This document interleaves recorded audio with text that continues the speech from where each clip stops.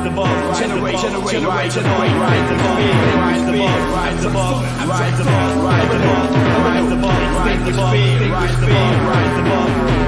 Extinguish fear when we they want what they go, they want what they go with the same, also genuine, abstract, no equivalent, no equivalent, flows on the chest, I got a bar that will tear from my chest, a massacre with a match calm. Anyway, back to the subject, expose devilish, expose the public, the talk topics, they won't publish, instigating cold wars, I spot it, I serve you with a satellite view, I think how these parasites, worshiping the gods and it's blinded, because the finders remain reminded, they drink blood and sacrifice you, so misguided, those are provided, chosen few, so few, rise above and extinguish fear with regenerate love, single candle, light up the dark, that is the power, we all harness, let's identify targets, light them up, light them up,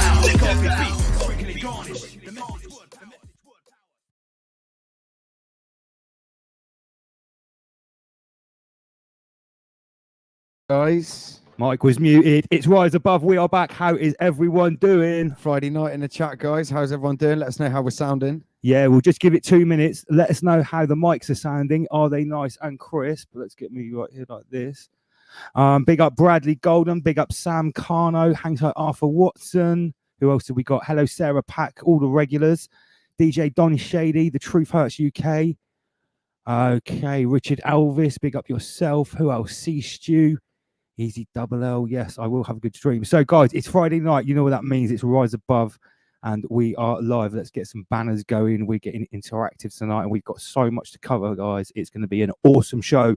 We're just going to give it 5 more minutes. 20 people already. It's building. You play another tune, Lance? You want to get another tune on? I tell you what. Yeah, let's do a screen share. Let's do a screen share, and we'll go over here, and we'll get while we're warming up. Oh God, what's going on? I'm not so good at this, am I? We'll get another YouTube. We'll play one of my tunes. Welcome everyone to the Friday night stream. It is Rise Above tonight. It's not a music show, but we're just going to play a tune while everyone is welcoming themselves to the stream. I want to get 40, 50 people before we get going. I'll play you the 2020 freestyle. Where's that gone? Here we go. Big deep breath, maximum Statham. Statham, Mark, might be like up. Yeah. Yo. Welcome to the stream, everybody. We're just getting warmed up.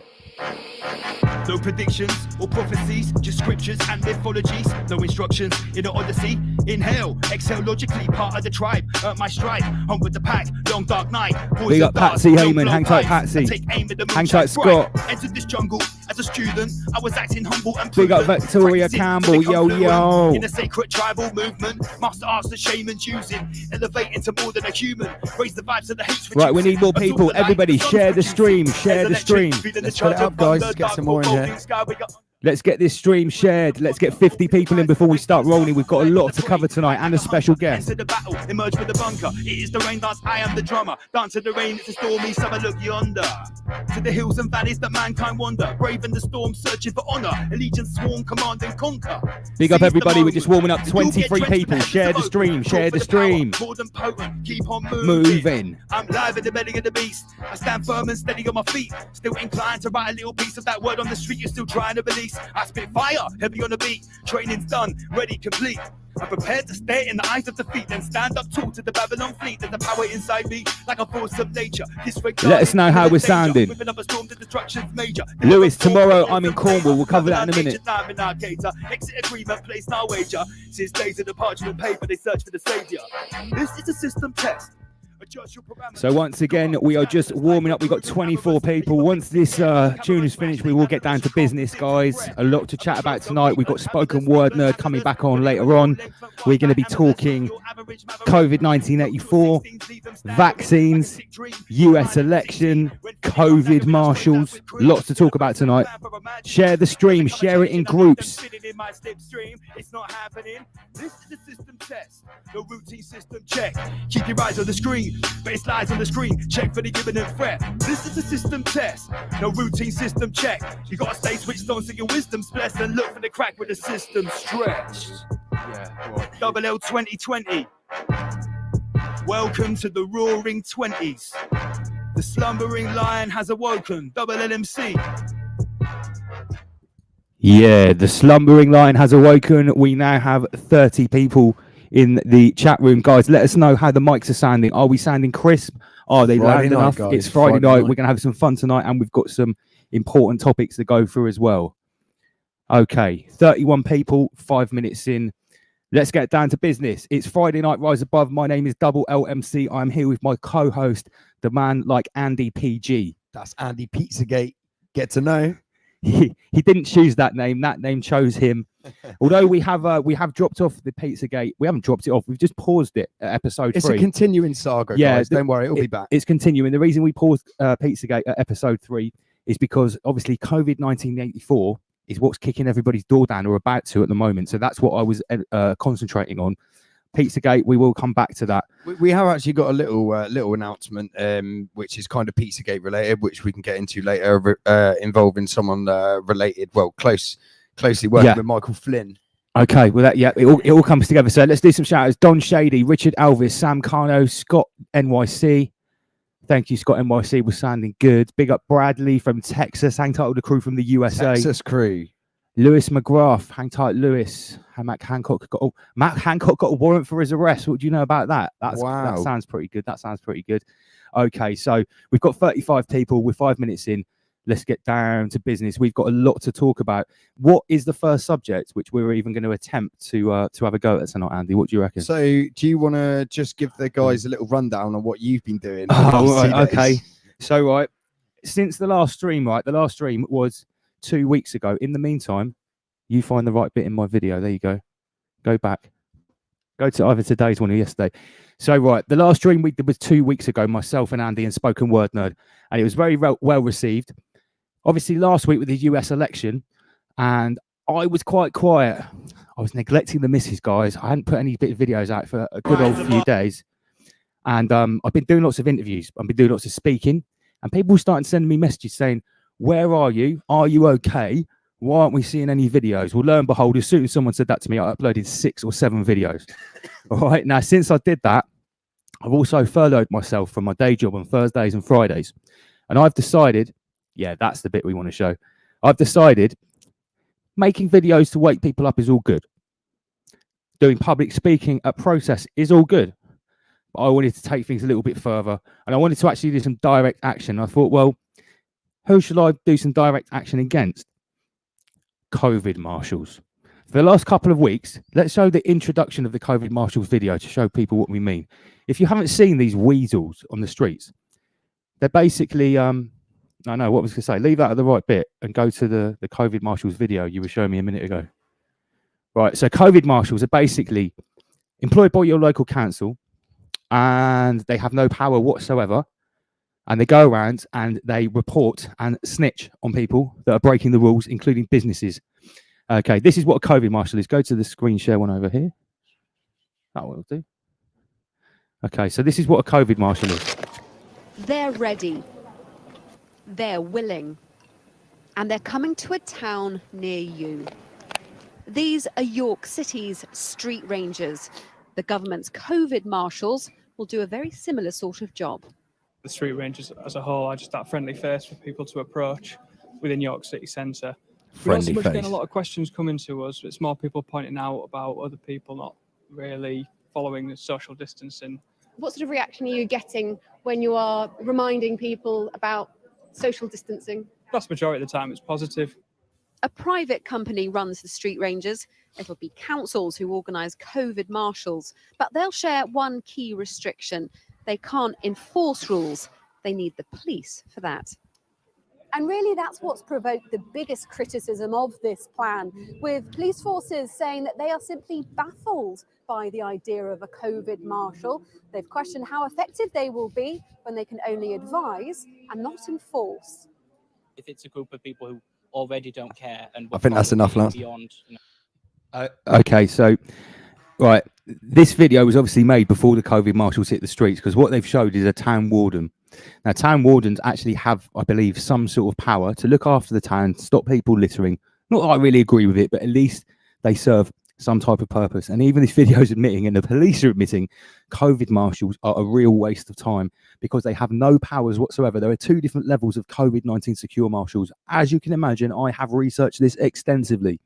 Two different levels. And even level number 2 still has no power whatsoever to issue fines, to enforce anything. Right, play it from there. Right, here's a clip of yesterday when I went down to Poole and I visited a really nice shop, Happy Buddha, who are having big problems at the moment. I went in there, I spent 50 quid, I had a lovely chat with the owners, and lo and behold, as I was leaving, guess they said, look, there's COVID marshals, and this is what happened. I've been looking for these weasels. Right, here we go, COVID marshals.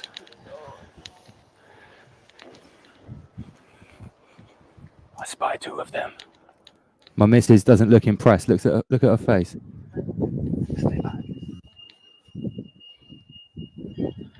Spy them. I spy They you. walk 2 by 2. 2 by 2. Tabards. You can tell I'm enjoying this. Now remember, these COVID marshals have no power whatsoever to enforce. As we just heard. They only have the power to inspect businesses and report them to the police. So we're just going to observe from a distance. Notice only one of them is wearing a mask. And notice not 2 meters apart. He spotted me. He spotted me now. Watch. Hello. Yes. I am a citizen journalist. An independent citizen journalist. Are you a COVID marshal? This is where he fucked up, right? Did you hear what he just said? He said, I'm a journalist too. And Are you, mate? Are you really? If he's a journalist for only one publication, and that's the local Echo. This guy was not ready for me. Watch this. All right, who do you work for? Are you employed by BCP Council? I am director, yes. All right, okay. I'm just going to be observing, if you don't mind. Well, I would prefer you didn't, sir. That's okay. I'll take your Notice he's just consideration getting his into mask account. on. Obviously, we are stood in public, and you're an employee of the council. So this is essentially the same as me filming a bin man or a traffic warden. Now, let me just give it some context, right? A bin man has an important role to collect the refuse of houses. Without a bin man, rubbish will pile up in the street. That's an important job. A traffic warden, whatever you want to say about traffic wardens, they have an important job. They stop arseholes from parking wherever they want and clogging up the roads. So it's an insult against bin men and refuse collect agents and traffic wardens to compare them to this guy. A traffic warden is bestowed with so much sovereignty and power. He's literally more akin to somebody like Judge Dredd than this dude. Like a traffic warden can literally issue you a fine, which can lead you to getting points, losing your license. This dude has zero power. He has to go run to the cops. He has no remit. Even the cops are pissed off with him because he's basically just a little loser grass. Even the police don't like this guy, right? Sorry. You have no permission to film me. You have no permission. I don't care. Permission. You do. You're infringing my rights. Have you got permission from the police to film? Absolutely not. You should go by the police. I don't think so. Right, here's another point. He goes, have you got permission from the police? How many videos, Andy, how many videos have you seen online where people go out to the police, shove a phone in their face and start filming them and giving them abuse? How many? Literally the majority of what literally hundreds of thousands Yeah. of videos, right? These people are already getting arrested for committing a crime. They whip out a phone, shove it in the policeman's face, and the police cannot stop them from filming. And they're already committing a crime, getting arrested. So these guys have got absolutely fuck all chance. This guy is trying to tell me he does not know who he's dealing with. I'm fully aware of the law and where doesn't look I am well allowed either. to film and where I'm not allowed to film. Also, We are in the high street. But if you're filming to publicise that anywhere, Oh, you're going to be published? in Yeah. that case, you need to have a disclaimer. No, I don't. You You do. need a disclaimer. No. To you. Here's my disclaimer. I rise above any imaginary contract with a pagan like this. It's like, okay, here's what I should have said to him. When a 14-year-old girl is in McDonald's or walking down the street or in Topshop and they're constantly on their phone, Snapchatting, TikToking, and they're filming people, do they have to ask them for a disclaimer? They've got they got no disclaimer, you got no copyright, you got absolutely fuck all. As far as this guy knows, I'm a human being on the street, A sovereign being. a sovereign being. I'm a human sovereign spark of infinite consciousness, stood on the street with a mobile phone. I had a nice selfie stick. I've got a powered gimbal. That's it. That's all I am to him. And really, I am. Rise Above doesn't make any money. This is non-profit. This is a non-monetary channel. Yeah. But by the way, T-shirts are coming soon, guys. And I'm not going to lie, there will be a small profit made on T-shirts, but every penny I make on the T-shirts will go back into Rise Above for lawsuits, because I'm going to get sued pretty soon, let's face it, for new camera equipment. So I've ordered 50 of these Rise Above T-shirts in white, black and khaki, only military colours, because this is a military operation. They're going to be £20, including postage and packing, right? And they're really nice, like Lycra, good quality T-shirts. They're coming soon. And you can rep Rise we might Above. possibly do a few limited edition of my. We'll do some giveaways on the show as well. We might do some my. Yes, I tell you what, Jason, big up Jason Renix. You get a Rise Above T-shirt for free for being one of the earliest supporters of Rise Above. Absolutely. Big up yourself. Wait, are you coming to London on the 28th? I can't, mate. Not the 28th, but pagan. we can do the one after. I'm coming to London on the 28th. I'm meeting up with Jason for the first time. Big up yourself, Jason. Inshallah, I will be there, brother. I will be there. Just on the T-shirt note, guys, we might do some limited edition, especially for the giveaway. Some of my Andy Pizzagate. If you see me with John Podesta, call the cops T-shirts. We might do a few special ones for you guys. I reckon Bradley deserves a T-shirt for free as well, because he started up the crew in Texas. Big up Bradley Golden. Big up all the Texas crew, USA. So, right, where were we? Sorry, we're introducing to join ourselves. Back to these COVID traitors, right? Someone's image, you need to have their authority. You have no authority to publish. If I see that bit on media, I shall take it higher because you have no authority. Go for it. I have 50,000 views a month. I'm going to make you famous. Your details, Absolutely not. You going to give your details for your film? No. I'm exercising my right as a citizen to stand in a public place. You can film me too if you like. You're more than welcome. Ask you to delete it. Absolutely not. It's going to be. See him pulling him away. He's starting to lose it. His little weasel's pulling him away. I stand in authenticity, right? I was completely calm and composed. I was ready for them 3 steps ahead, 3 comments ahead. I was ready. They didn't know what to do. Uploaded to YouTube. I get 50,000 views a month. Fine. I see that. I shall take it further. Good. I'll look forward to that. As a citizen, sir. Yeah. You're not acting like a citizen now. You're acting like one of Hitler's brown shirts, mate. Ooh, Hitler's brown shirt. I've already read what your roles you almost are, got run over. what you are able and unable to do, and I'm going to be filming you as long as I wish to. Stilming? Is that like still and filming together? I'll be stilming you.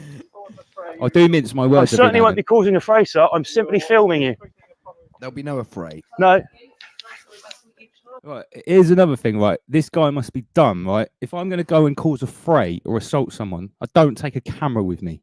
I don't go there mic'd up with a gimbal and 2 different cameras to film me having a fray or beating someone up. It's not my style to do violence, but if I did, I certainly wouldn't turn up with a camera, mate. Excuse me.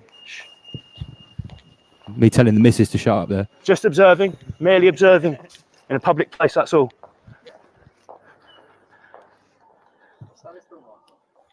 Right, so I'm going to fast forward this because basically, I will be keeping.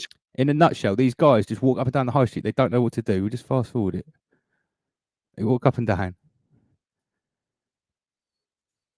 We've taken to call them the COVID weasels here in the studio. The COVID weasels. So they're hidden in a shopping centre, right? It's almost like the Candyman. You say their name, and then they appear. Here they are. Hi again, guys. He's got his phone out to take a video of me now. Oh, right, okay. And he just got his mask I'd like on to address something, Lee Ahmed. Right, Lee, I am an advocate, right, of not calling people sheep, not calling people gullible and trying to get them on side. When I first approached these gentlemen, I tried to speak to them, neutrally. In my opinion, right, these guys have already chosen their side. These are the opposition. Yeah, right. Police, right? Okay, police. I have respect for because they took their oath to protect people and they've been roped into handing out fines. These guys here, I have no respect for. I view them exactly the same as the people at the onset of the Soviet Union and the rise of the Third Reich that went around stitching up their neighbours. These people are collaborators, and I'm not going to assault them. I'm not going to intimidate them, but I'm going to tell them what they are and I'm going to document them. I appreciate your input, Lee, but I have to disagree on that one. I feel very strongly about these people. There's no swear. We're not no one's swearing at them. No one's assaulting them. There's no, it's not very derogatory calling them weasels and comparing them to Hitler's brown shirts when they are literally trying to close down people's businesses. Because at the start of the interaction, I tried to speak to them properly, but it wasn't going to happen. And I'll show you what happened today, because I really did try with those ones today, but they were, they swore at me and stuff. They're very low information people. Be safe, guys. I'll be back to see you tomorrow, and I'm going to make you famous. That's a nice shot. I'll make you famous, both of you. Yeah. Every spotted site on Facebook, your faces will be plastered all over them. Excellent. I'll see you tomorrow, guys. Be safe. Okay, so let's let me address a question here. Paul Atkinson says, are they different worse than people administering COVID tests? Paul's a good friend of mine from back in the day from school. In my humble opinion, these people are much worse, because even if you buy into, this is my opinion, guys, and I'm just speaking from the heart here, even if you buy into the mainstream narrative of the COVID agenda 100%, and you believe everything that you're told on the TV, I still think it's absolutely morally reprehensible to do what these COVID wardens are doing. Because at the end of the day, testing someone for a disease is that's a neutral activity.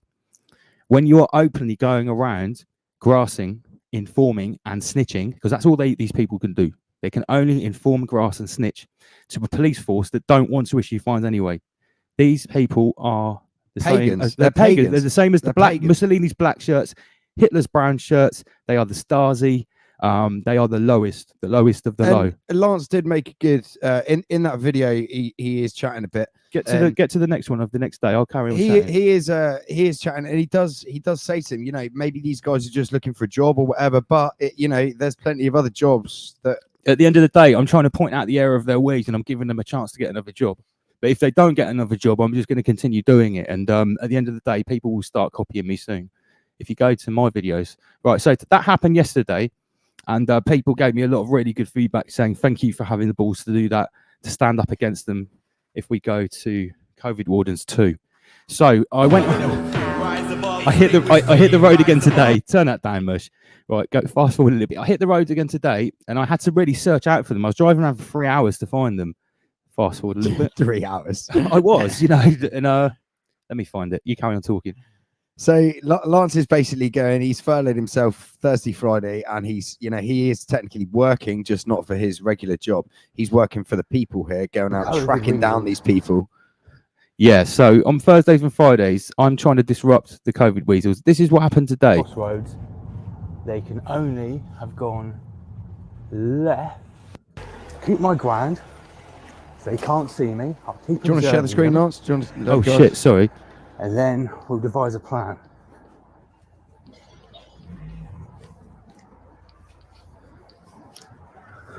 These guys thought they're clever. They're not cleverer than me, trust me. They tried to hide. This is where they tried to hide, yeah? They hid in the shopping centre and they tried to go around the corner and double back. No doubling back with double L. You can't double back on double L. It'll be a double trouble, mate. Oh, there they are. These COVID wardens think they can outsmart me by walking into a shopping centre and doubling back on themselves. You need to get up earlier in the morning and eat your breakfast, eat your Weetabix to catch double LMC, COVID wardens.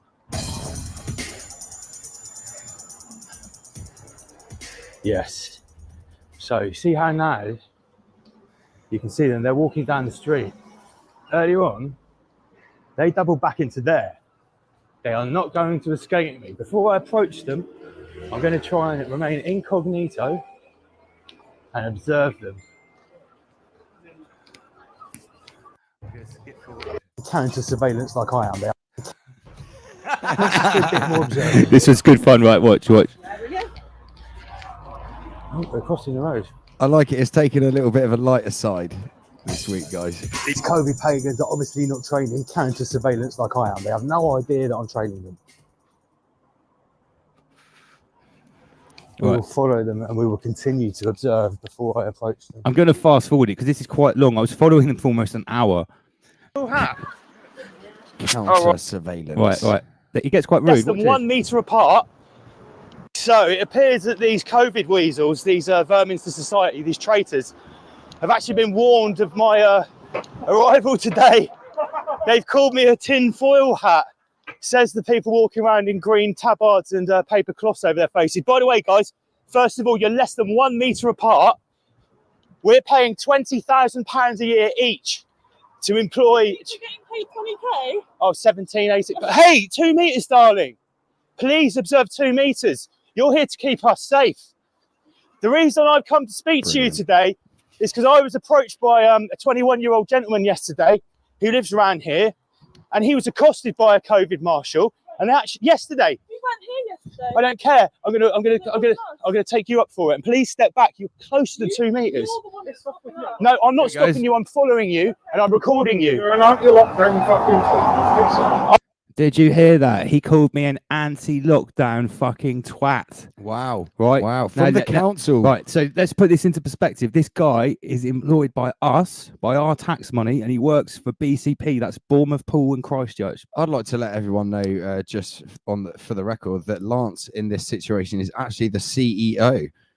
This is a government official. He works for Yep. Lance here. He has got no power. Lance has got all the power. Lance holds all the power in this situation. Yeah. No. Yes, that you're absolutely right, Richard Elvis Empowered. He used profanity against a member of the public, and I've got it all on camera. You can watch this full episode. I'm not going to play it now, but I literally just walked up to them with no camera, first of all, and I said, "Excuse me, COVID wardens, can I ask you a question?" And I was very, very placid, right? And they instantly go, "We know who you are." So these guys have been tipped off about me.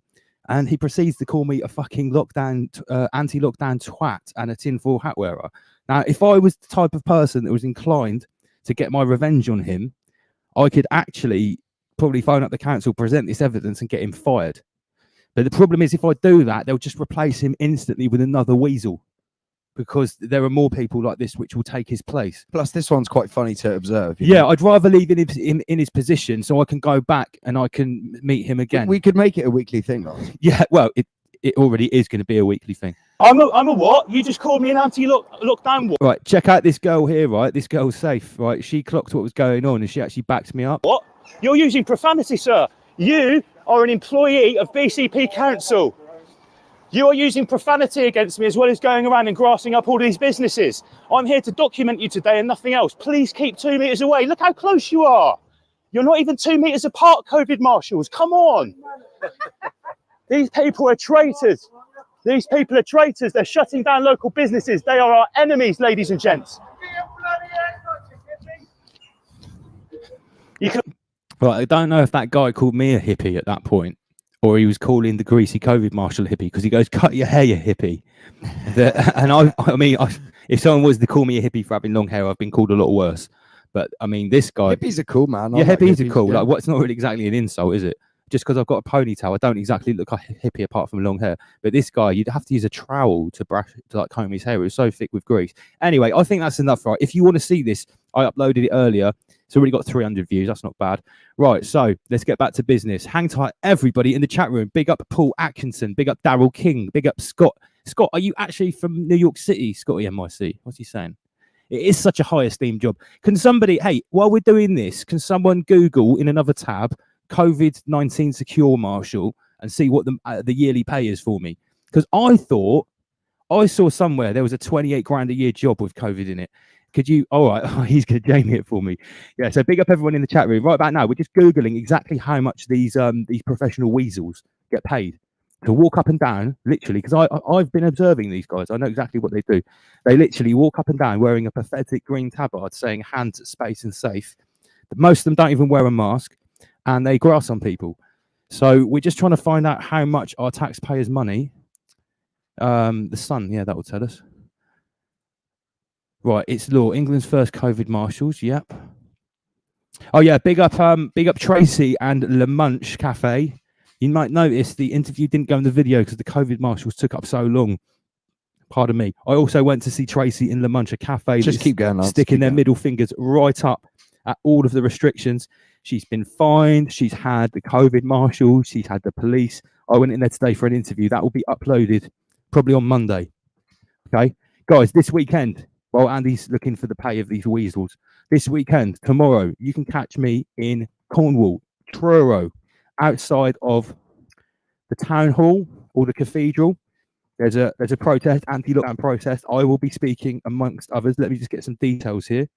Big up Joe, the lady who booked me, who got me along. Let me just get some details. I have just found the link that says get paid. Do you want to get paid? Yeah. £3,500 to get infected with COVID. Wow. Do you want to get paid 3.5k to get infected? Do you know what? I take that. 3.5k. I take COVID. What, catch COVID? Well, then you're gonna have to have a vaccine, mate. Oh no, does it involve having a vaccine as well? I would imagine. No. Well, if it was just a case of catching it, Joe Wood. Here we go.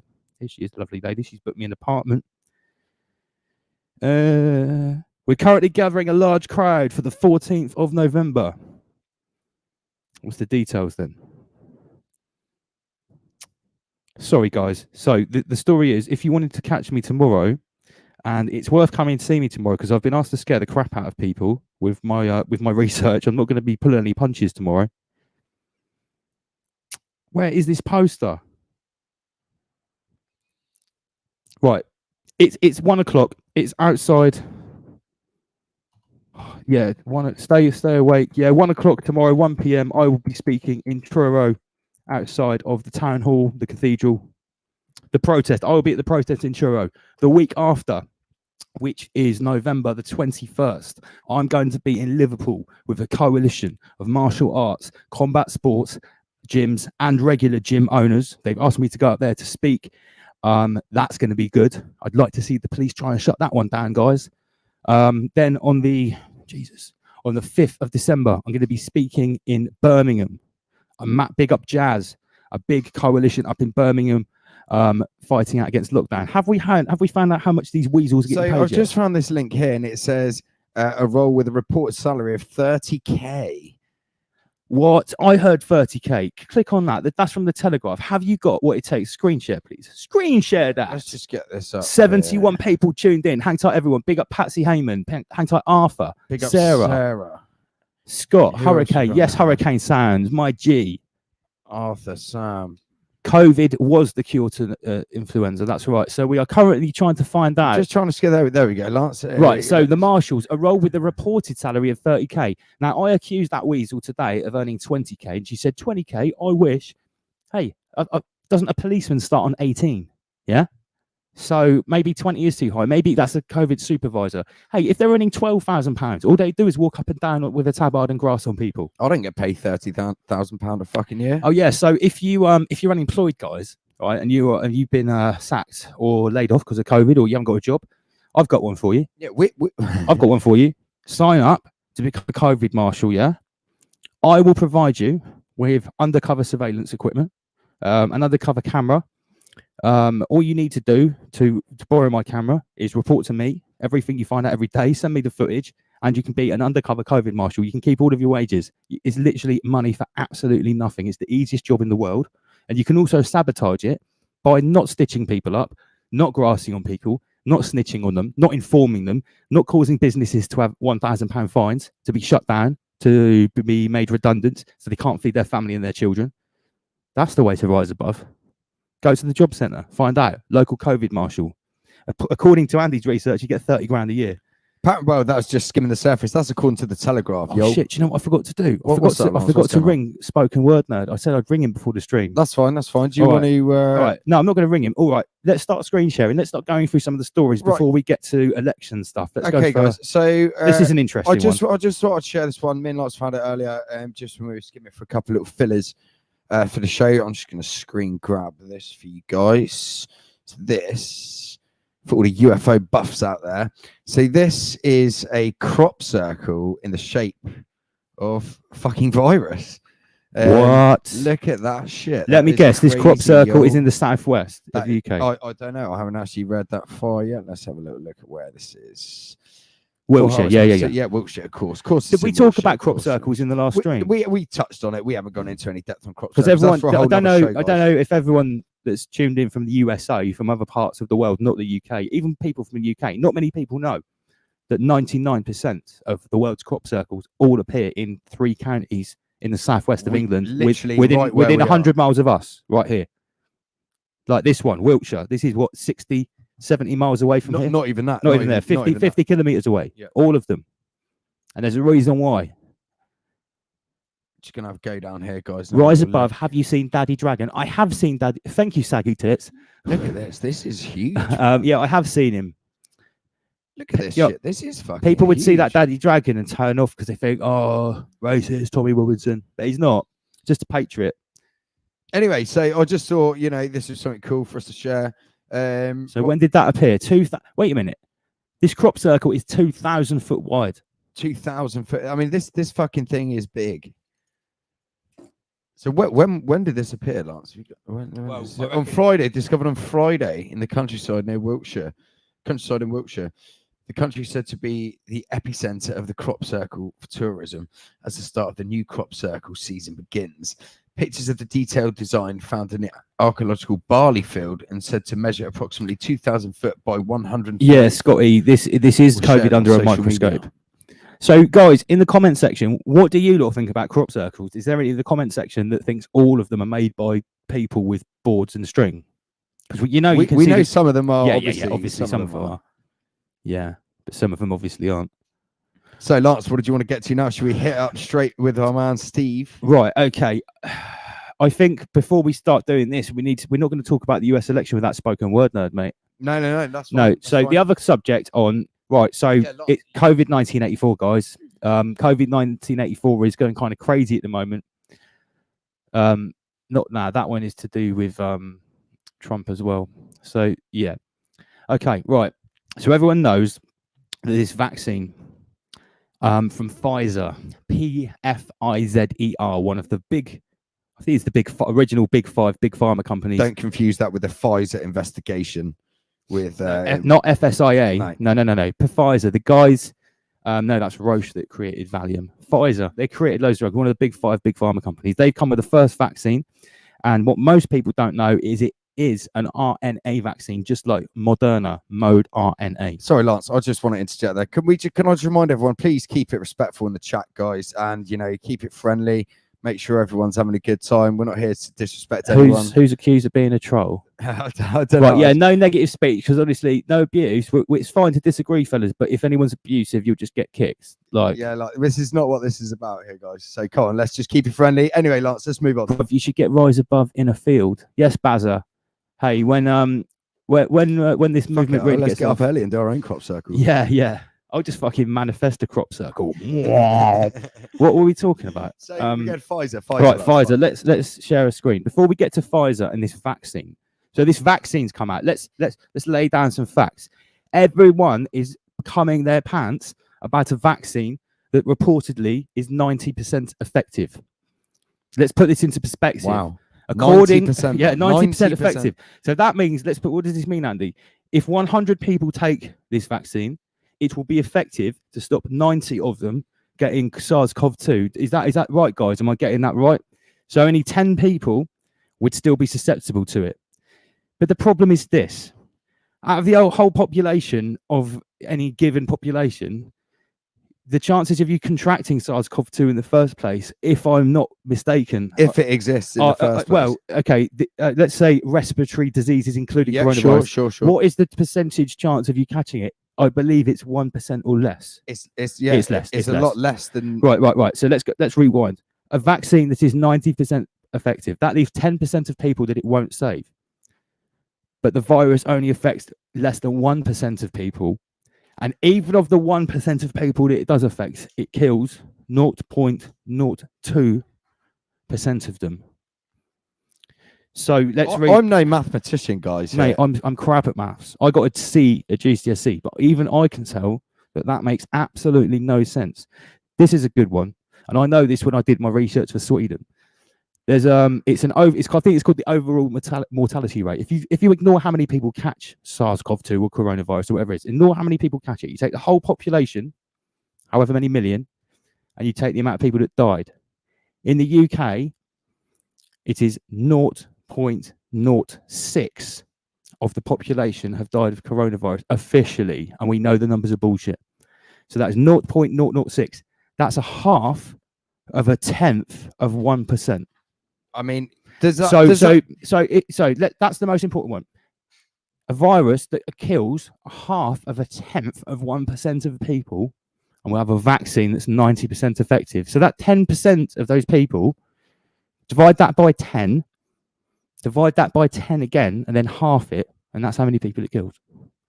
Now, I'm no mathematician, Andy. Or virologist. Or virologist. Or scientist. You don't need to be to work out. That is complete and utter garbage. Well, as we said, right. Does anyone disagree with me in the comment section? As we said right at the start of the Rise Above series, in our live streams on Fridays, there is not one agenda being put forward here. There's multiple agendas. So this isn't all about a vaccine. This isn't all about one type of control. This is about multiple avenues of taking everything about being a human away. This is about injecting us with genetically modified DNA from other species. This is about the vaccine is merely a platform. This is about control of movement. This is about control of speech. This is about control of multiple sinister avenues. Who said that? Christine Jackson, welcome to the chat room. I don't think I've put one of your comments up before, and you're absolutely right. This is all about the great financial That's another resets. one from our man Schwab. Klaus Schwab of the High Schwabian Chamber of Commerce. Schwab needs a Klaus, slap. Satan Klaus. He's just another fucking pagan. Just another pagan. Look, mate, literally a pagan. Have you seen that thing where he's wearing the Saturnian garb? Guys, we'll just revert you back to our Satanist and Dark Occult video if you want to check out anything about Saturn and what we're talking about here. Yeah, his robe that he's wearing, Lance, that's like some serious it looks like a cross between Ming the Merciless and a high-level 33rd degree fucking paedophile. So I've got the all good from Spoken Word Nerd. Spoken Word Nerd, can you make yourself known in the chat, please? Yes, Jason Renix. Man's a Schwab. Yeah. I think Klaus Schwab is he's probably actually more dangerous than Soros and Gates. If anyone currently knows of Schwab's whereabouts on the global spectrum, please just let us know in the chat, guys. I reckon we should do a live rabbit hole about Klaus Schwab. You and me. We should maybe. Hey guys, if next live stream, Schwanker, he's a fucking schwanker. He's an absolute fucking schlenus. He's going to commit schlenicide. Where we get one, we get all Bazza. Great schwanker. You know what, guys? Some people have criticised us for laughing in these streams, and they've criticised me for eating pizzas during the Pizzagate video. I'm laughing, but here's the thing, right? If you spend as much time as Andy and I do looking into these horrible, dark, twisted subjects, and you don't try and inject some humor and some fun into it, you will lose your mind. So even if you do, without a strong mind, I would have already gone completely insane many years ago if I didn't have a strong mind and I wasn't able to laugh about things. So please don't take it that we're sick or anything like that. Absolutely not. Just on that, guys, I've actually had a bit of a break from all social media and investigating in general for the last few days.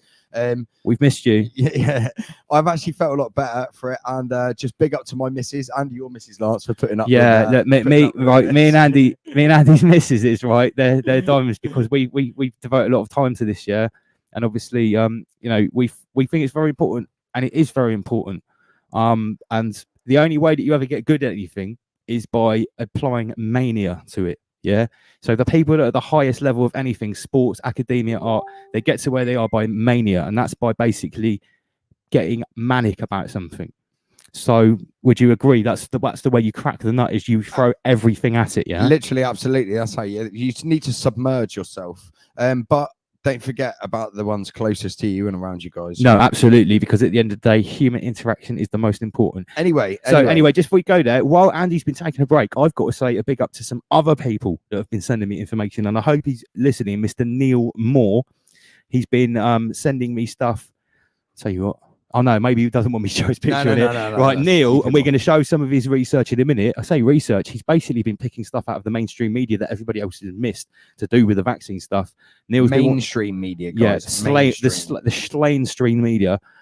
He's been doing some great work. He's clearly a good researcher, and I am going to have a chat with you soon, Neil, if you're watching. And I'm going to be showcasing some of the things which you've been posting and you've sent me. So big up yourself.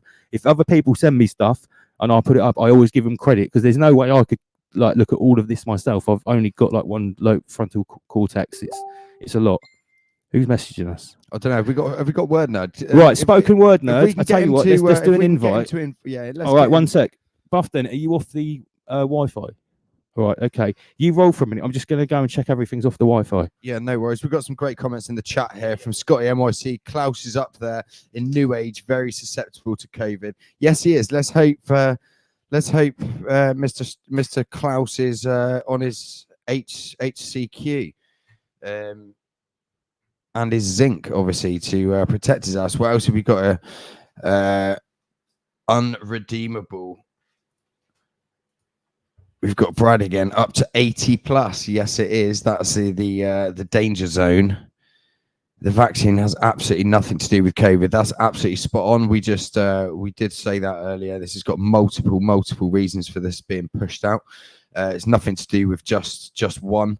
It's about financial reset. It's about killing off some of the small amount of the population. It's about controlling movement. It's about getting a DNA log of the population. It's about I could go on and on. There's multiple rabbit holes. It's fucking seriously juicy stuff if you want to get seriously into it. So we've got Andy Pandy here in the chat. Serco equals crown equals corona. Yes, this man knows. Andy Pandy in the chat. Excellent. Sam Carney, DNA change by mRNA. Yes, it is. That's Moderna. Everyone knows about that. We chatted about that last live stream. I think the Moderna experimental technology for the COVID.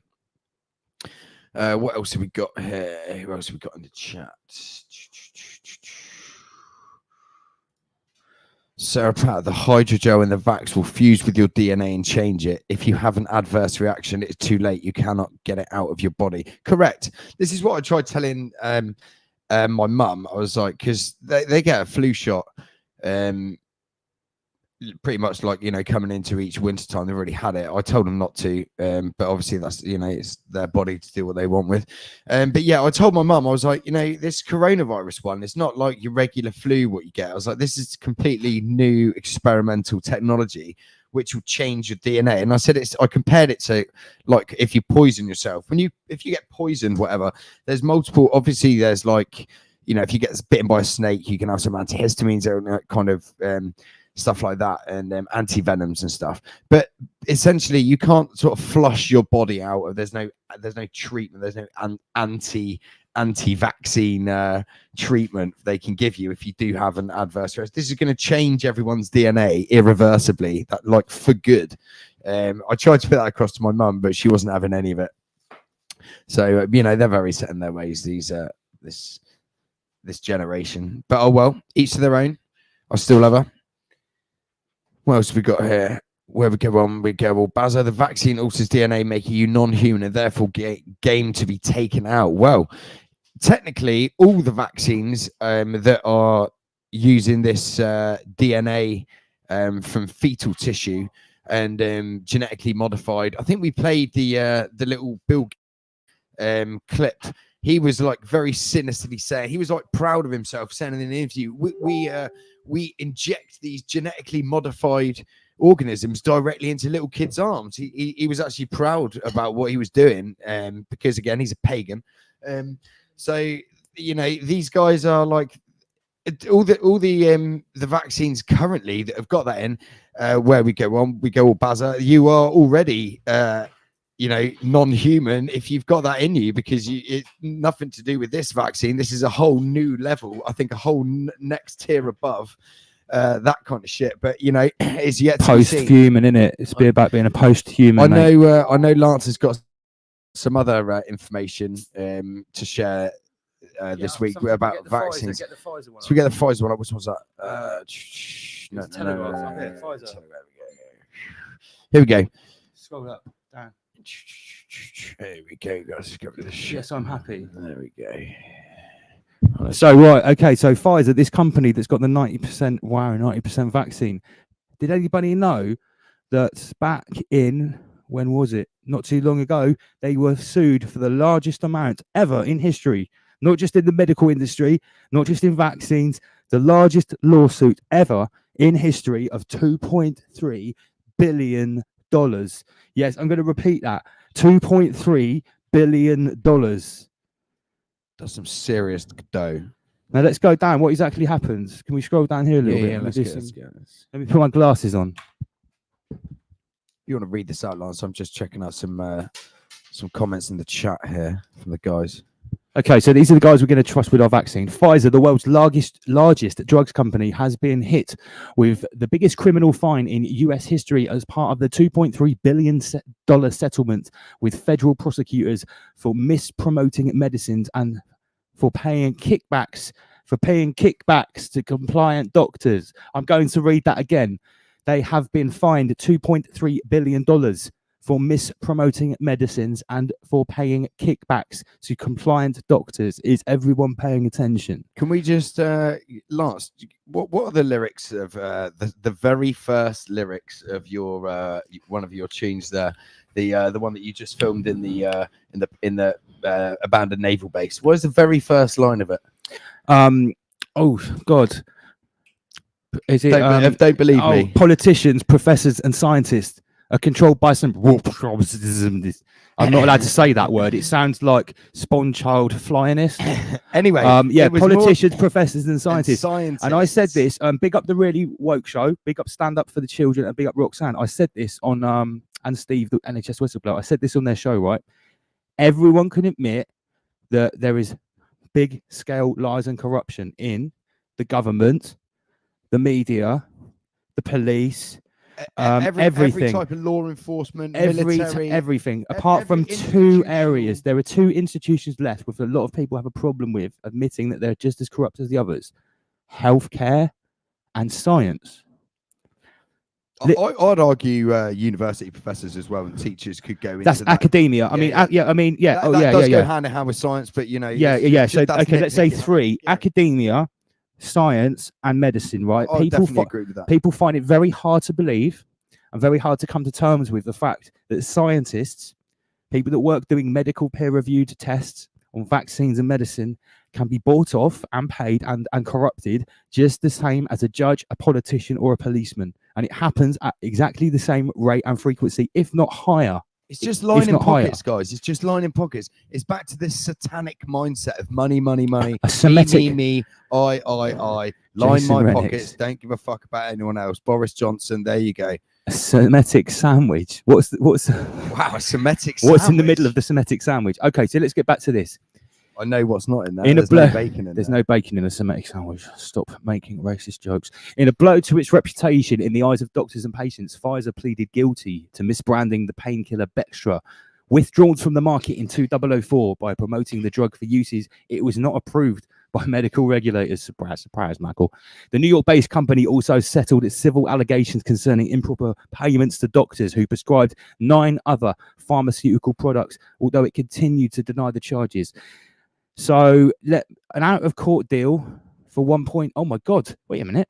Under an out-of-court deal, the U.S. Department of Justice, a Pfizer subsidiary, Pharmacia, and Upjohn is paying a criminal fine of $1.3 billion. That is a lot. Holy shit! Right? When I looked at this the other day, my research said 1.3 billion, and I thought, oh right, it was wrong. We're It's finding 2.3. this out fresh off So the press, guys. 2.3 in a federal settlement for lying about medicines and giving kickbacks to doctors, and then a separate $1.3 billion criminal fine.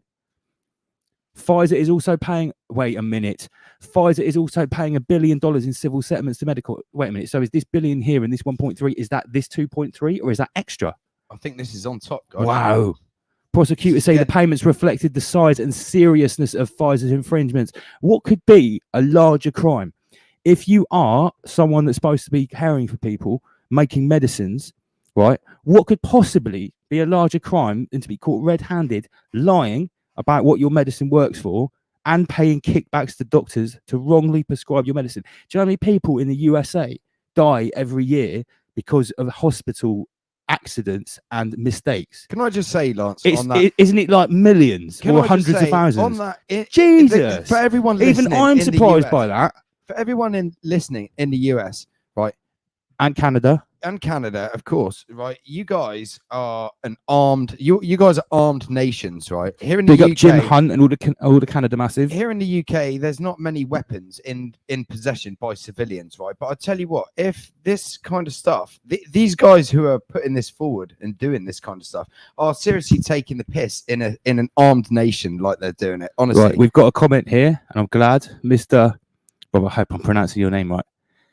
Kemadawi Essini. Right, Ked. I'm going to call you Ked. Ked, bruv, you make some amazing comments. Look at this. Elon Musk tweeted 15 hours ago. Funny you should say that. Where is it? Where is it? Here we go. Here we go. Elon Musk. Something is extremely bogus is going on. I was tested for COVID 4 times today. 2 tests came back negative. 2 tests came back positive. Same machine, same test, same nurse. Rapid antigen test from BD.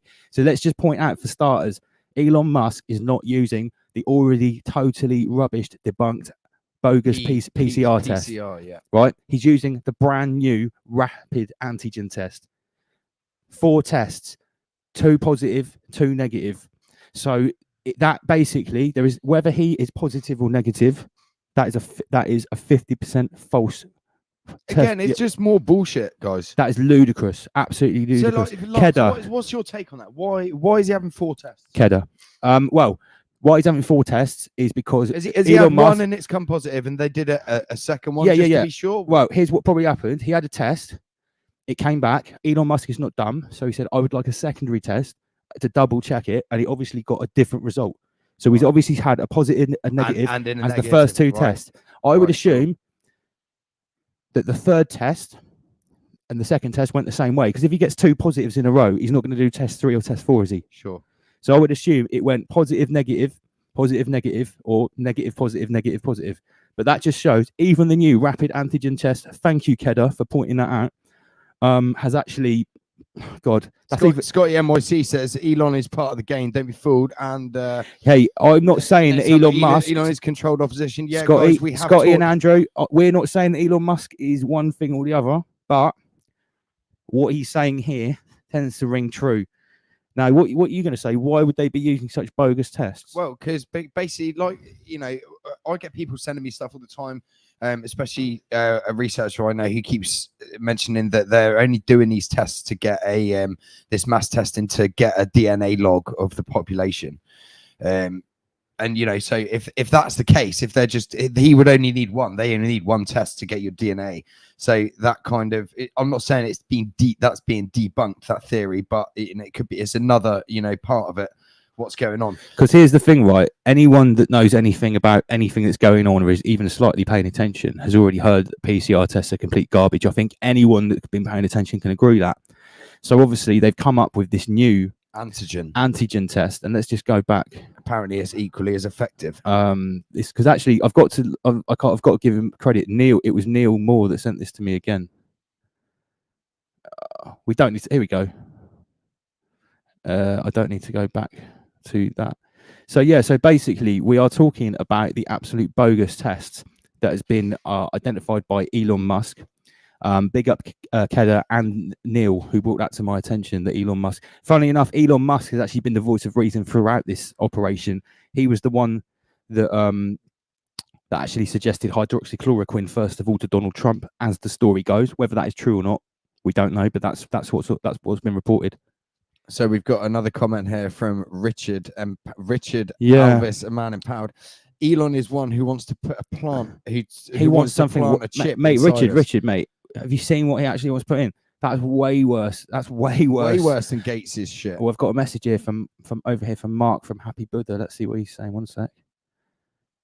Those of you who don't know, Happy Buddha, Mark from Happy Buddha is the owner of one of the stores in the. Was that your first one last you did on Thursday? Yeah, I went. It's a local store that sells all type of holistic stuff.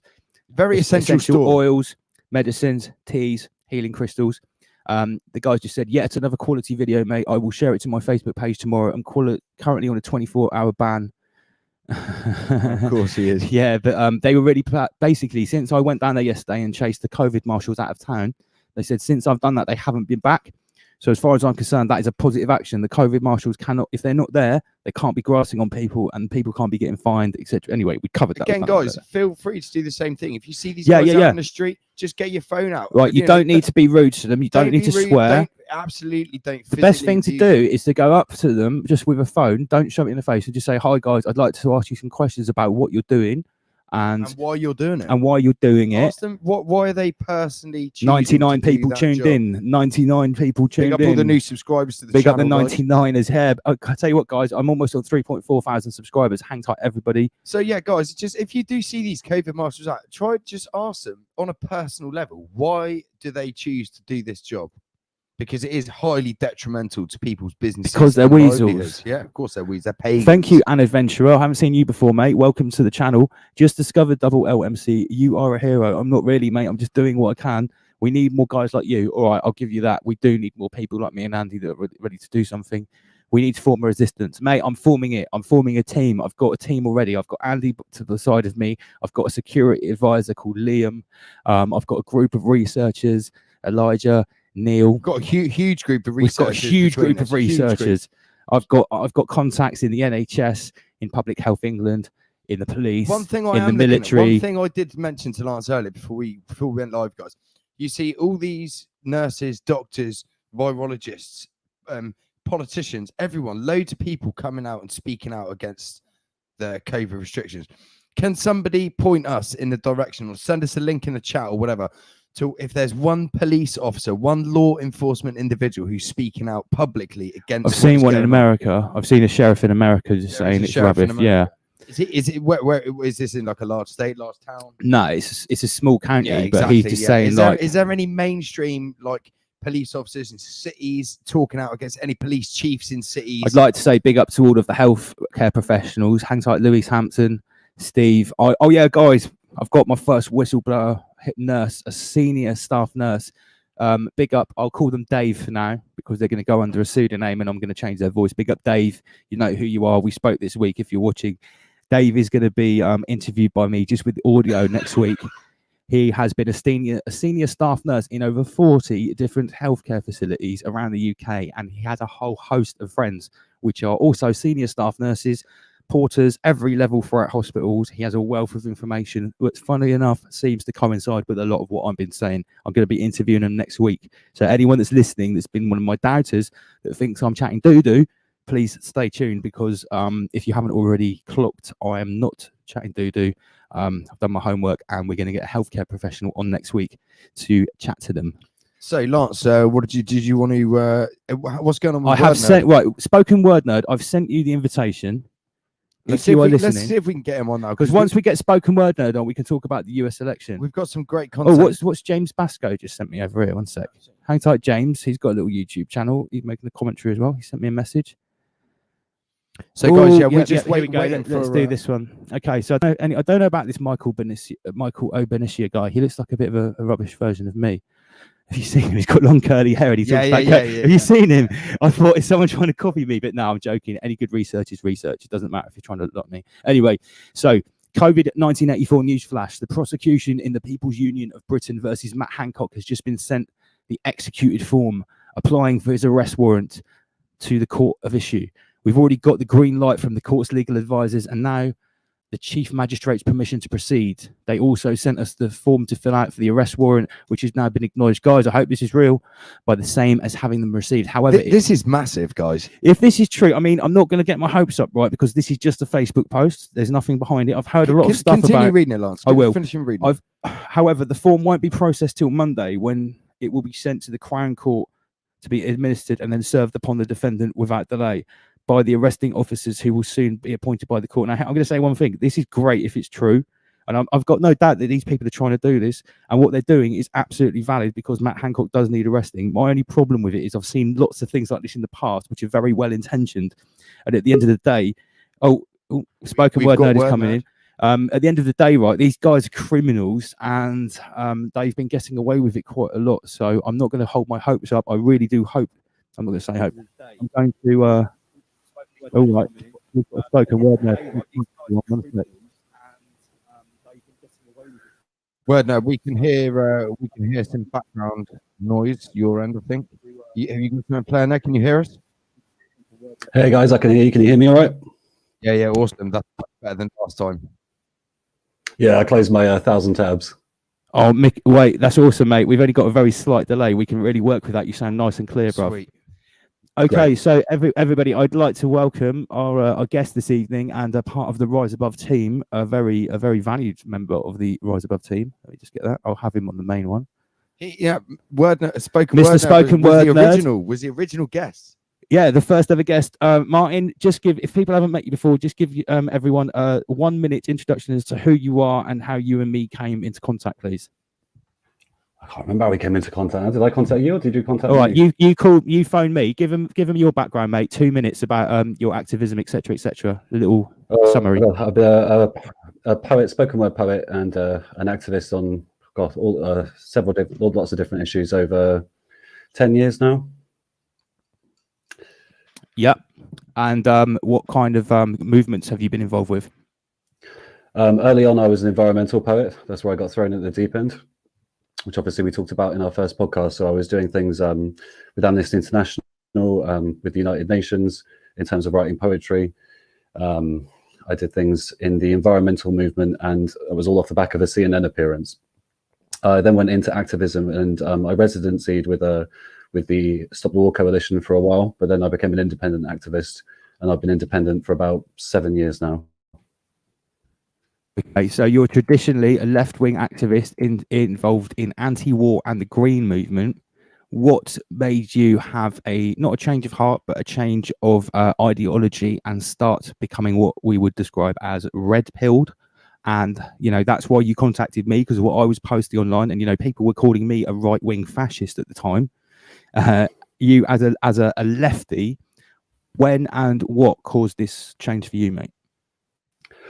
Well, that's a difficult one. I always knew that there were people that were using this agenda in terms of just pulling on heartstrings, and that weren't really in it for the betterment of humanity. But then there's obviously a huge amount of people that care about the environment. We are making a mess of the planet. And for me, that's always been a separate issue. But the warning signs were when there were just certain narratives that you're not allowed to push. There were certain lines I couldn't cross. I wasn't allowed to talk about anything that was remotely considered conspiracy or too radical, even though I knew that these things were going. Yeah. So yeah, and then we've lost Word Nerd. God, spoken word nerd. What a shame. He sounded great. All right, well, we'll carry on, guys. We're going to get him back, guys. Martin was just giving you an intro. When he's back on, we're going to be chatting what's going on in the US election. We're actually on the COVID tip, and we were talking about Pfizer. Yeah, send him a new link. If you copy that to clipboard and then you send it to him. So, right, Pfizer. Who would be surprised if I told you that the vaccine might have actually been ready before now? Would anyone be surprised if I said that? Who would be surprised if I told you that the packaging? How do I invite him, Lars? Get him right. Okay. Sorry, mate. You copy the clip. You copy that, and then you go to Facebook over here to Spoken Word Nerd. We don't know what happened, guys. He just dropped out. We're going to try and get him back. He's coming back. He's coming back. Oh, here he is. Here he is. We're such amateurs when it comes to streaming. Add to the stream, Spoken Word Nerd. all right, lads, I've no idea where we got cut off there. Yeah, I don't know what happened. So you were just giving your intro. I think it was all good. You basically red-pilled yourself when you realised you couldn't talk about, what was it, false flag terror attacks and things like that? Well, I'll be honest, I was red-pilled when I was about 17. But I was more optimistic as to how I could use some influence and what kind of mechanisms we had to work with. So I was skeptical on the UN, for example, but I thought there might be enough good people at enough levels that, you know, we might be able to work with something. And the same with the environmental movement. We are making a mess of the planet. But all of the people that are pushing this narrative, especially now, especially in the last 3 or 4 years, are all tied to Greta and the UN, and it's going to be a climate change tax, which is going to do absolutely nothing. And I cottoned on more the more and more I embedded myself in that movement. Yeah. That was really the only way to go with it, which is a shame because it trapped all of these good people that genuinely care about real issues. Can I ask you a question about what you just said there? You said there would be a climate change tax. Can I just ask you a little bit about that? Is that so? I mean, is that the tip of the iceberg? Is that where it's going to start, a climate change tax, and then maybe later on down the line they're going to, like we've had Agenda 30, take everyone's private vehicles off them. It'll only be government officials and police, law enforcement and military that have got no free personal movement. vehicles. So is this just another totalitarian tiptoe? They'll start with a tax, and then it's going to move on in steps like we're seeing now with the restrictions from the COVID.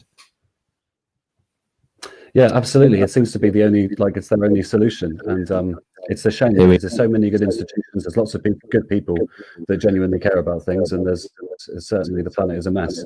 But we're putting all of our faith and hope into a tiny group of elites that have absolutely no interest in sorting that out. And if they can tax the carbon, that's what I mean by a climate change tax. It always comes down to a carbon tax. It actually allows all of these corporations to make billions of dollars because they know that they're already seeding the grassroots and trying to reverse what's been happening over the last few decades. So they know which way the wind is blowing, and it's only going to be used at this point against people, and it won't do anything for the planet. Carbon tax is not going to sort it out. So do you think obviously we're going to see that in our generation, Martin? I'm sure the carbon tax, but do you think we're going to see more tyranny in regards to? It's happening right now, mate. No, I mean in regards to climate change, mate. I'm going to interject, right? The way that I look at it, right? Climate, carbon, and COVID are totally interchangeable words. 100%. Right? I don't know if I wish I had the link right now. There's an article 3 years ago where basically, spoken word nerd has an echo. That's weird because we can't hear his echo. I can fiddle with the mic here. I'll click it a bit in our studio. Yeah, I think that basically this reset, the Great Reset, or the Greta Reset, as I like to call it sometimes, is just as much about climate, carbon, as it is about COVID, and everything seems to be bundled all into one because all of the infrastructure for the carbon tax, for the climate reset, is exactly the same as what's being rolled out for the Great Reset, and it's all Agenda 2030. It's all those 17 goals for sustainable development. They're exactly the same. They're interchangeable. Someone the other day, I watched a video about Agenda 2030. They said 12 or 13 out of the 17 sustainable goals can be achieved with vaccination. Wow. So as far as I see it, 17. as far as I see it, the whole Extinction Rebellion, the whole climate change thing, the coronavirus, the Great Reset, it's the same thing. It's the Greta Reset. And I'll tell you what, I've got quite into making memes recently. I think I contacted Word Nerd about this. I wanted to get a picture of Klaus Schwab.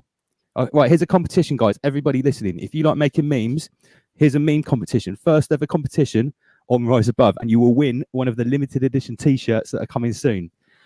Make your best meme for the Greta Reset. It needs to incorporate these things. It needs to incorporate a picture of Greta Thunberg, Klaus Schwab, and a third element which shows the reset. Whether you want to use a face blending app to melt their faces together, I had to go. It looked like Jimmy Cranky. It was rubbish. So it's up to you guys to get creative. Greta Thunberg, Klaus Schwab, and a third element which shows the Great Reset. I want you to make a meme called the Greta Reset. I think we want to get these sent in pretty quick. So right. So look at these for next week. Yeah, this is in time for next week's Friday night stream. The winner. That's Friday UK time. That's GMT, guys. And here's where you send them to. Right. This is where you send your memes. I hope everybody's listening. Where is my? We got an email address. Do we have an email address? We need to get Rise Above email, mate. God. Got an address. Shall I give out my personal I'll tell you what. No, I'll tell you what. Do your personal email. Fuck. Right, send it to. You can send it to Instagram. You can send it to Instagram. Double LMC. This is it. Instagram is for memes, right? This is the meme competition. Your memes need to be uploaded to Instagram. The meme needs to be the Greta Reset. It needs to have Greta Thunberg, Klaus Schwab, and the Great Reset in it. And the winner of this competition will be announced next week on next Friday's stream, and you'll get the first Rise Above t-shirt. You have a choice in colors, white, black, or khaki, and the winner will be announced this time next Friday. So, did everybody get that? I can speak to Extinction Rebellion. Martin, before we go someone to said in the chat, has Word Nerd got his speakers on, maybe for the echo purposes? So just double check. Yeah, Word Nerd, turn your speakers off. Is that better, everyone? Lol. So once again, in case anybody missed that, could you type this in the comment section? Yeah, what we got? Meme competition. Let's make a banner. We'll make a banner. No, wait. Hold, stop. Example. We need to make a new banner. Here we go. Meme competition. So the meme competition is the Greta Reset, Greta Thunberg, Klaus Schwab, and the Great Reset, the Greta Reset, all in one meme.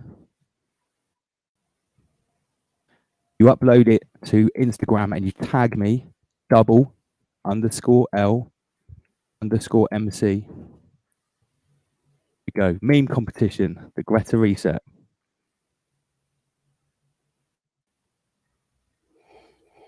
How's that echo sounding, lads? Yeah, I've guys, asked can we have people in the an chat. update on the echo and then we'll get back down to business? I didn't even plan to do this. This is totally off the cuff. The Greta Reset, Greta Thunberg, Klaus Schwab, best meme wins a t-shirt. These t-shirts are worth 20 quid. They're not cheap fruit of the loom. They're the nice ones with the lycra in, stretchy. Right, this has been through the wash 7 times. Lance, what's your Instagram account for the guys? Double_. You need to get quicker at typing if you're going to Jamie it, mate. Come on. Not a. Spoken word nerds, let's start off with some of your thoughts about what the hell is going on with the US election. What the hell is going on with the US election, mate? Okay, I was going to speak to Extinction Rebellion, but I can let them off for tonight if you want. I'll come back. No, let them off. I don't know if I like them. Well, I'll just say I've been doing this for 10 years and I've never seen anyone be able to take over 5 bridges in London. We had one climate protest many years ago and an attempt was made to take over a bridge, and we were picked up and thrown across the road for that attempt. And even then, and even the revolutionaries of Paris will clear the way for ambulances to go through. Extinction Rebellion do not. So that's a very bad and dangerous tactic, in my opinion. And that's a It red makes flag me for think that everybody. they're controlled opposition, that they're allowed to do what they're doing, but shutting down the bridges, taking a boat on a trailer into central London, that yacht. It makes me, you've just said you would never get away with doing that. It makes me think that Extinction Rebellion are actually like Antifa, like, well, George Soros is Antifa, like controlled opposition. Yeah, George Soros is Antifa, yeah, that's a weird one. We could go down the rabbit hole another time because they're an interesting one in the UK, but in the US, it's just a mess. Soros Absolutely. Soros Ops. So once again, we've got the details. Put the banner up about the bloody meme competition. This one. Oh, it's up. Okay. No, that's not the right. It's saying, oh, right, it's not a banner. Right, there we go. So the meme competition. I won't keep going on about that. But believe me, you want one of these t-shirts, people. They're lovely. I reckon I could have already sold 500. The amount of people have been asking me for them. Right, so on the screen, look at this. Back to COVID before we get to the US election. We've got a lot to cover. COVID 90-day freedom pass could see Brits return to the footy matches and gigs. So it's Ticketmaster as well. There's been a lot of chat about Ticketmaster. You have to have a COVID pass or a vaccine. It's more bribery, more persuasive tactics. Fuck them, mate. I've never ordered a single ticket off Ticketmaster in my whole life. How about you, spoken word nerd? Have you ever used Ticketmaster? Are you going to miss them? No. No, me neither. I would buy the ticket directly from the promoter. Aren't they like a? But the principle of the thing is the problem. They were like, the everyone idea. was using them, and now they're like, there was loads of controversy around them, and then they're like just. Well, no, shunned they're just now. a third. They're just a third party. So Yeah. they're just a ticket agent, like, and they put their But they're ticket. trying to set the narrative. They are a very big company in the UK with a lot of influence, and they're trying to set the narrative already. And I've seen even people on the left, which is so disappointing, already saying, "Well, if we want to be safe, if they're not going to take the Pfizer vaccine, perhaps then they shouldn't be allowed to go to certain events." And I'm just in absolute despair over that. One sec. Have you muted your speakers, Martin? What does that mean? Because if I press mute on my laptop, I lose your audio as well, and I can't hear you. Well, I mean, just mute the speakers so it's just come out of your earphones and not the speakers of your laptop. Are you able to do that? Oh, it should be if his headphones are plugged into his laptop. It should be obviously. Oh, right, because you're not echoing to us, but you're echoing to other people apparently. Apparently, Okay. word nerd's still echoing. The guys are saying in the chat. Unplug the headphones, plug them back in. You unplug the headphones and plug them back in. How does it work without headphones? Does that work? China, check. I can try it. Can you hear us? How can you hear me? Just let us know. Let us know in the That chat, sounds guys. fine, guys. Is that sorted out the echo? Please let us know. in the chat. All good now. All right. Let's Okay. go All the good. echo. Spoke. 1, 2, 1, 2, 3. All good, mate. Spoken word nerd. You are sounding all good. Awesome. Okay, well, I'll go live and loud then. Okay, so we're talking about restrictions. Oh, as we all know, right, this is not where this is going to end. I think I've got some other information here. One sec. Someone else sent. I've got some notes here. Yeah, look at this. So, on Jeremy Vine, keep vaccine refusers in lockdown. Mainstream media, breakfast TV, they're already starting to set the narrative. Vaccine refusers. Are you a vaccine refuser, Martin? I am indeed. Me too.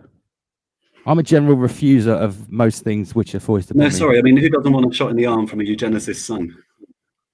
Exactly. I mean, yeah, and it is true. You know, some people still actually think that Bill Gates is just this computer nerd who got really rich from making Microsoft and just happened to turn into a philanthropist and wanted to save the world with vaccines. That's what some people actually believe. Yeah. But you know, as you and I know, that he's not just a computer nerd. His father and mother were instrumental in, and I always get this the wrong way around, Planned Parenthood and IBM, which was back in that generation was a Nazi company, which made the first ever clock-in machine for Auschwitz, the detention camp, heavily linked to eugenics, Planned Parenthood, abortions. Yeah. So, you know, the guy's not just a computer nerd.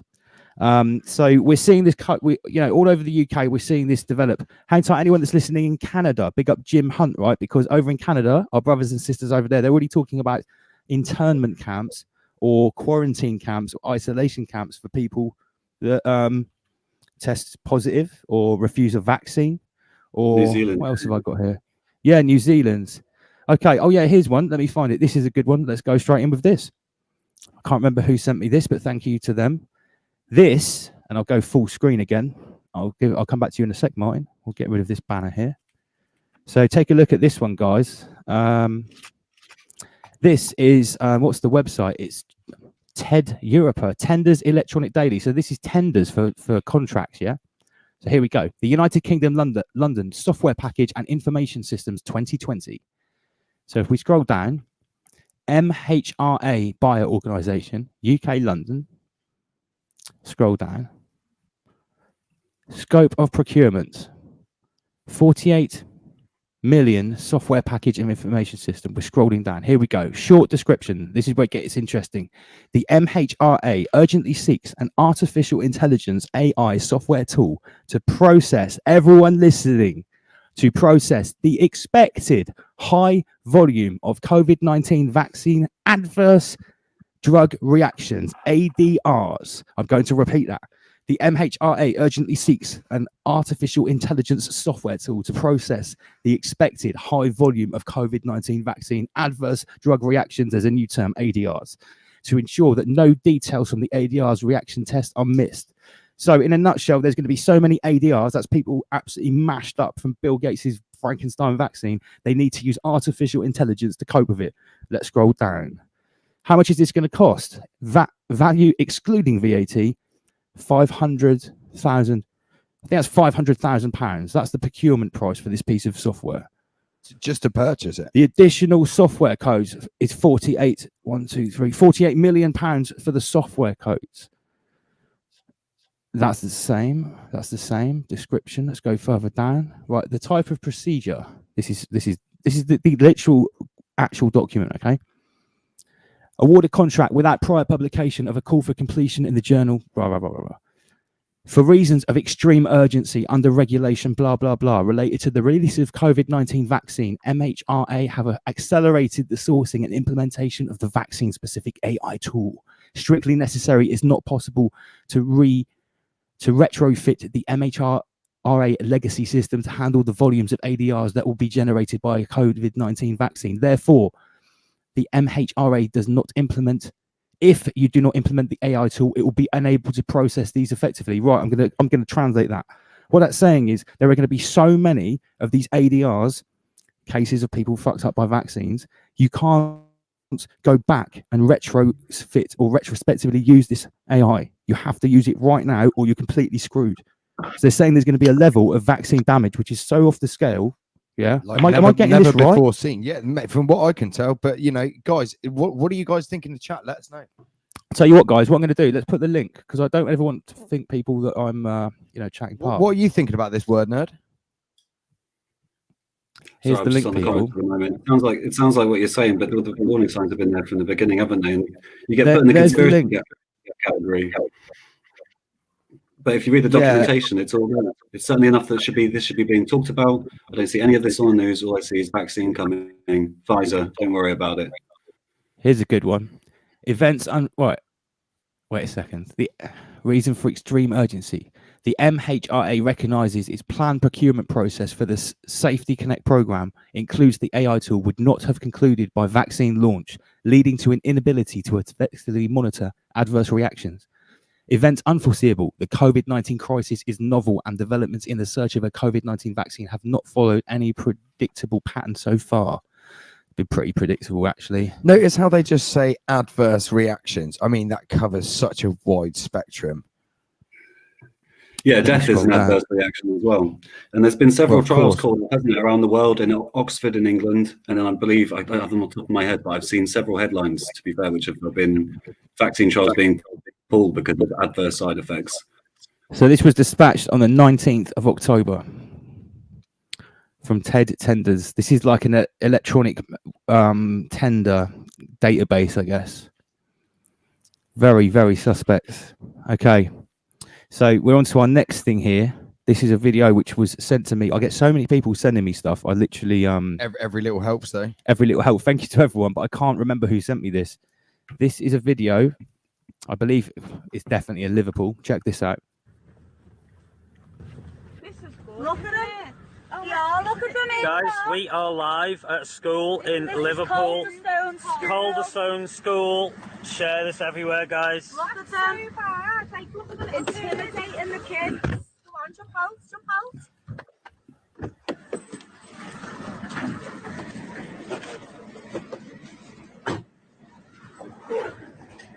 We are live. Calderstone School in Liverpool, I believe. So what you're seeing here, guys, it looks like a military vehicle outside of school. That's a 4-ton truck. That's called a 4-ton truck, I believe, or 2-ton. Now 4-ton. That's 4-ton. What are you doing at the school here? What are you doing at the school here today? Please. What are you doing at the school here today? I can't hear you. Can I come round so I can talk to you? Can I can't hear you. Go, come round.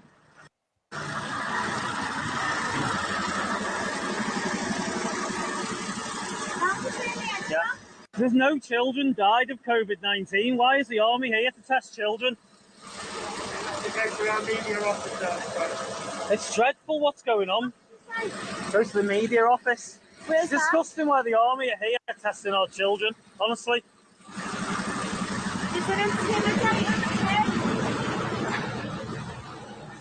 Share this live, guys. If I was one of those kids, I would not be walking into that school seeing a big fuck off army truck outside. I wouldn't have. Why do you even need such a massive truck to, even if you want to send the army in? That's pure intimidation tactic, surely. 100%. Holy These are crap. children, guys. It's a bit dark in there. It's a little bit dark. What do you make of that word, nerd? Oh, I heard they were bringing the army in Liverpool, but I thought it was an interesting move because that was right after Liverpool kind of scathed them a bit in the media because they refused to lock down all the gyms, didn't they? The gyms got together and refused to lock down, shared the shared the fines amongst them, and the community really got behind them. And then immediately we're calling the government's calling the military into Liverpool. So I think they're trying to break the Northerners first because they've got spirit up there. This is what I said on the bench in Bournemouth, which is I think is partly what's got me on the radar of the Scousers. Watch, I'm going up there in a couple of weeks. Is I said there's a reason they went for Liverpool first, and I'll say it again now. In the days of like the plantations and the transatlantic slave trade, when the slavers got a new batch of slaves, when they wanted to break them in, they would get the biggest, strongest slave first, and they would break him, which usually meant sodomizing him in front of all of the other slaves and say, look, this is the biggest, strongest one. Look what we do to him. And I said, and that's a pretty radical thing to say. I don't give a shit.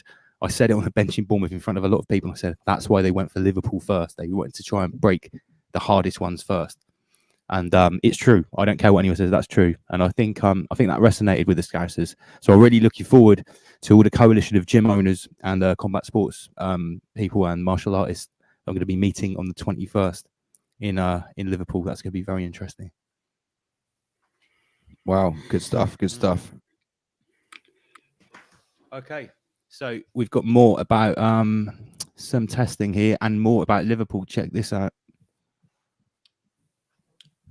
3 more towns will begin mass COVID testing for all residents this week after moonshot plan got underway in Liverpool. Let's see if we can just zoom in a little bit on that one.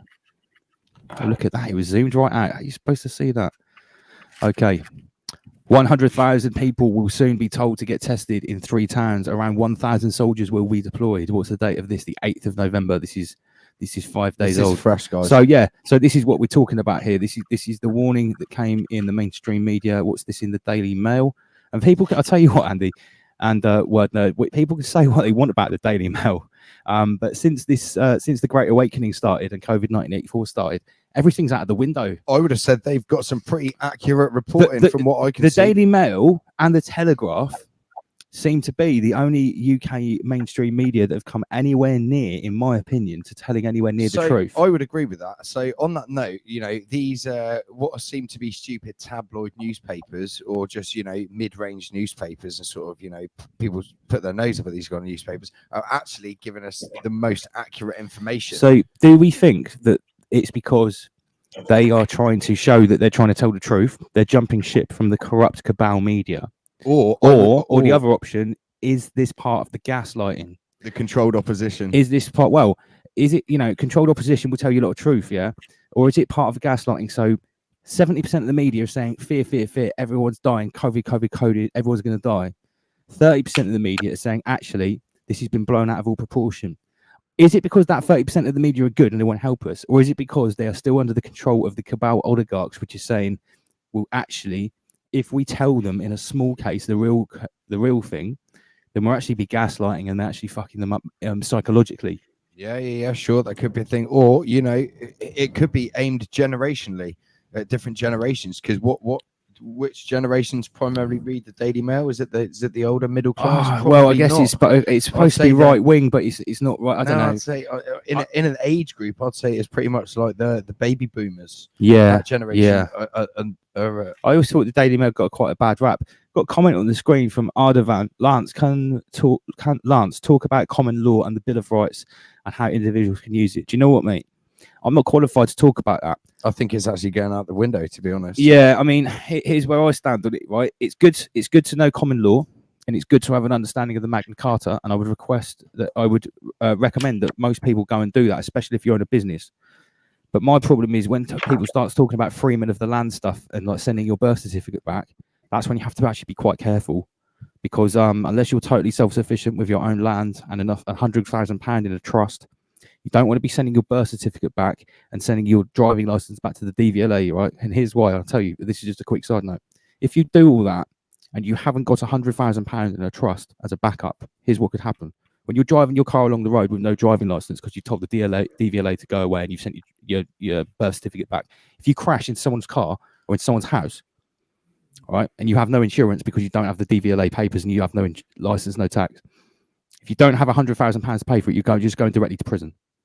And it doesn't matter if you're a freeman on the land. It's true, though, isn't it? Yeah. Well, I haven't looked into this. But yeah, this is. And have you looked into this freeman on the land stuff? Spoken word nerd. It's been in and out of my life with different people for the last quite a few years, but it's along the lines of what you're saying. I believe these things are there, but you have to really know what you're doing if you're going to engage them on that level, because they obviously wrote the game. So I've heard people make some very wild claims about what you can do when you've sent your birth certificate back. There are some, I think if you really, really know your onions, there are some amazing things that can be done. I've heard of people going into court with multiple charges of cannabis charges and basically having a chat with the judge and walking out and being fine, because we do have these rights enshrined, but you have to because it's so mired with the other system. You have to really know what you're doing to take it on that way. Otherwise, you can end up in hot water. Yeah, you have to really study. Yeah, I mean, it's definitely.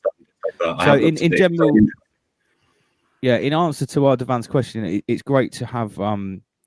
He's saying here, in terms of peaceful protests, I mean, a lot of people are scared because they don't know their rights. Yeah, so in this to protest. Yeah, right, so in this respect, yeah, it's good to know that your rights to move freely, your rights to trade and earn a living, free speech, your rights to free speech, your rights to protest, right to assemble, basically all of the things which are being stripped away now. So in that respect, yeah, read up on common law, read up on lawful dissent, read up on the Magna Carta. Guys, if you do get an altercation, like, it doesn't have to be aggressive. Like, you know, so as soon as somebody starts flailing their arms around, like Bill Gates when he's talking, and, you know, raising their voice and stuff like that, that's when you're going to get an adverse reaction from the brainwashed people that are trying to enforce these rules. So whatever you do, if you do get into a situation where you are facing an altercation, don't make it aggressive in any way, because that just provokes their willingness to, you know, just watch my videos. I'm a great example of that. Like, I wouldn't call a policeman a weasel, but let me get one thing straight. The way I spoke to those COVID weasels, I would not speak to the police like that. I would call a COVID weasel a COVID weasel, you know, because the police, for one thing or another, you know, they are, at the end of the day, they need to be there. Right, Carl Ratican, also police will violate your rights with impunity, and the complaints process is impossible. Yeah, that's a good point. What's Jason saying? No, Juliana. Magna Carta 2015, it trumps all other laws. It does. That's true. So it's good to understand it. But again, you better know it inside out, or you better have a civil rights lawyer that knows it inside out. Because otherwise, you're not going to get anywhere. You're just going to get fined.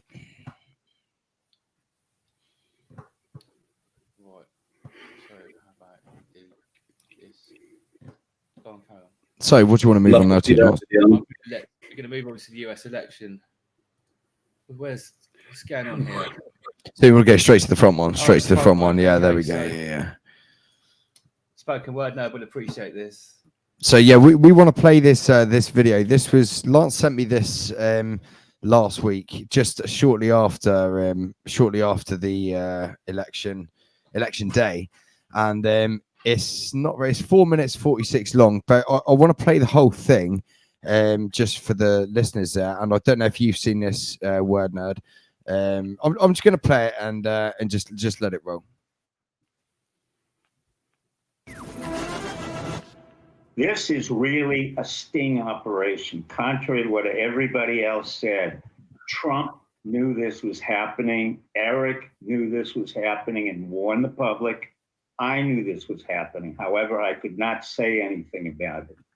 What happened was we watermarked every ballot with what's called the QFS blockchain encryption code. In other words, we know pretty well where every ballot is, where it went, and who has it. So this is not a stolen election. On the contrary, we reversed the entire game of war along the lines of Sun Tzu, the art of war. And Trump was brilliant and still is brilliant at it. The reason he hasn't been seen, and Alex correctly said, I haven't seen him in several days. Well, in the art of the war, you pull back, allow your enemy to make all the mistakes that they are making, manipulate the situation, expose them, and then come in for the final killing. And that's what's happening now. None of this was unexpected. All of this was expected. All of this is part of the sting operation we're running.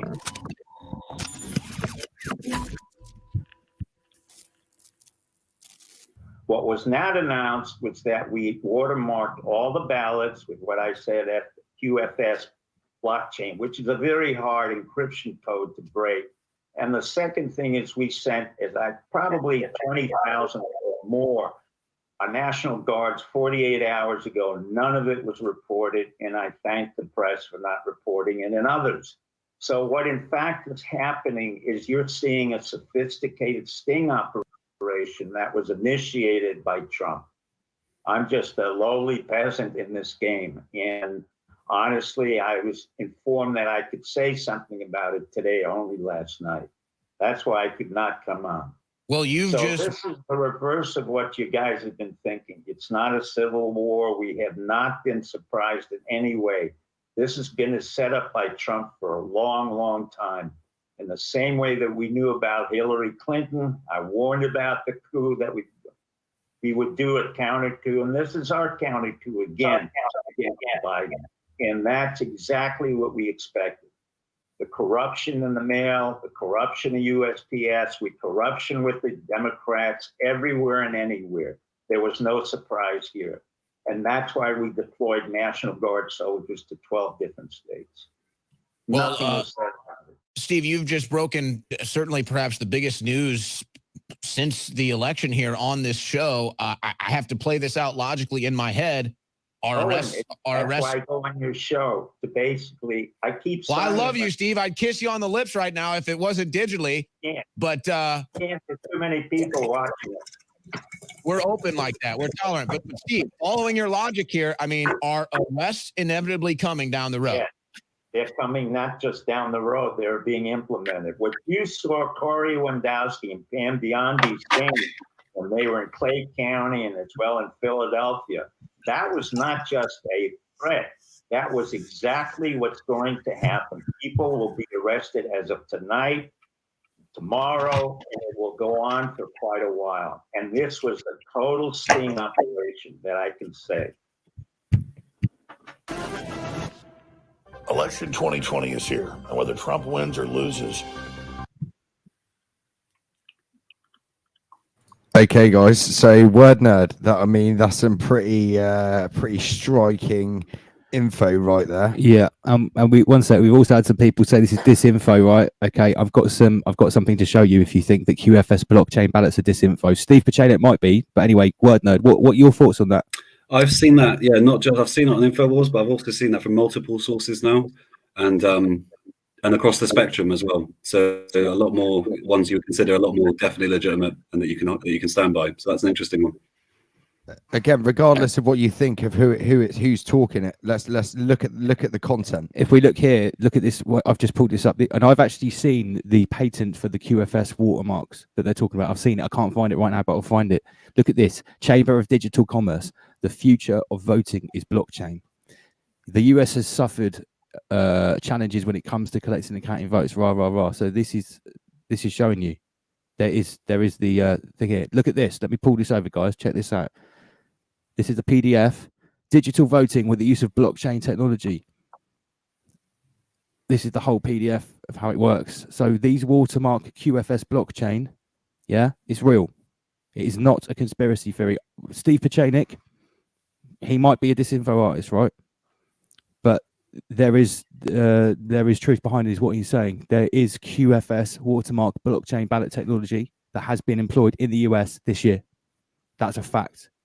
I will find the link because I have the link of the actual thing. I sent it to someone. So again, guys, yeah, whatever you think of Steve Pacinic, it's the content that we're talking about, and we don't just spout stuff on here that can't be backed up with other documentation from other sources. So look into it again, a whole nother rabbit hole for you guys. But again, Wordner, this could be like Lance said to me. He said a while ago he thinks Trump. He's either going to be the next president again, or he's going to be the last president. Okay, and there won't be another system like this before because it's been now proven to be corrupted. So this, what Lance is talking about here, what Steve Pacinic is talking about here, could be the new system, i.e., new world order that's been bringing in, not necessarily the new world order everyone thinks about, but a new political system, as in new world order. What do you think about that? It's interesting because I went looking on the same rabbit hole with the quantum, what's it called, quantum QFS. But there's been rumors of the quantum financial system shift for years, but obviously a lot of it we haven't seen actioned yet. So that's the best hope. Absolutely, yeah. Lance. What do you think? What do you think of this? Has Trump inadvertently just brought in the new world order without him knowing? Well, I mean, what in regards to the political, there will never be another. Well, hey, people have always said that Trump is the last president, like you just said. I think that even in my best estimation of Trump, right, I always saw him as a wrecking ball. The system that we have now is completely corrupt. It is completely inverted. It's run by Satanists. And in my humble opinion, the only way we can sort out the problem is actually taking the Freemasons' motto, Abo Ao Chaos, order out of chaos. You can't start again until you've got rid of everything that's here.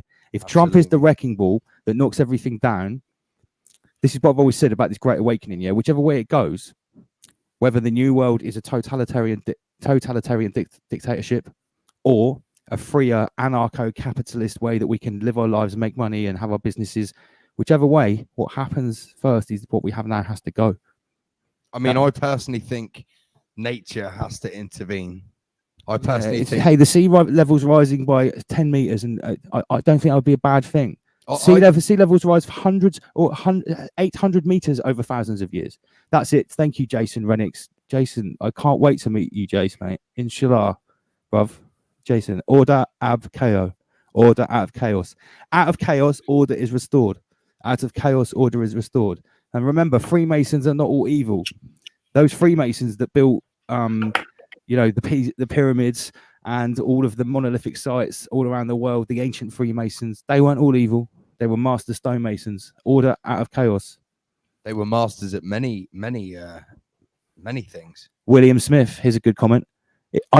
If I've missed something, I'm sorry. The vaccine came out a day after Biden won. That cannot be by chance. And guess what? Here's the funny thing. Pfizer was part of Operation what? Warp Speed. Operation Warp Speed. By who? Donald Trump. Donald, hashtag Trump. So whatever, all the people that are like bumming this vaccine, I guarantee there are people that hate Donald Trump. Like, yeah, we got it so early. Yeah, well, they didn't like Donald Trump's Operation Warp Speed. There was so much kickback. Isn't that right, Martin? Anything he does. Yeah, it seems if he goes one way, everyone goes another. I was going to mention earlier with the left, I actually had a conversation with someone who would be considered deep left years ago, and she was warning me when we were talking about privilege. Yeah, well, we were talking about privilege, and she even led me down the route of the Bill Gates rabbit hole because of his father and its connection to Planned Parenthood and their penchant for encouraging the large abortions in predominantly black areas. So this is an issue that the deep left really cared about with good reason. But it seems let me interject. What's one of the ingredients in the vaccines? One of the number one most hard to come by ingredients in vaccines. Do you know what it is? Miller. It's fetal cells. It's fetal growth cells. So think about it. Where do you get the growth cells of fetuses from? Unborn children. Unborn children. Where's the number one source of unborn children? Planned Parenthood. Planned Parenthood. Does anybody see a connection there? Is that just me? No, it's there, guys. It's all there to see. It's all there. It's just a few clips. I'm so sorry, word nerd. Yeah, carry on. I do that. The show. It's my fucking show. Carry on, mate. I can't remember what it was. I was talking about that. It was an issue. It was even if they're not doing it deliberately, people. Bill Gates Bill Gates, Planned Parenthood. Yeah, I went off on a tangent. You asked me something about Trump. But, I was tying it back to how Trump does one thing and everyone goes another way. Now Trump is taking more and more stances. I believe he's written more legislature that's anti the Bill Gates agenda, and he's definitely speaking out against lockdowns, which is Bill Gates wants to lock everyone down until every single person on Earth has had a vaccine. Whereas Trump is clearly in the face of that narrative. And whether they're doing it deliberately or not, it's being pushed from the top and everyone lets go of this issue. And it's a blind spot, I think, for the left generally, because as soon as, for example, because the right are all on Tommy Robinson, as you would call them, the right wing, I can't criticize him now. Even if he's a complete shithead, even if everything that is coming up is legitimate. Ronnie Tomlinson. The right wing narrative. The fact of the matter is, it's absolutely so much of it's absolutely correct. You should be able to. Could I say something, right? Even if you take into consideration what an absolute tosser Tommy Robinson is, if you care about free speech, and you care about the media, you're actually sort of pushed into a space where you have to sort of stick up for him, because whatever he is, and he is a tosser, although he has shone a light on a couple of unfortunate truths, the guy's a tosser, but the way that he's been treated by the media and the law is absolutely disgusting. And I don't know if anyone on the show, I mean, I'm not a fan of Tommy Robinson, but one thing I did watch was Panodrama. Have you seen Panodrama? No, I'm not familiar. Have you seen it, Martin? Panodrama. Right. You know, John Sweeney, the BBC reporter from Panorama, he's an absolute weasel, right? Tommy Robinson made this documentary taking the piss out of Panorama and called it Panodrama. And he stitched John Sweeney up a kipper.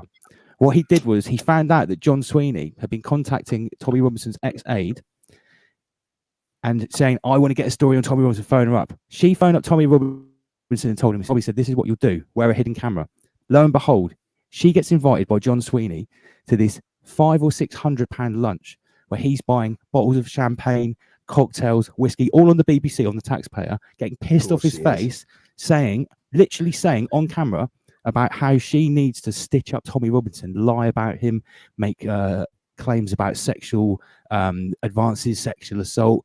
He gets it all on hidden camera. And then John Sweeney invites Tommy Robinson to try and stitch him up on camera. And Tommy Robinson shows him the hidden camera. Literally ends John Sweeney's career on his own panorama. And since then, no one has ever heard of John Sweeney again. For that, I have to take off my hat to Tommy Robinson. He absolutely did him off a kick. Counterintelligence. Mate, he did, mate. He counterintelligence John Sweeney better than I did those COVID weasels earlier on. Honestly, it was I had to give him praise for that, because, you know, go on, Lance. Ardavan Ghazi. True, it would be on a good day. Go on. What you said? What was that for? I have. Well, thank you for saying go on, Lance. I will. Don't worry. He nailed that. Oh no, he did. And I'm guessing, Ardavan Ghazi, by your surname and your first name, you are of Middle Eastern descent, possibly Islamic. So by nature, you should be opposed to Tommy Robinson. But yeah, you've got to give him credit. He did nail it. He did. It's like Katie Hopkins. She's an absolute turd as well. Honestly, right? Before the lockdown, I thought this woman was the most vile piece of shit.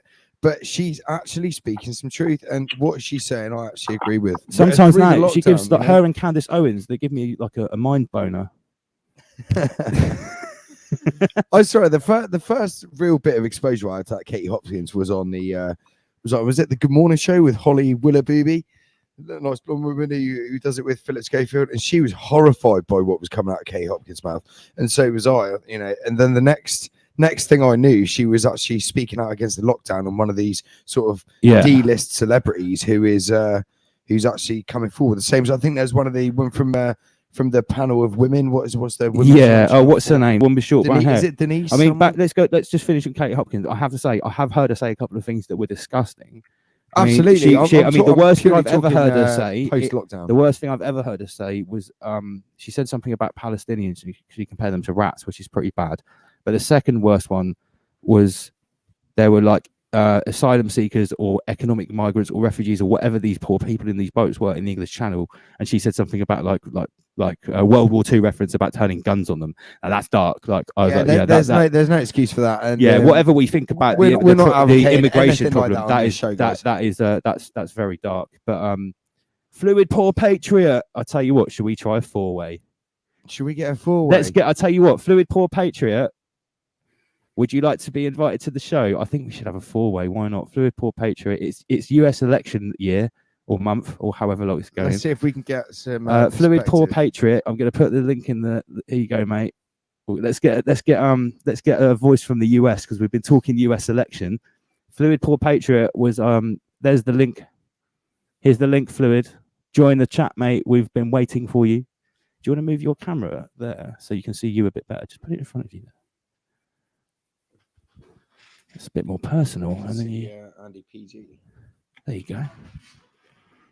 So, is everyone enjoying the stream, guys?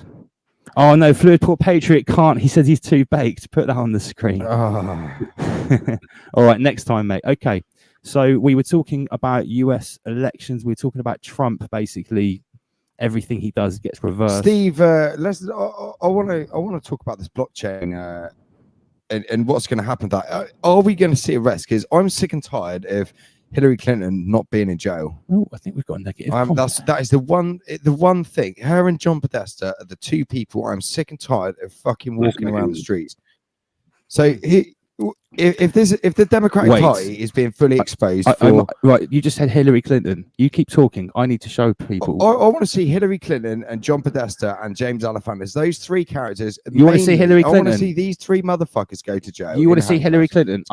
Bro, I'm going to about to show you Hillary Clinton. They are the three. Does everyone remember what Hillary Clinton looks like? I've been coming after Hillary Clinton since 2016. Right. My research. She is the epitome of. Hold in your mind your memory of what Hillary Clinton looks like. I know she looks like shit, man. Honestly, she's had no adrenochrome for a while. All right, okay. Please, everyone, hold in your mind. Right, everybody that's watching the stream. Wow. I want you to close your eyes and I want you to visualize Hillary Clinton. Hillary Clinton. Close your eyes and visualize her. And I'm now going to show you from the 11th of November, 11/11/20. Here is Hillary Clinton. Do you recognize her? This is the live stream. Advanced progress on a critically important, that is not but Hillary Clinton. I dare to say an often under-recognized That is topic, not Hillary Clinton. women's participation in post-conflict reconstruction. We know that their This makes me happy seeing this because this relief is and not Right, I'm going to pause that. This is even a shit body double, yo. Hang on, because Yes, there's before we go down this rabbit hole, it makes things really muddy. Hillary Clinton, as far as I can work out, has 2 doubles. That is neither one of them. And in this show, I believe, whether it's a pre-recording or not, Hillary Clinton did appear in this show, and then this is some other woman that just happens to look like she's doing a bad impression of Hillary. So, but the murky thing is that Hillary does have 2 doubles. She was at several public events where it clearly wasn't out. I don't think this woman is pretending to be Hillary, though. I don't know why they've put it out the way they did. But let me just zoom out. It clearly says. Just so you know, Fluid Paul Patriot, we know you're there, my man. Fluid Paul Patriot is in the green room, hangs out the US crew. So this is from Reuters, people. Reuters happened to be the same news company that fact-checked me when I did the Serco speech, funnily enough. So this has had 200,000 views, and this is apparently Hillary Clinton. Let me just turn this down. And while this plays, let's invite our next guest all the way from the US of Mother Crunching A. Here he goes. What's up, guys? Fluid Paul Patriot, salute you, mate. How are you? What's up, brothers? How are you? We're holding tight on this side of the pond, mate. How are things on your side of the pond? Oh, it's chaos as usual. US election's gone to shit. Well, I don't know if they've gone to shit. I think they just got cheated, and the truth, it'll come out as we go along. It'll come out. Fluid Paul Patriot, did you watch the video earlier with Steve Pichesnik? I have been running around all day. I just got back home. I went and picked up my buddy's children. So basically, the lowdown is that he said that he was only allowed to talk about this the evening when he releases his stream, which said there was an encrypted blockchain watermark on each ballot, which was extra. On each official ballot. Sorry, an encrypted watermark on each official ballot. So each non-official ballot, which was printed, won't have this mark on, and that's supposedly going to expose the Democratic Party for election fraud. Well, I think they've got a lot more than that. I don't know if you guys are familiar with a new agency that when they were rebuilding the U.S. government behind the scenes, because that is happening. When they were rebuilding it behind the scenes, President Trump created what they call CISA.gov, and that stands for Cybersecurity and Infrastructure Security Agency. Right. What that does is they have classified our election process as national security. And it is, when you think about it, because it's a necessary right as a free man to vote for whom we want and to have whom we want. So they created this agency and oversee it now as they oversee the election process. It falls under that type of material. So they're covering it that way. What's up? I see you laughing. Yeah, sorry, Lance has just had a phone call here in the studio. He just took it, and it's all good. Sorry about that. Yeah, keep talking, Fluid Paul Patriot. We're real interested in what you've got to say here about. Okay, well, the CISA.gov oversees the voter ballots and everything. Now, as far as the watermarks go, I'm not 100% sure if that's truth, because we've had things come out from DOJ that they said that those watermarks were not an official thing. Now, I don't know. They've got ways to show whether the voter the voting ballots were actually legit or not. Like when we're checking them and we see that only the Joe Biden block on 50,000 of them is marked, but nothing else below, that's just nonsense. That's an illegitimate ballot, and they take that to heart. Plus, we got people voting in states from other counties than what they live in, carpetbagging from the north to the south to vote. We've got, let's see, what else? Dead people, kids that are underage. I heard they were sending. I saw a video of a woman. I can't remember what state or what town she was from. She said she's got a ballot here, and she showed it, and it was addressed to her former pet who's been dead, her dog, which has been dead for 3 years. They sent her dead dog a ballot, man. The best way for and you guys know where I stand as far as my support for my president. Okay, I do not trust him as anything more than a man appointed for a position. Sure. My faith lies in my Father above. So I think that the best way to show the American people that there is voter fraud is to literally show them that there's voter fraud. And this had to occur. They had the election protected, I believe, behind CISA.gov. But I also think it had to be exposed for people that are still asleep and not paying attention to what's really going on. Wow, absolutely. What do you think about that word, Nerd? Yeah, I have been watching. Have you also had a look at? I saw something. Maidengate was breaking in the US, and this was supposedly people moving and then having changed their name and getting married, and then their old aliases were voting for them. They were able to create multiple aliases for different people, and sometimes people weren't even aware it was happening. Oh, the hell, we got that on an immigration fraud as well. Her name's Ilhan Omar. Right. It just happens that every single one of these is a Biden vote. When it's a dead person or a dog, it's every single one. That's kind of ironic, isn't it? Some irony behind that somewhere. How many coincidences do you need? Yeah, before the too many coincidences. The hell with the science. Let's do the math. Right. Well, how many coincidences before it's mathematically impossible? That's the point. Anyway, guys, we're just going to leave you for chat for 2 seconds. I'm going to be back in 1 sec, so just carry on, guys. And puff pass. Oh no, I think we've just I think we've just lost Word Nerd. He's just gone out of the equation. Well, that stinks. Oh, that does stink. Where is he from now? He's got an American flag hanging behind him. Yeah, he's an activist. He's a spoken word poet and activist from the UK who's actually had ties with the UN. He was actually tried. They basically tried to use him as a kind of puppet, so to speak. But he saw through what was going on pretty quickly and sort of had enough and jumped out of that. But he's been in some pretty shady circles, to say the least, with some pretty high profile characters. Yeah, man, the whole system over here is falling apart. You can tell it's an infiltration. You can tell it's an attempted takeover and overthrow of our government. You can tell it's a giant coup, a corruptive coup. That's it. We got Word Nerd back in here. I don't know what happened there, Word Nerd, but you back? I'm back, I think. All good. Sounding good. But yeah, man, it's a mess over here. But I know in my state, I've got a governor that actually, my state, I guess, would be representative of like a county over there for you guys. Right. We've got Lance just come back now. 2 sets. Sorry to interrupt there, guys. It's okay. It's okay. Okay. So my mum has just called me. Everyone that's listening, the police have just been to my parents' house. Yeah.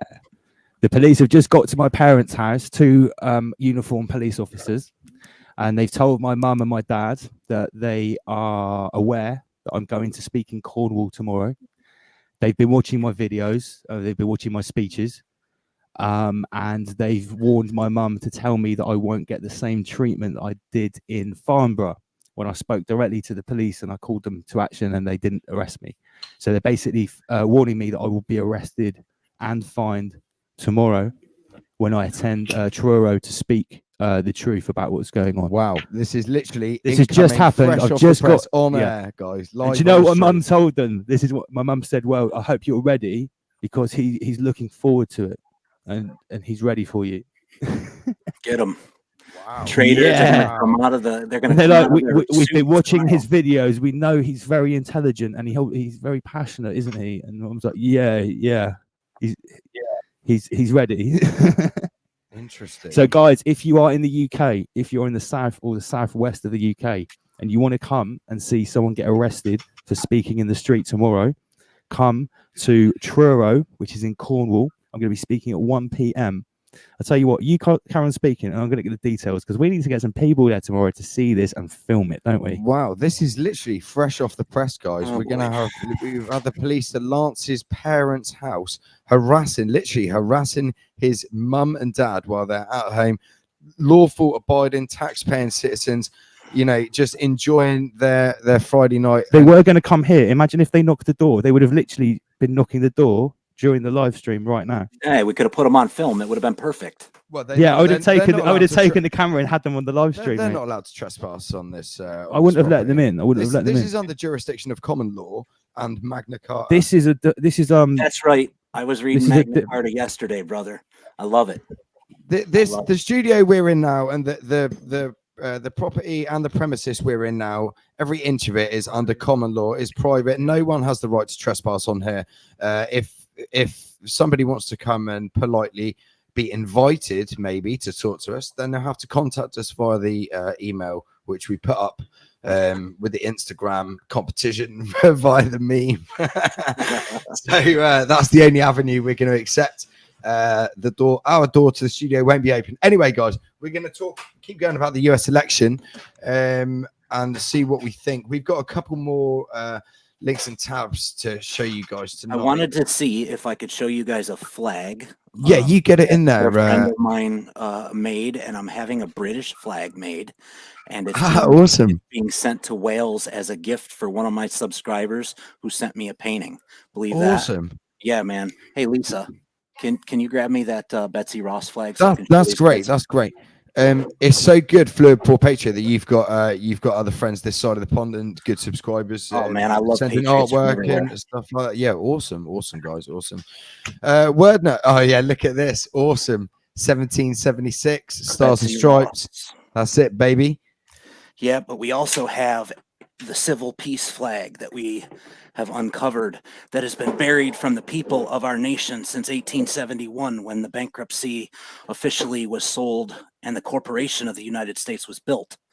So we have another flag. It's called the civil peace flag. And as these stripes are horizontal, going with the horizon, sure, the civil peace flag has 50 stars of blue. The background, the union behind the stars, is white, and the stripes are vertical instead of horizontal. Awesome. Yeah, I'm having one of those made as well. So Yeah, I've no, got super somebody cool, man. freaking awesome, man. What a gift. Yeah, But what a I'm- gift. What Is a that their time own to- artwork that they've done that? They've painted that themselves? Yeah, he did everything. He stained it. He burned them so that you don't lose the wood grain. That's He great. used Shout the him out. wood Do you want to shout him out on the stream? Has his- he got an Instagram or a Facebook so people can go and He's check out the rest of his artwork? I believe he is on, as well as YouTube. I think he's on Facebook. It's God Blessed America. God bless America, guys. Check Yep. him out. Check out his He's artwork. doing British flags. He's doing the support the police flags. However, you know, we do have some good ones. Yeah, We Fluid have- Poor Patriot. One of the guys in the studio here has just told me to remind him that we've got a meme competition for next week. If he wants to do a Rise Above meme for Greta Thunberg. If he just wants to watch the start of this video, Lance explains the criteria for the Right on. meme Sounds good. competition to send it in. That would be really cool if he could do something for next week. Just All right. knock something quick up. Maybe we can ask him. Yeah, man, not a problem. Meme. So, Word Nerd, have you got anything you want to talk about in regards to the US election? Well, I've been following along the lines of the voter fraud angle, because I'm amazed how the left isn't picking it up. It's a mess, to be honest, like Fluid said. I think the whole thing's a mess, to be honest, at the moment. It's come out that that's been a problem for years, right?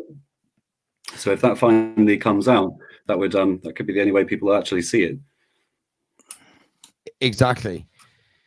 But maybe this is it. This is what's been instigated, and the whole thing's that's what it's been all about right from the start. And you know, maybe it was to show them they couldn't tell the people. They literally had to show the people with their own eyes, because then it doesn't matter, even if you watch politics or you follow politics, you know, even people that know that the system's corrupt, they still have to be, you know, proven and shown with their own two eyes that it's corrupt. So that to me is it looks like what's been going on anyway recently.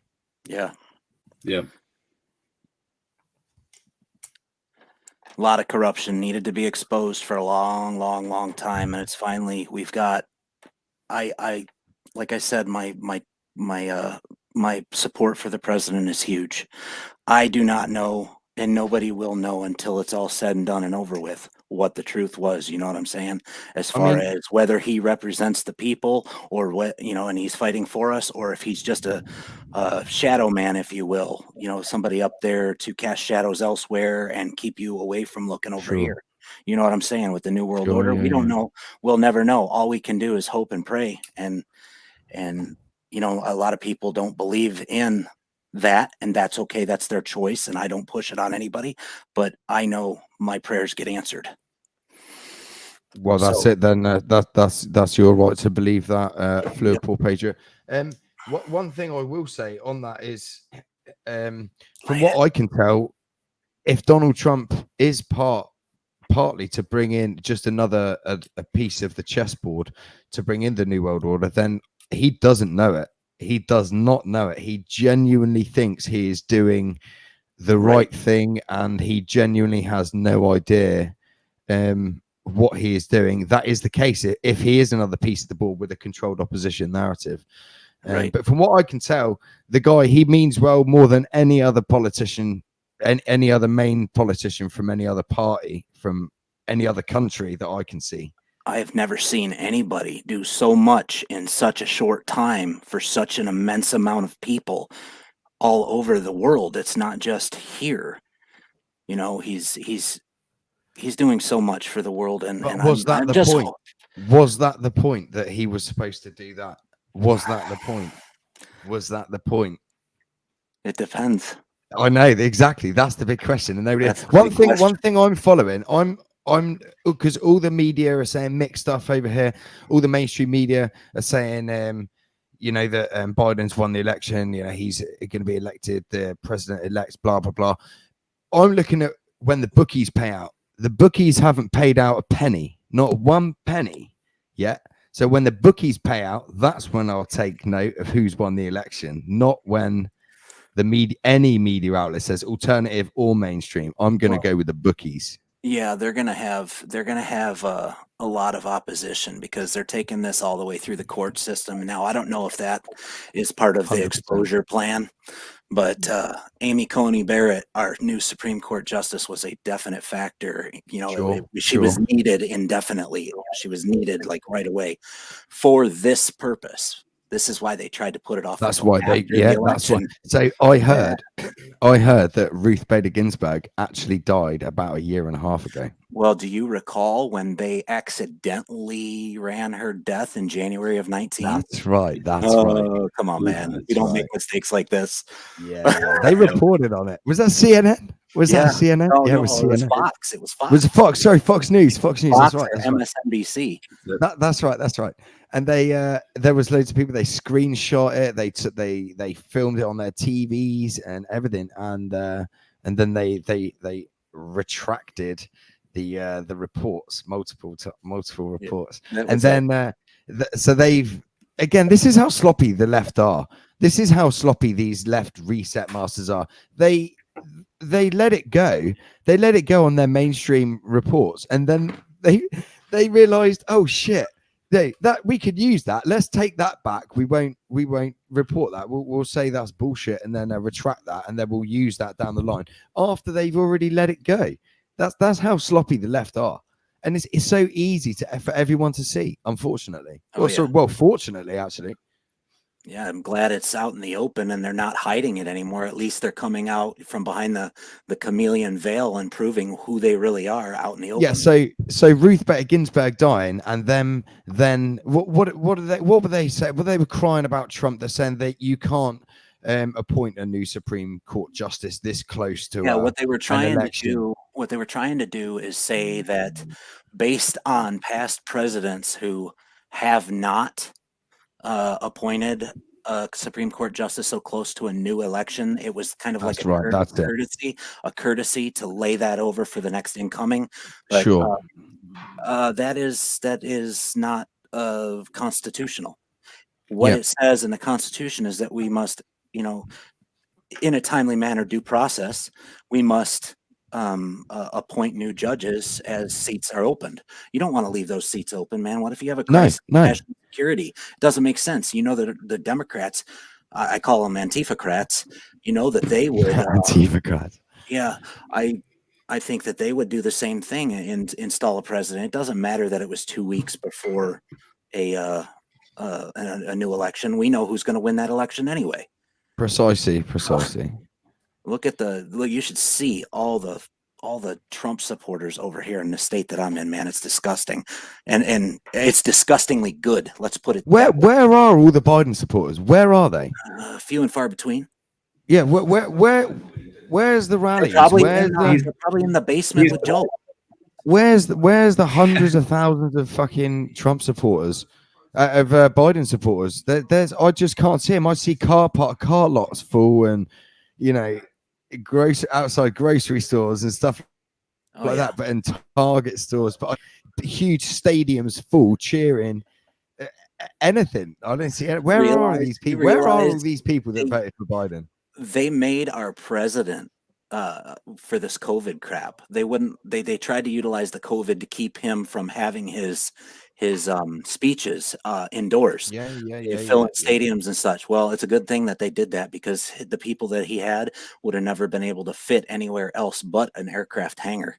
There were so many. I'm talking 30s and 40s and 50,000 people pulled into these rallies, and then you want to tell me that he outvoted us, or that he was outvoted, you know what I'm saying, by Biden, the likes of Biden, who couldn't come out of his basement for 5 minutes. Come on. I mean, one of the researchers that sends us, go on, WordNerd. You interject, WordNerd. You've been quiet for a while. Just a direct point. Yeah, I've been looking at the US election. To be honest, since the beginning, Trump has been packing stadiums on a huge level, and I like to have my news presented objectively so I can actually get a click on what's going on. But I promise, especially in the UK, I'm sure it's the same in the US, no one is running the actual numbers of people. Like the stadiums full, absolutely packed. I've never seen parades of trucks and boats either, and I don't even think that matches some of the euphoria in the 60s for the really populist candidates riding the energies of the time. It's completely unprecedented, and unfortunately they make a lot of their other BS narrative believable, because that is completely shut out. I've had to go direct to source to find large shots of the crowds to actually be able to get a sense of the situation for myself, and again listening direct to what's coming out of the White House. And I've never seen the media twist that so much, because the media is usually totally in lockstep with who the president is, and it's the same. It's been the same for years. That has changed since Trump's time. It's kind of crazy. I don't trust mainstream media at all anymore. I don't watch BBC. Right. I don't watch Fox, MSNBC, ABC, you name it. I don't watch it. If it's on YouTube, like Right Side Broadcasting, the Golden State Times, Gary Franchi's Next News Network, I'll watch stuff like that. But I just don't follow mainstream anymore, because we know who owns them. We look at the way Fox has just placed themselves in front of a train. I speak to people. I speak to people who watch Fox News, and they watch Tucker Carlson and Hannity, and they think they're well informed because of that. Those two are the only two in the Fox studios, other than Maria Bartiromo and what's his name? I can't think of it.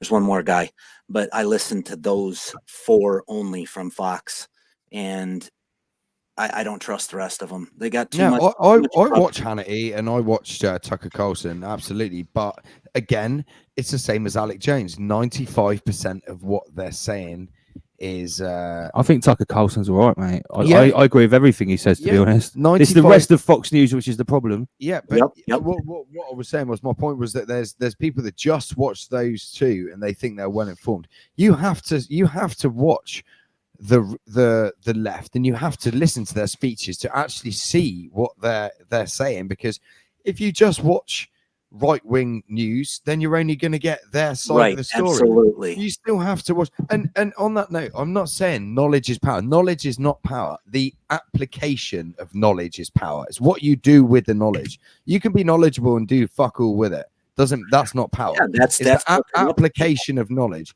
So if you know both sides of the story, truly, if you hear the words coming out of both sides, and you can make an informed decision. But if you just listen to Tucker Carlson and Hannah, you're not well informed. You're not well informed. Right. I listen to Tucker. I'll listen to them, and then, like I said, I go to other sources. OAN. OAN, great news. Yes, great man, news. news source. They're very unbiased. I utilize the Epic Times as a newspaper delivery to my home. NTD, New Tang Dynasty. That's right. The non-communist Chinese From network. the Chinese. Right. I'm surprised. The same as Epoch Times. Epoch Times is also the Tang Dynasty. Actually, it's owned by Edward Tang. Yeah, so it's the same family that own NTD, that own Epoch Times. Yeah. So Lance, you've just been away for a few minutes. Yeah. So right, I'm sorry guys, but basically, I'm still coming to terms with what's just happened. So yeah, I have been warned by the police that I'm going to be arrested and fined tomorrow just for, I don't know, to turning up for speaking, because I'm not organising anything. And the police are definitely watching right now, by the way. They've just told my parents that they've watched all of my videos, so the likelihood is they're watching now. So I hope that. I hope they're I watching too. now, Because at the end of the day, the police aren't my enemy, and I'm really sad that they feel like they have to arrest me and give me a fine just for speaking in the street, because I'm not organising anything. I've been invited just to speak. If the police chief is watching now, right? Please take a look at John Podesta for me, please. Just take a look. But I'm not talking about John Podesta. I'm just saying, guys, if you're watching now, please just take a look into this individual and just make an informed decision. See what you think. Anyway, back to you, Lance. Anyway, so yeah, obviously I will still be attending. Sorry. Yeah. So I've just spoke to the organizer, and she was like really upset, and I was like, "What are you talking about? Obviously, I'm still coming. There's no way I'm going to be intimidated." My parents my mum told the police like, yeah, well, he's been looking forward to getting arrested, so like he's ready for it. It's not a problem. It's an obvious attempt just to stop me speaking, because what they're going to do, arrest me and slap me with £100 fine for attending a protest. For attending a protest, that's what we could do. I'm not organising anything. I haven't provided the sound system. I haven't organised nothing. I'll tell you what, and Lance, even that that £100.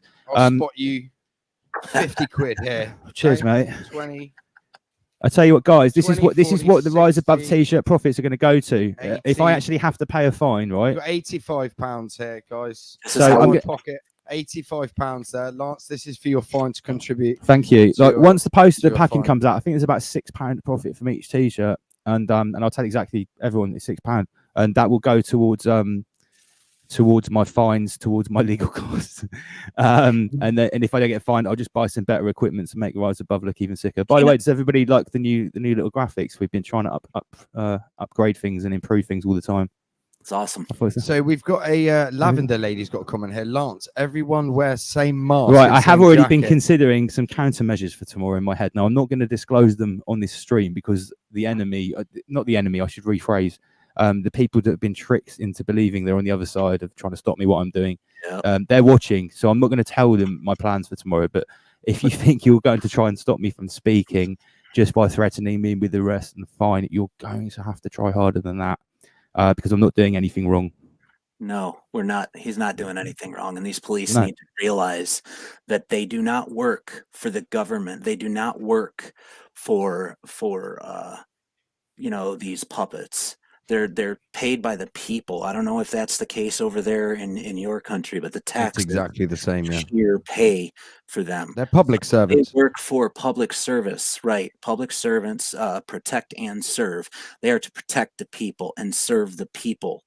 And Another point I'd just like to make: if there is any police watching this stream or video, after we finish streaming it live, can I refer you guys to our Satanism and Dark Occult video? Because a lot of you policemen and police people might not be aware of what that symbol means, which is placed right over your pineal gland, right over your third eye. Yeah, the two squares put on top of each other, slightly angled off to create your star. Yeah, so just have a look into that, guys. If there is any law enforcement watching and you don't know what that symbol actually means, also look into what it means in Masonic circles for the black and white checkered line which goes round the crown of the UK policeman's hat, police force agent's hat, to keep it politically correct. Yeah, so if there is any law enforcement watching that, take a look into that in our video, and you'll Thanks for the advice in the chat room, guys. You cannot be fined for speaking your truth. You cannot be restricted on movement. Coronavirus Act is non-specific.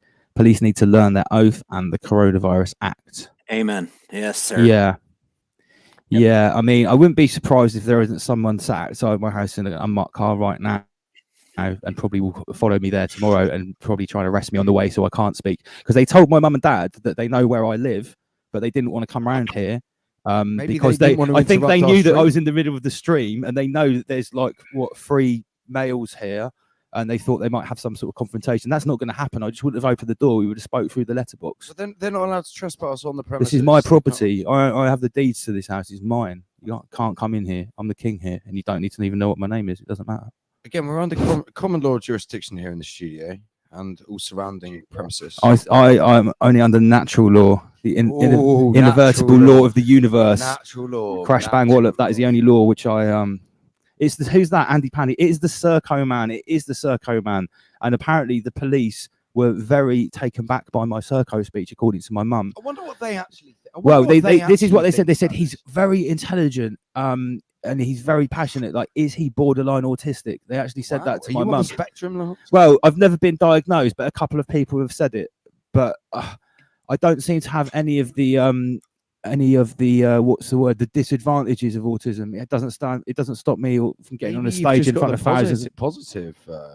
Positive aspects. I mean, some of the things that I say to other people might be disadvantages to them. I mean, it's pretty disadvantageous to those COVID weasels today. COVID weasels. Like, it was some sort of like weaponized level autism, which allowed me to do what I did to them without actually doing anything wrong. I don't know. I'd say you're just educated and informed, and they're not. Perhaps. I don't want to judge the police, and I certainly won't. I won't put them in the same box as those weasels that I've been exposing the last 2 days. Because at the end of the day, the police are there to serve a purpose. And you know, I said to my mum, I said, "Did you film them?" She said, "No, I didn't." She said they were really nice. I was like, "Okay, well, that's fair enough." We should set up some CCTV. Yeah, I think we're going to need to have a security room. Yeah, now that I know this is going on, definitely right. Room. Okay, guys, if anyone is into security and CCTV and wants to donate their services to help out Rise Above, I will pay. But like, you know, I now need like a control room here to make sure like I'm not being surveilled, because apparently I spit dangerous statements that cause third-degree burns in hospital patients. Well, in your lyrics, you do advise getting a lyric-proof vest. Yeah, put on your lyric-proof vest. Like, who would have thought? Who would have thought? Right? Who would have thought? Just a person with a microphone and what comes out of their mouth could be so dangerous. Hey, I know everyone can listen to what I say. Every single thing I've ever said is posted on the internet. And if you ever find one instance of me inciting violence, inciting hatred, and I'm not talking about me calling the COVID weasels fascist, because they are. I don't care about that's different. I'm talking about my speeches. Yeah, I never ever incite hatred or violence or any bad intention to anyone. So quite the opposite. Absolutely. I was actually trying to be empowering and help people. I mean, if that's illegal now, then I think that's. Hey, if it goes like this, if I go there tomorrow and they arrest me as soon as I touch the mic, I will be able to get out at least 5 sentences before they stop my mouth from working and they get this away from my lips. Those 5 sentences. Lance, have you got a headset? No, I'm not going to reveal anything on. Those 5 sentences will be more powerful than the whole speech if I didn't get arrested, because everybody's going to film it. It's all going to. Anyway, I don't want to give too much away. It's going to be very interesting tomorrow. If you can make it, please come along. It's going to be great. You'll see it online anyway. We'll probably broadcast it live. Give a passionate man a stage and he will make a star of himself. Wow. I only need a park bench, to be honest. Right on. Modest, humble. Hey, mate, on the stage I'm dangerous, mate. I just give park bench.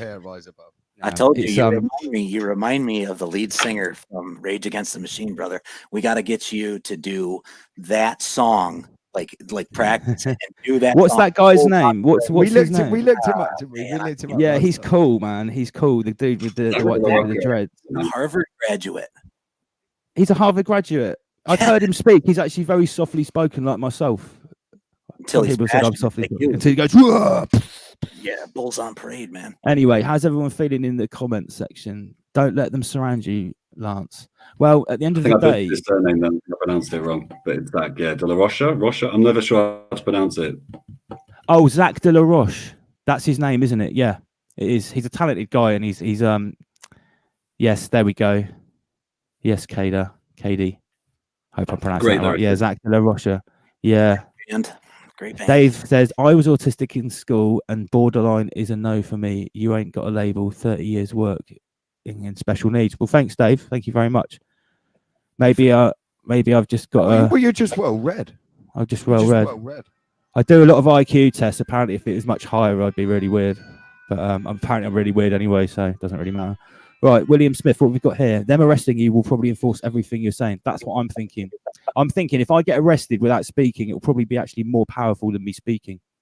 At the end of the day, it's a win-win situation for me. Even if I have to pay, I can afford 100 quid. Well, you've already got to pay £15. Just giving you 80. Yeah, shall I open up a PayPal Patreon?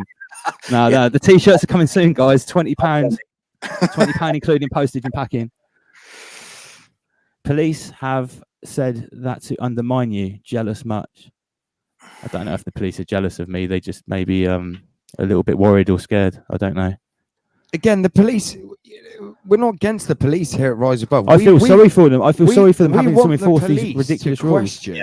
Right, because the police have individual police workers, men and women. They have brothers, sisters, aunties, uncles, grandchildren, kids. You know, husbands, wives, cousins, everything. These people are gonna have. They're not all policemen. The whole family's not a fucking police family, are they? They're gonna have people that are maybe running a off license or a hospitality business, a bar, a cafe, something like that. And I'm sure those police work in a officers cinema. would much rather be out catching thieves, murderers, people committing domestic violence, actual crime. They would actually much rather be stopping crime than Actual arresting crimes. some idiot with crazy hair for talking about COVID 1984. You know, there's probably going to be like 50 to 100 people there. It's not like a crowd of 5,000. You know, I'm sure there are bigger fish to fry. Like how I wonder how is it in some households if one member's a police officer and the other member works in hospitality, and you know the hospitality person has to close and the police are enforcing it. I wonder how it is in their homes and stuff like that. I wonder how it is. Personally. Jason says no, that's too dangerous. What's too dangerous, Jason? Are you saying you reckon I shouldn't go? What are you saying, mate? Who else have we got here? I think that was a response to another comment. Oh, right. Okay. Sweet. So yeah, we've talked a bit about, where have we gone? We've talked a little bit about the US election and like what the hell is going on there. There's about 20 or 30 different stories about how there could be fraud, vote rigging, fraudulent algorithms on vote machines, fake ballots, 400,000 ballots coming in the morning. You know, all I'm going to say, if 10% of those claims are true, there's still massive voter fraud at the end of the day. Huge. The numbers are huge. So I'm not going to make any more predictions because I've got a pretty good string of predictions recently. I don't want to ruin it. So I reckon it's going to go on for a long time for sure. It's not going to be sorted out in the next week, is it? Fluid Poor Patriot. What do you reckon? No, I don't think so. I think they're Going until like January. Drag it out until they prove it in the courts, and there is substantial evidence at this point. I mean, they've got over 285 affidavits sworn by both Republican and Democratic poll workers stating about fraud. You've got voters that went in to vote, showed their identification or whatever, and then they're told, well, you already voted by mail-in. No, I didn't. Well, Will Smith's dad, who is dead, voted twice. Wow. Yeah. And that's a Is that fact. true? Yeah, no, that's a fact. No, there was shit. someone that voted that was 160 years old. Yeah. Some counties, I saw one and it had 104% voter turnout. We thought that was bad. told you I about saw that one that had one with dead dogs who got 125%. 125% voter turnout. Do you know about the software in these voter machines? Dominion? Feinstein. Yeah. Yeah. China. Yeah. Can I just put something out there, guys? While we're all here. So we've seen the possible voter fraud for the US election. Yeah. Do you think over here in the UK Word Nerd and Lance, do you think, well, and you as well, from Fluid Pool Patriot, I know you follow our politics over here to a certain extent. Do you think if there's such voter fraud in the US, that by the time it comes to our UK election, we're going to have a different system as well? Because I know one thing, the majority of people who voted for the Tories in last time before this coronavirus bullshit came are not going to vote them back in again for destroying the economy. Yeah, I mean, so if there's going to be a huge change in the electoral system in the US, are we going to see the same here before our newest election, before our next election? I don't know. I'm going to say one thing. I voted for the first time ever in the last general election, me too. And I tactically voted against. Well, it was tactical, and I don't care. I voted tactically for Boris because I wanted out of the EU. For Boris. Now, the reason that was the first time I ever voted. The first time I wanted to vote was for Brexit. I wanted to vote pro-Brexit, but I always said I think the voting is a waste of time because it's rigged. It's an illusion of choice, and what they want to happen will always happen anyway. And before the Brexit vote, I said this is what will happen: more people will vote to do Brexit. The vote will be won, but then it won't happen anyway, so it's a waste of time. Well, lo and behold, that's exactly what happened. Yeah. But then when there was a second vote, I thought, well, do you know what? I've never voted before. I've never even been on the electoral register.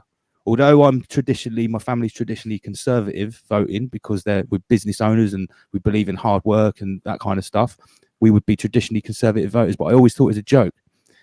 But I thought, okay, well, if this makes a difference, I'll vote for Boris. And that election, what I gauged in my head was exactly what happened. That actually restored my faith in democracy in Britain. Now, that's a weird thing to say because Boris is an absolute weasel. Well, yeah, just and he has, and have we left the EU? Who knows? However, in my opinion, that seemed to be a fair election because I think the result we got was if I was going to do a poll in my head of the country, and I travel the country a lot, and I speak to lots of regular working class people at boxing shows and keep all over the country, and it seemed to me that the vote that we got was the general consensus of people. What do you reckon, Martin? Spoken word nerd. From what? Sorry. We're talking about the election, and I said that the last election in this country actually sort of restored my faith in democracy a little bit because I thought that the result was like what I gauged from people. Like most people were going to vote for Boris because they didn't like Corbyn and they wanted to finally complete Brexit. I thought, I thought that we got what we voted for there. It was like it seemed fair. I mean, in terms of the Brexit vote. Yeah, that's what people wanted. I believe it was the highest voter turnout in history.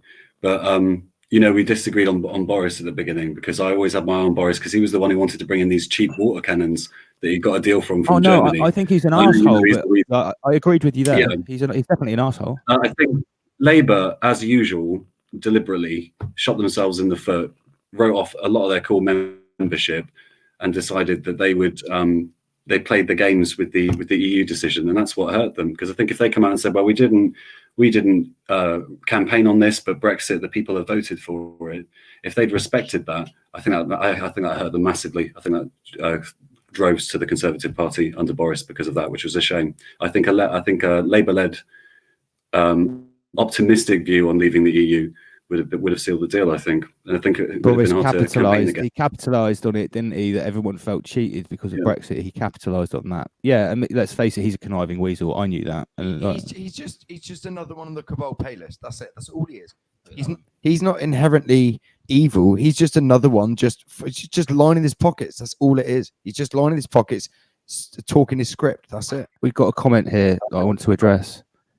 But they're all jokes. Please stop praising these men. We're not praising them, Natalie. We're not praising any of them. We're just making sort of comment on the whole democratic process and whether it is or isn't a total waste of time. Trust me, we're not praising any of these men, and I know none of them care about us. Not even Jeremy Corbyn. It's just in my opinion, it's just anyway. Money. All they're doing is lining their own pockets. They don't care who they have to control.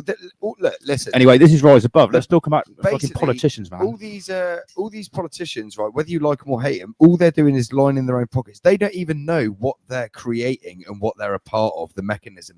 They're just a very small part of it individually. That's it. Let's turn to more pressing matters and someone that's much more powerful than any politician. This man. This is an ugly motherfucker. The master of the reset. Look at this motherfucker. Lord Schwab of the highest Schwabian This chamber. guy just needs to die already. The same as George Soros. The pair of them, they just need to die. They just need to hurry up and die. So let's have a look here. In his COVID-19 at the Great Reset book, World Economic Forum globalist Klaus Schwab asserts that the world will never return to normal despite him admitting coronavirus doesn't really pose an existential threat. So here in the opening comment, we have an admission that's really quite important. The world is never going to return to normal, even though he admits coronavirus doesn't actually pose like an existential threat. So if that doesn't send alarm bells ringing to anyone that the Great Reset is happening, even though coronavirus doesn't really warrant it, this is the guy that it was his idea. See this economic forum, this bit here. There's three of these. Is that circles? Is that? Yeah, it's a 666. You know, is that it a is. 666? Yeah, that let's is. go to Facebook. I'm sure I posted this earlier on. You know, we going about these numbers, these occult Also, numbers. Hillary. Is That is that- not Hillary. Wait a minute. I know. Yeah, no, that's definitely not Hillary. Sorry, I didn't mean to hurt I your need to eyes find there. it. For Six. poor picture here. Where is it gone? Holy shit! I post far too much stuff on Facebook. Where has it gone? Yes, here we go. World Economic Forum, right? 666. There you go. 666. You know, we don't put this there. We just spot it. Symbology. Symbology. It's all symbols. We mate. can talk Also, about, Can I just say as well, guys? If you just break that down, it looks like 3 Saturns. Yeah, with Yeah, the ring going around it. does. 3 Saturns. Yeah, Yeah. the planet Saturn with the ring going around it.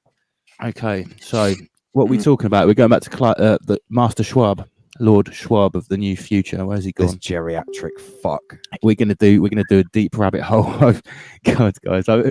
This geriatric 33rd degree level paedophile. Where has he gone? Right, here we go. Klaus Schwab. Let's go down a little bit further. He's telling us everything that's going to happen. This guy's an absolute weasel. Many of us are pondering when things will return to normal, right, Schwab? The short response is never. Nothing will ever return to the broken sense of normalcy that prevailed prior to the crisis. Hear what he says. Hear how much contempt he has for society. He actually hates. He hates. He hates like, society Western and everyone society. in it. The coronavirus pandemic marks a fundamental inflection point in our global trajectory. The globalist makes the assertion, despite admitting that the threat posed by COVID is pale in comparison to previous pandemics, an absolute contradiction, and they're calling him out. Unlike certain past pandemics, COVID-19 does not pose an existential threat. He makes it clear the fourth industrial revolution or the Great Reset will fundamentally change how the world operates. No shit. I could go on, guys. It's not. Oh, this is written by one of our favourites, Paul Joseph Watson. Say what you want about him. Excellent. He tells the truth. He does. Oh, here. No, let me. This is good. This is important. As Deddingpole, this Deddingpole guy keeps getting mentioned. As he explains in his column, the Great Reset merely represents a repackaging of the old globalist agenda. I'm reading around this bottle. Stuttering over the last decade, namely technocratic dictatorial rule by a tiny elite, a Green New Deal. This is what we were talking about earlier. Yeah, all dressed The up. Great as Reset, green, Corona, the Green New Deal, climate carbon, change. climate. It's all the same thing. It's all the same agenda, just with different names repackaged. Yeah, so it's all there. Big up It's Paul the, Joseph it's the hit Watson. people at every level, whatever they care about, whether they care about climate, Absolute health, global whatever. It's all the pagans. same. And this it's is the not same Hillary outcome. Clinton. I don't care what anyone says. That is not. Where's it gone? That is not It Hillary. don't even look like close to her. I mean, let me play this again in case anyone missed it earlier That on. is not Hillary. That's the worst one they've put out yet as Hillary I mean, Clinton. are they taking the piss? Are they deliberately? Sidelined. Listen, And we pay a price for that. They're being sidelined. the voice isn't even right either. It's like, who are they trying to fool? All right. Someone's saying, can you make the link bigger? Okay, I will. I think you meant Klaus Schwab. Let me send you. I'll Trust me, you don't want to enlarge that guy. No. I'm going to put it in the comments. Here you go. This is the thing I was reading about Master Lord, Overlord Schwab. He's not my overlord. Nah, he thinks he is. He's not my overlord. He's I don't fucking- have an he's overlord. Overweasel, mate. Okay, so let's go back to what we were talking about before. We weren't talking about Hillary. It's not Hillary, Juliana. That is not. It's not Hillary. Clinton. It's not Let's Hillary. face it, It's not Hillary Clinton. I don't know who they're trying to fool. It would be better to use no one to have her not appear? Yeah, just the voice, just the voice. Well, not even the voice, just nothing. It would say Hillary Clinton is not available. That would have been better. She's in Gitmo. Gitmo. Is she though? I don't know. I keep quite close eye on Hillary. She does have two body doubles, but that's definitely not one of them, as far as I can Yeah, work. I've seen the other ones. Is she in Gitmo? Do you think she's in Gitmo? I think she's. Do you think she's there? Well, the Gitmo thing, it is being redeveloped. It was a tiny, tiny site on the aerial view before, and it's now a huge site. I believe Hasn't one it of the wings which was redeveloped to the tune of many, many millions was the geriatric wing. And there's not a lot of geriatric ISIS fighters, but there sure are a lot of them in Washington. So we can, we can hope so. So is that legit? The geriatric wing being developed?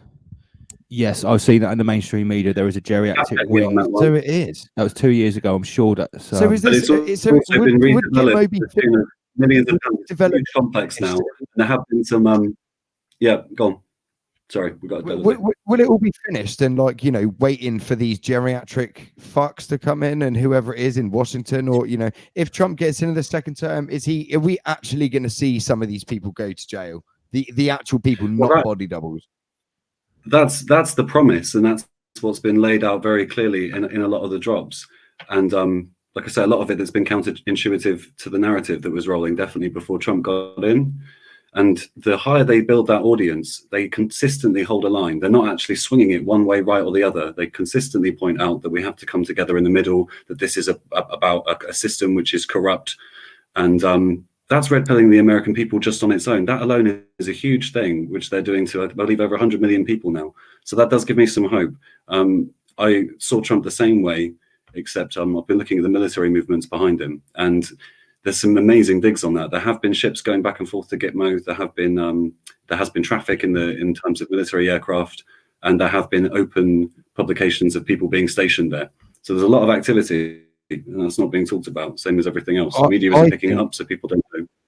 I think if Trump does get in for a second term, and some of these people at least do not go to jail, the American people are just going to be like, this is just another president who had all the big talk and didn't do anything about it. Same, but different. Yeah, I mean, for me,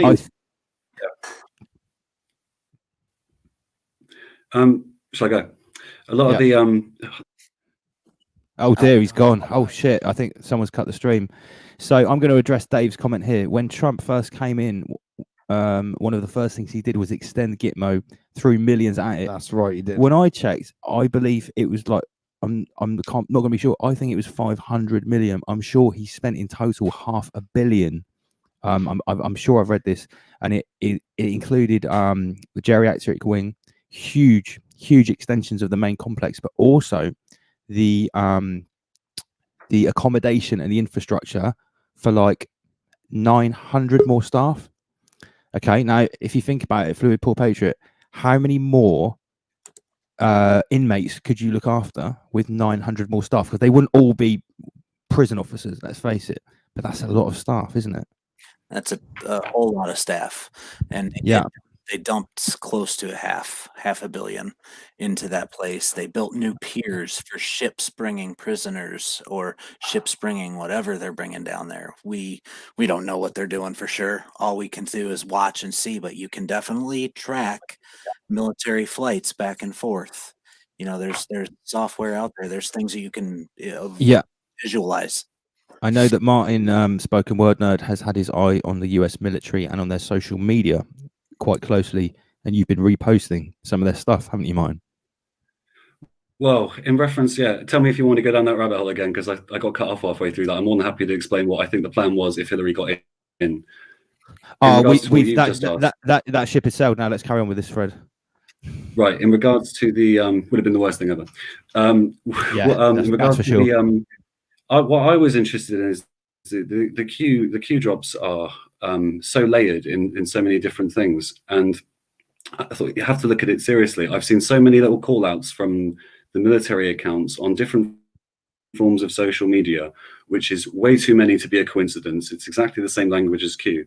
So to give some examples, the US Army tweeted a picture with a great big soldier, and it's got digital code behind him, and it's a green castle in the Matrix code, and it's digital soldier. If you're studying the Q drops, digital soldier, castle green. That's actually a direct reference to a Q drop. Very often when they tweet these things, they post them on other social media, the timestamp will be either with a 17, which is 17th letter of the alphabet being Q. That happens 17 a lot. turns up a lot everywhere. Or often, yeah. The problem with it is that the stuff the Q's dropping is legitimate, and then it's often either people from the military or people from the Trump White House that are posting things. For example, one really good one that was nice and clear was a timestamp, which was a direct reference to a Q drop in which Q posted an American flag. So a little simple one. And it was Trump's social media manager who posted an American flag. So there's way too many of these to be a coincidence. It's being done deliberately. So it's always been for me about whether you trust it or not. And even they're telling us to be objective about that. And in my experience, that's a good thing. I've always had a positive view on the US military. Even all my years as an anti-war activist, I've always recognized the separation. That's a trap. I think a lot of people fall into on the left. Yeah, go for it, Fluid Paul. Yeah.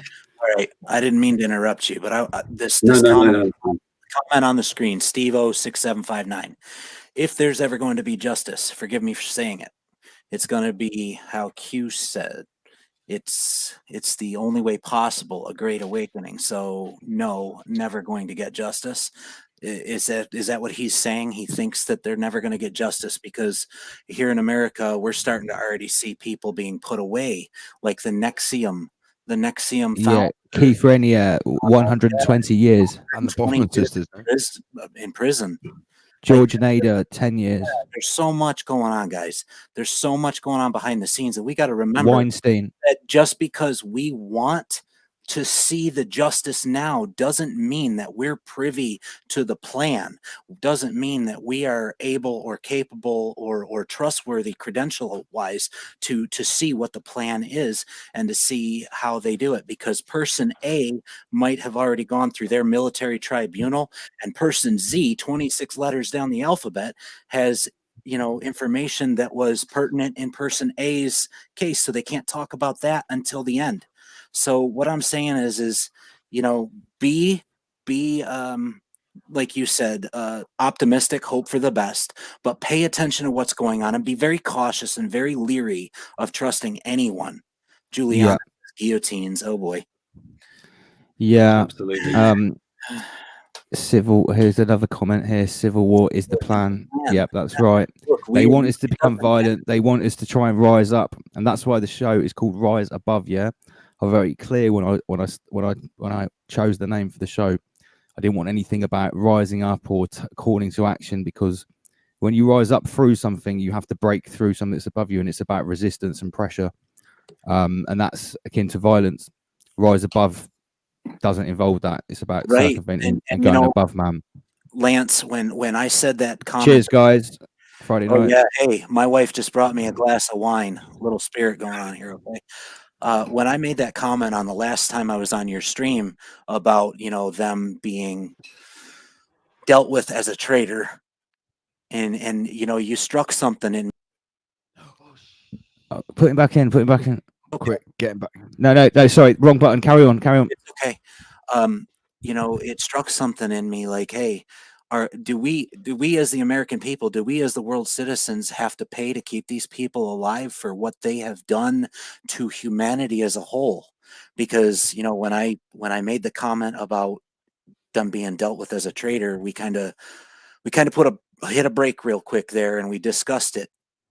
And I don't know, what do you guys think? I mean, they've done a lot to humanity, and I'm not against any more violence, or I'm not for any more violence. I fought in Iraq. I don't want to see that shit here on the streets in America. I don't want to see it on the streets in Great Britain, for crying out loud. No one deserves this. Yeah, here's what I said in the speech on 31st on the Blue Moon. It's like, the people that are enacting this plan sadly will never stop until they're hanging from the neck or they're strapped to a chair. And I said, incarceration might seem too good for them. And then I dropped the line about Guantanamo. That's another story. But the thing is, this is what I'll say. when it comes to the death penalty, I've always this is what I've always thought about it, and it's quite complex. I agree with it. Oh, we've lost word now. Death penalty, yeah, I agree with it in principle, because I think that people that have committed certain crimes, i.e., serial killers, crimes against children, predatory, repeat rapist, anyone that's a very violent rapist, etc., etc. I do believe that those people deserve the death penalty. It's the best thing to deal with them, to just remove them from the earth. However, right, here's my problem. As soon as you have the death penalty that's administered by another human being, you have the ability for it to be corrupt, and it can be administered. So I don't trust the system, and I don't trust any government or any judge or any court in the land to be able to have the power to administer the death penalty. That's the problem for me. I got you. And that is why, under the law of armed conflict here in the United States, because we're in a time of war, we have an insurrection and a rebellion going on within our nation. So under the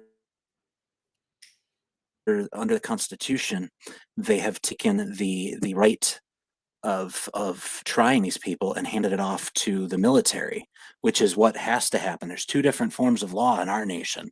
We go by the Constitution, which falls under maritime, if I'm not mistaken. Maritime law. Okay. And maritime I'm law. learning as I'm going with you guys. I'm following, I'm trying, doing the best I can. So the maritime Mate, law. we're learning from you too, you know. Well, I'm so glad to have you guys, dude, because, well, we won't get into that. Now, but hey, Likewise, mate. You're a great connection to have too, man. I appreciate that, guys. I love what you're doing, and I stand for everything. I stand with you. I stand risen above. I don't want to fight no more. No, it's not about that. You can't solve the problem with the same level of consciousness that created it. Yeah. It's you insanity. can't fight.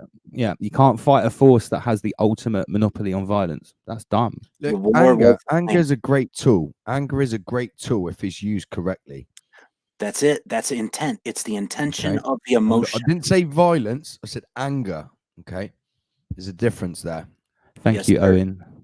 Yep, anger used properly is Oh yeah, big up. a very good tool. I have to interject. Big up my my new friend, Mr. Lee Hasdell of Inner Guardians. He was listening on, right. Lee is a personal protection specialist, a security advisor. He's a martial arts expert, and he also specializes in what he calls personal spiritual protection. I've been messaging this guy, and I spoke to him for the first time the other day, and it made the hair on the back of my neck stand on end. And oh god, I hope he won't mind me. Oh no, he told me this system about what you're talking about, and it involves focus and intent, and it's basically a way of I won't tell everyone this system because it might be a secret, but it's a way of seeing past this sort of this sea of bullshit that's being thrust upon us by actually correctly relearning the skills of our brain, learning information, remembering it, acting upon it, rather than just being mindless drones that are susceptible to propaganda, manipulation. So big up Lee Hasdell and Inner Guardians. Check out his station. It hasn't got many viewers, but wow, when this guy speaks, you listen to this dude. I'm going to be having conversations with him and getting him on the show. He's going to be telling us how we can use personal, spiritual, and mental protection to shield ourselves from some things that are coming up.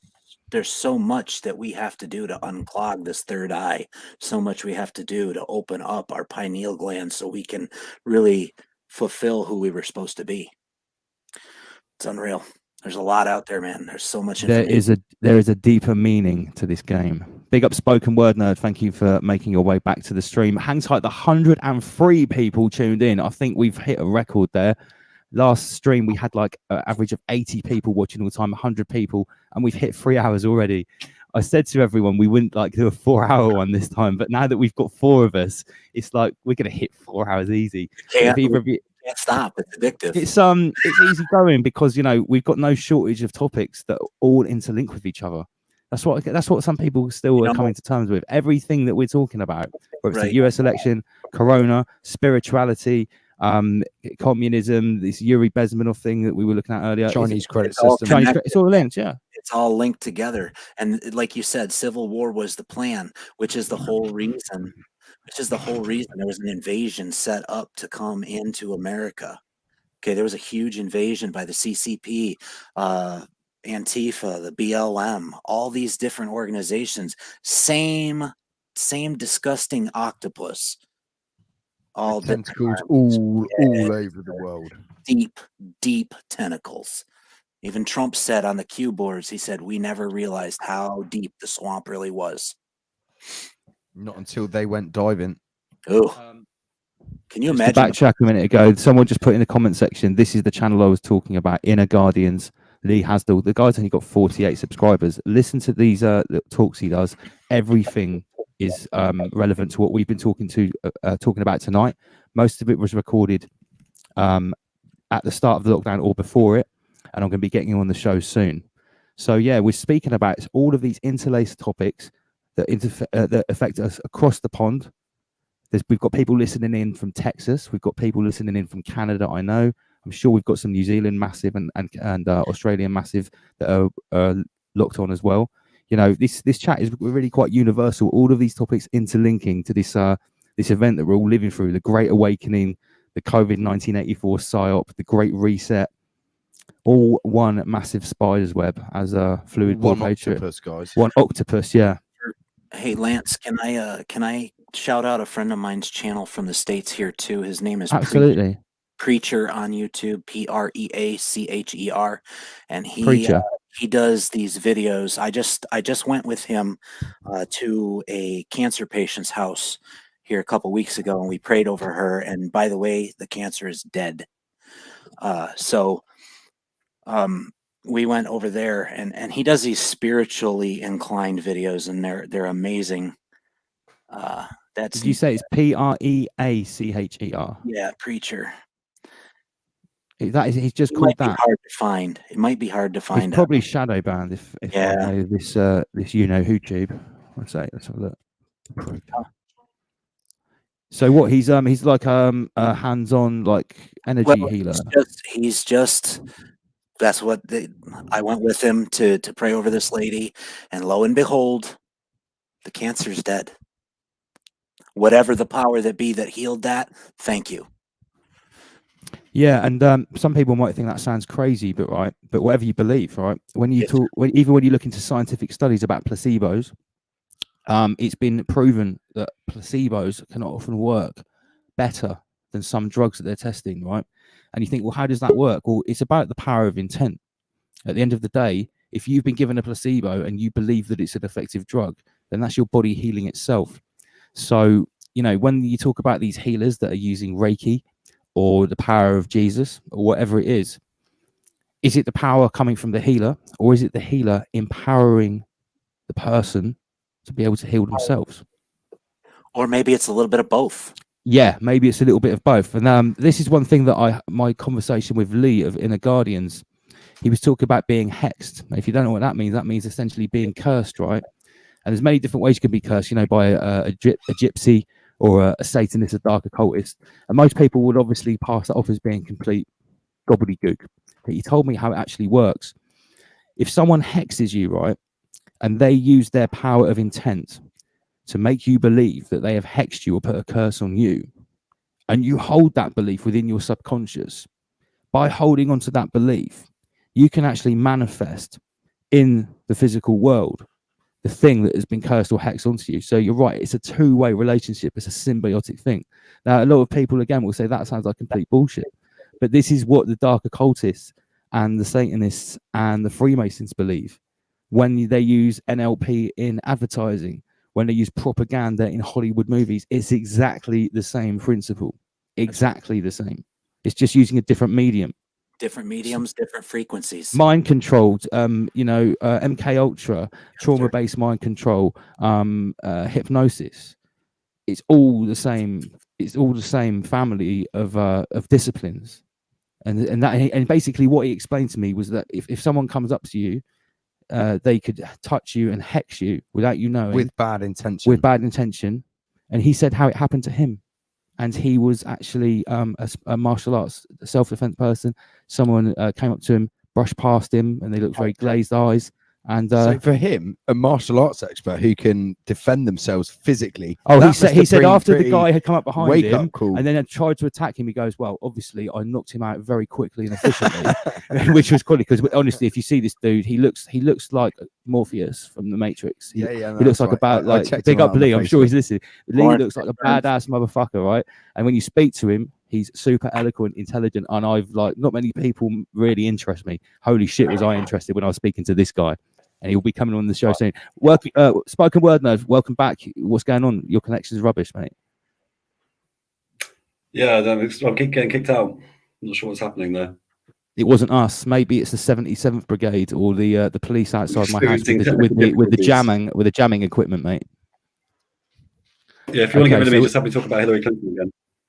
All right, mate. I don't even think that's on their menu anymore. They don't care. It's like, you know, I don't think they do care anymore. No, last time we were worried about talking about Bunter Ryden's laptop because people were getting taken down for that. But now it's like, well, the hot thing to get taken down for is to talk about election fraud. We've already done that. So yeah, back to what I was saying a minute ago. Hexed. Here we go. This is what hexed: an evil spell, a curse, one that brings bad luck. So it's someone putting bad luck on you. And this guy Lee, he's actually warning me. He said, because of what I'm doing, he said, and I'm calling out dark occultists. He goes, people are going to try and hex you. He told me, he said, I'm going to give you training of how not to be hexed. So yeah, I'm looking forward to my anti-dark occult training from Sensei Lee. Big up Inner Guardians. Right, so what's the next topic on the agenda, guys? Is there anything else you want to cover with the election? We've reached the 3-hour period here at Rise Above, and it's half. Is anyone 11. else want to chat anything more about the election, guys? At the end of the day, I think we covered it. Obviously, Trump's side is saying there's a billion. Look, is that? Oh, you got 1776. That's the artwork. This is called the Betsy Ross, brother. This is the flag that Preacher, the guy that I'm telling you about, he set me up with another guy and got this flag set for me, and I'm making a British flag. Like I said, I think they call it the Union Jack. Is that correct? Yes. That's what the United Kingdom flag is called, the Union Jack. Yeah. So the Union Jack, I'm having one made, and it's being sent to Wales to a friend of mine. I've got another friend up in Northern Ireland, in British We loyalists. lost word now again, guys. Carry on, mate. I am going to try to have one made for as well. He has a couple of my paintings. Just wanted to throw him out there because, guys, they do great work, and these flags are just absolutely stunning. I hope by the end of this, man, that we can see the entire world under the free system that was intended by our founders, the entire world. Could you imagine? Because at the end of the day, that's why the United States was set up. It was for people that wanted to be free of the tyrannical rule of the European monarchy. Yes, sir. But you know, and not many people really look into the history of the United States, and you know, especially when Spoken Word Nerd likes this topic, especially like the guns. And I can see you've got your assault rifle there in the background. A lot of people, and not our viewers, but a lot of people would not like that. And I'd like to point something out, and I hope I'm not wrong here. The reason that the USA has such an affinity with firearms is because it has a completely unique relationship with firearms that's not found in any other country in the world. Because when the founding fathers, who most of them were, for better or worse, Freemasons, they wanted to break away from the European monarchy and the Freemasons, and and it happened to be at the time when firearms were quite a new thing on the scene and were very divisive in war. Yeah. So the whole idea of America being set up is complete freedom, anarcho-capitalist, frontier living, every man for himself, living in good stead.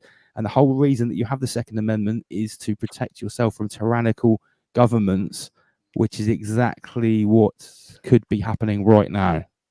Have I got that about right? I'd say 100%. That's why you have the right to bear arms. And that's the reason why you must be able to have assault rifles, is because the tyrannical government agents also have assault rifles. Right. And that was the whole point. It wasn't to go hunting for deer. The only thing we had back then was the muzzle loader or the black powder pistols. Now, as time has gone on, they want to say, well, and it's kind of a juxtaposition. Kind of, you take them when they talk about our Constitution being a living document. when it works for them. But it's not a living document when it comes to us defending ourselves. See, they say that it original intent, and that's the only time they ever use the original intent argument. Now, when we want to supply ourselves the protection to fight against a rogue tyrannical government that has tanks and Apache helicopters and flamethrowers and you name it, now they want to take away our right to have a semi-automatic rifle that has never been used in an assault. They call it an assault rifle, which is the farthest thing from what it is. It's a rifle. It is a shooting rifle. That's what it's for. But what is basically they want to utilize that original textology instead of living document when it benefits them. And it's just frustrating as all hell. If the government's got it, you as a people, if you have the responsibility and the proper morals, integrity, and intentions, you should have what they have. Yeah. And because of what happened in the Civil War, it's like you have a direct example to work upon. This is why we need to have the same guns as a potential marauding tyrannical government, because over to spoken word now, because coming from a lefty anti-war activist, you have a very interesting opinion on guns in America. Martin. Yeah, that got me in trouble actually, because I was always pro gun rights in America. I actually think it's probably one of the only reasons America hasn't been invaded from another country, and why they've had to militarize the police and to take it down from the inside is because it would be impossible to launch a ground assault on America, because you've got so many millions of patriots and I think 400 million rounds of ammunition, if I'm right. So it would be impossible. That's why they've militarized the police, and in my opinion, why they keep the boys busy overseas. So that if there was an event like this, God forbid, under a different administration, I mean, imagine this under a government that was in bed with the CCP, as the Democrats have been. It's unimaginable. And with the boys overseas, they would have used the police to take the guns off the people. That was all pretty clear in the plan. So yeah, I did clash a bit. Even when I was writing stuff for Control Arms, I asked them at the time, would this interfere with America's Second Amendment right? Because otherwise I don't want to be involved in it. I may have missed that one. I still get emails about that. But yeah, I've always been pro gun rights, even as a lefty. So yeah, Patriot, have you ever seen a left-wing anti-war activist that's pro-guns? He's a rare one, this guy, isn't he? That's a loaded question. That's a loaded question. Okay. I suppose it's slightly different in the US. Barrel question. But like over in this part of the world, if anyone that is on that side of the political fence, anyone that's certainly anti-war is usually by default super anti-gun and anti-American. And this is why I instantly linked with Spoken Word Nerd, because like it was really valuable for me, apart from his amazing insight, and we shared a lot of stuff as well, our knowledge and our research, to have someone from, I mean, I'm not even call myself right wing. That's what everybody else called me, because I tactically voted for Boris. I used to get called a lefty as well when I was anti-war and calling out false flags. People go, "Oh, you lefty," and I was like, "I've never voted in my life. I don't. But I think it's all a bit of a waste of time." And then all of a sudden, people started calling me right wing. And when me and Martin first spoke back in April, it was an interesting conversation, wasn't it, Martin? Oh, yeah. To come from the other side of the fence, and then for me to make that big Donald Trump post saying, "I think this is what's going on," and then I just got this phone call. Oh, he's disappeared again. He needs to upgrade his internet. He lives in a rather out there part of the country that has got probably quite slow internet. Near to where I'm going tomorrow, actually, and getting arrested. Well, yeah, so once again, anyone that's listening, please come and see me get arrested in Truro tomorrow outside of the cathedral at 1 p.m. just for speaking. Angers me. Is that your friend Preacher there? It is. Big up, Preacher.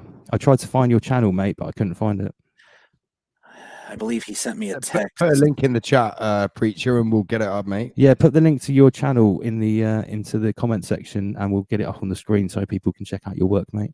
We're always about bigging up other channels. Thank you. Appreciate that. Right, he's back. He's got the dodgiest internet connection in the world. It's spoken word. Apparently so. Apparently so. Where the fuck were we? America. Yeah, so we were talking about guns in America, and let's hope that things don't really kick off whichever way the election goes. because I do feel I think it would kick off a lot worse if Biden gets in, because the Trump supporters are certainly better armed, better trained, better at fighting, and there seems to be more of them as well. So I wouldn't fancy the other side in an actual war. We don't. I mean, you remember when the last time we talked about Evergreen and the plans that Hillary Clinton had for our nation, and how they had the Evergreen containers loaded or whatever with missiles shooting towards our own cities. It's just ridiculous, the plans that were uncovered. YouTube blocks me because I'm not a mod double LMC. That's what Preacher says. So I'll read it out to you if you want to throw it up. Actually, I'll type it in chat. Yeah, so it's like that's I've not heard that one, Fluid Paul. Green containers with missiles pointed at the United States.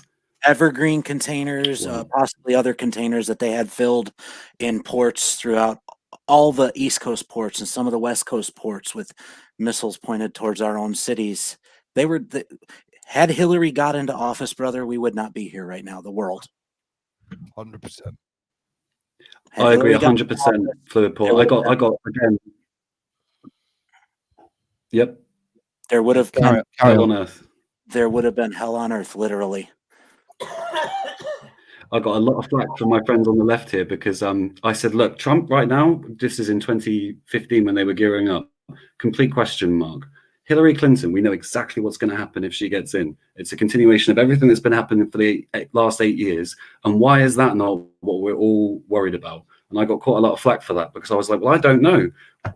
Everyone was taken aback at first. Like, Trump's running? Okay. I knew a bit about Trump. But Hillary Clinton was the establishment candidate. She's been groomed for decades, and they've bought their way to the top. She is also, as I'm sure all of us here know, and a lot of people that are in the chat look into, she's kind of there, although I don't always like that term, bridge into Washington. She has been the candidate of all the dark forces for decades. And the idea that she was going to get in and then all of these plans were going to roll out as they had them, and they were coming for the guns. They deny it now because it's backfired on them since Trump's got in and said, hang on to your guns. And also with the Q campaign, they said, hang on to your guns, but obviously trust the military. Don't go taking things into your own hands, which is holding the line. So, yeah, it's been incredible, to be honest. I lost my flow there slightly. It's going to be a heck of a show. It's going to be a heck of a show. So what I was saying earlier was it already has been up to now. Like it's been the greatest show on earth. Like it's not over yet, guys. I shudder to think what's going to happen. The pain is en route now. I'm sorry. I think so.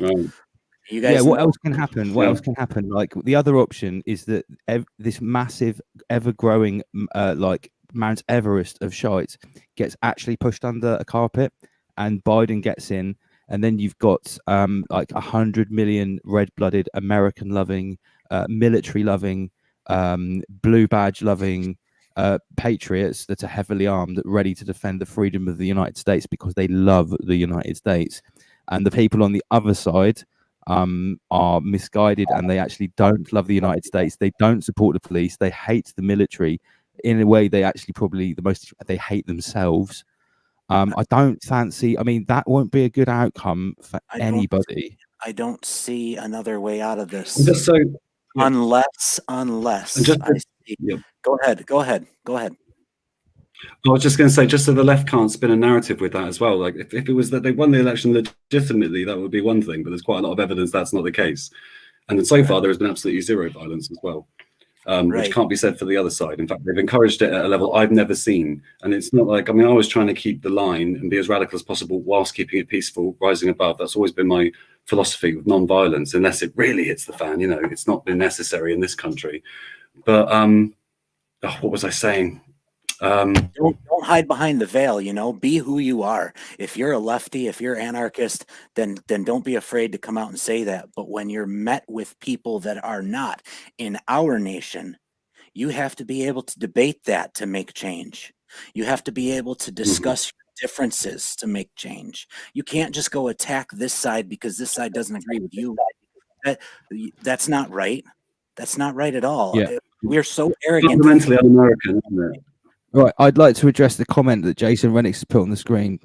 Don't leave anything to chance. They've controlled both sides for 100 years. Now, I agree with that comment 100%. However, I think that there is something different happening here. The same reason that the first time I ever voted for anything for Boris is because he was aligned with Trump, anti-globalist. And I'll say this, Jason, if Trump gets back in and he sticks his fingers up to Klaus Schwab and doesn't join the Great Reset, would you at least agree that he is not controlled by the same faction of Great Reset, Davos, elite, Soros, Rothschild, Rockefeller? Because this is my opinion. I know that Trump is an elitist. I know that he's tribe of Dan. I know that he has an elite bloodline, the same as the Kennedys, that it's royal. It's more royal than the other side. Trump is not just a rich billionaire. He's a 32nd degree Freemason of the Scottish Rite. Yeah, he is an elitist, but my belief is that he's actually backed by a group of elites which are much older. Much older than the last couple of 100 years. This is what we were talking about a while ago. Yeah, and this is I haven't really shared this research is very with anyone deep. because at the end of the day, Donald, in my humble opinion and from my plethora of research, Donald Trump is not just backed by the US military. I'm going to say it online. I haven't said this before. I follow a lot of different researchers, including people that claim to be the spokespeople for something called the White Dragon Society, the WDS, which is like a coalition of Asian secret societies representing the ancient Asian bloodlines, the dragon bloodlines. Oh, and China, Japan, Taiwan. Here we go. White dragon mythology. From what I have known, the White Dragon Society is part of the White Hat Alliance.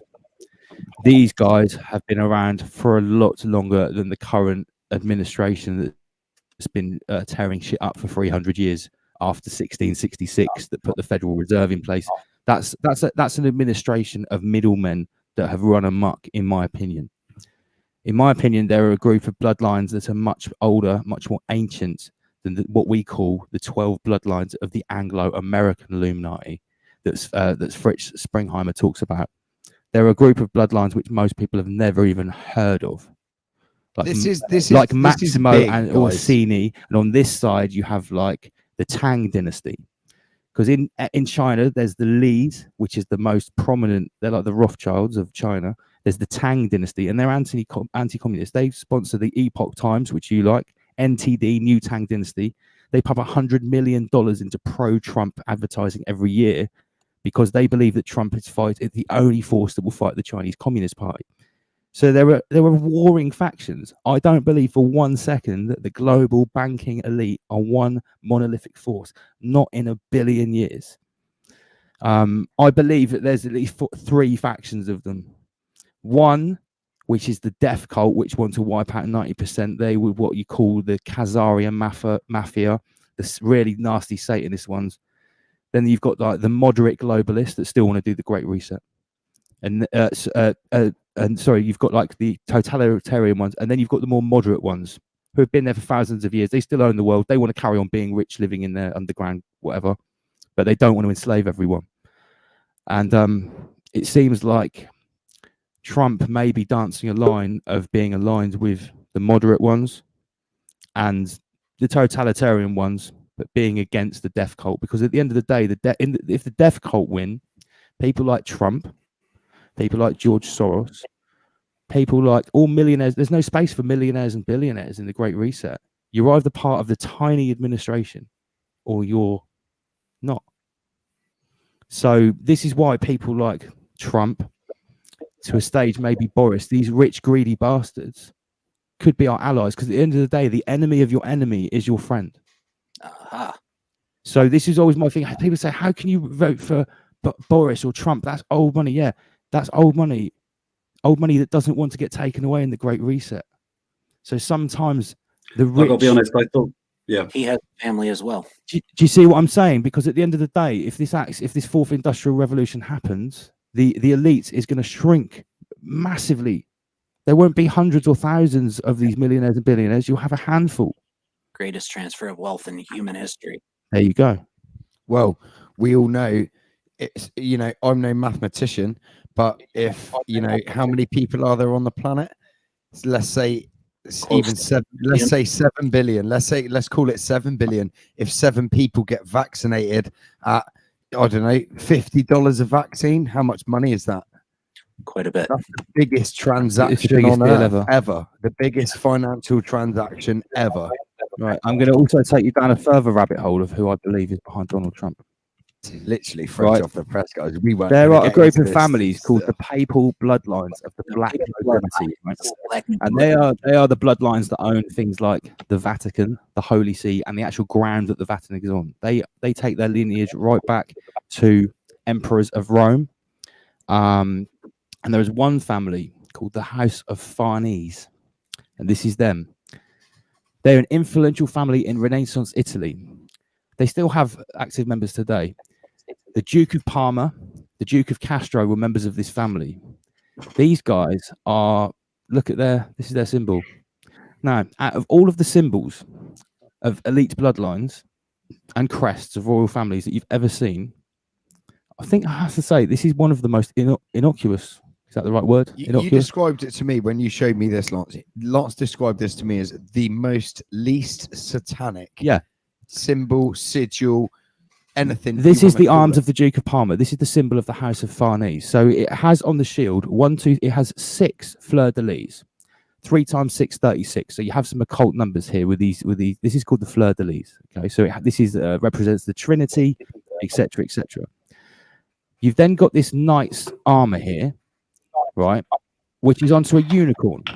Now, a unicorn is obviously in between the crown. A crown with a unicorn coming out of the top. Now, a unicorn is a mythical creature, but it doesn't actually really have any dark occult connotations. If you even look at the colors, they're positive frequencies. Yeah, yellow, I mean, blue. right. Let's just compare this to. Oh my god, I can't really do this. Type in Saxe Coburg Gotha. Let's Saxe SAXE. Coburg. Saxe Coburg Gotha is the real name of our royal family. It's not Windsor. They just took that. Saxe Coburg Gotha images. No. Let me type it in. Okay, so what Lance is getting at is the actual name for the. Right, I'm going to show you the coat of arms of our royal family. And this is again, we're talking about it's all symbolism and. Right. Okay. So here is their one. Let's break down their coat of arms. Is that or sigil? Arms of the Prince Albert of Saxe Coburg Gotha.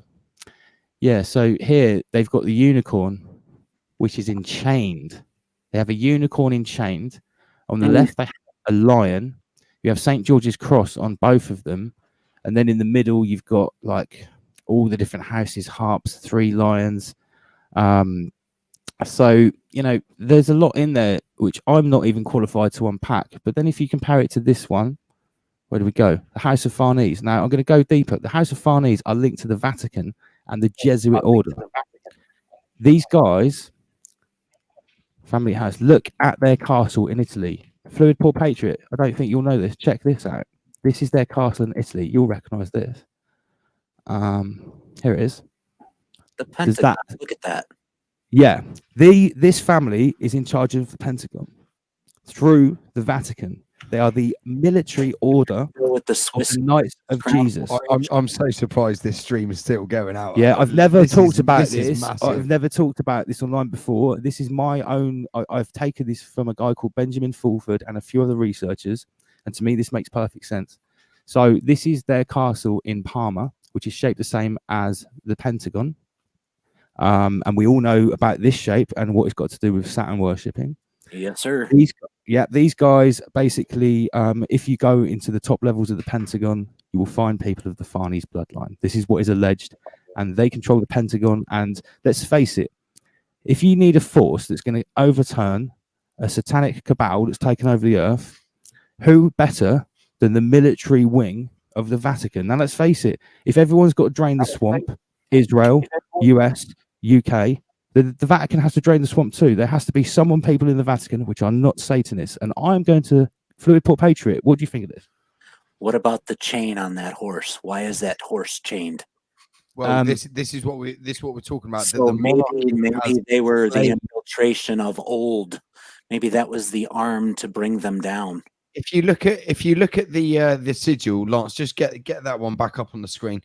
So if you look at this, Lance, I'll share that on the screen. Sorry. Right, I'll do some Jamie. So guys, if you look at it, it's got a blue and yellow belt around the center of the where all the houses sigils are in the middle. And you know, belt. What do belts do? What do chains do? They all hold stuff, or you know, Hold tie them stuff. together, tied them together. So it looks to me like blue and yellow, i.e., positive frequencies, and are used in the Farnese, the House of Farnese sigil, are trying to be bound, i.e., the unicorn in chains and the belt, the colours in the belt. I'm going to step things up a notch. If you think this one is laden in symbology, let me show you the coat of arms of the City of London. That's not even touched on the colours of the claws on the lines. Look at this bad boy. Did you know Fluidport Patriot in the Square Mile in London is like the Vatican? It's its own city, the Square Mile. It's not part of the UK. It's not part of England. It's its own city. It's its own country. Its own laws. Its own government. This is their picture. So in the middle we have the cross of Saint George, which is which goes back to Saint George, who's a Palestinian martyr. Inverted sword there, or inverted cross. What does this mean? Domini Drige Nos. That means dominion over something. We've got 2 gargoyles. This is obviously all Knights Templar. All Knights Templar.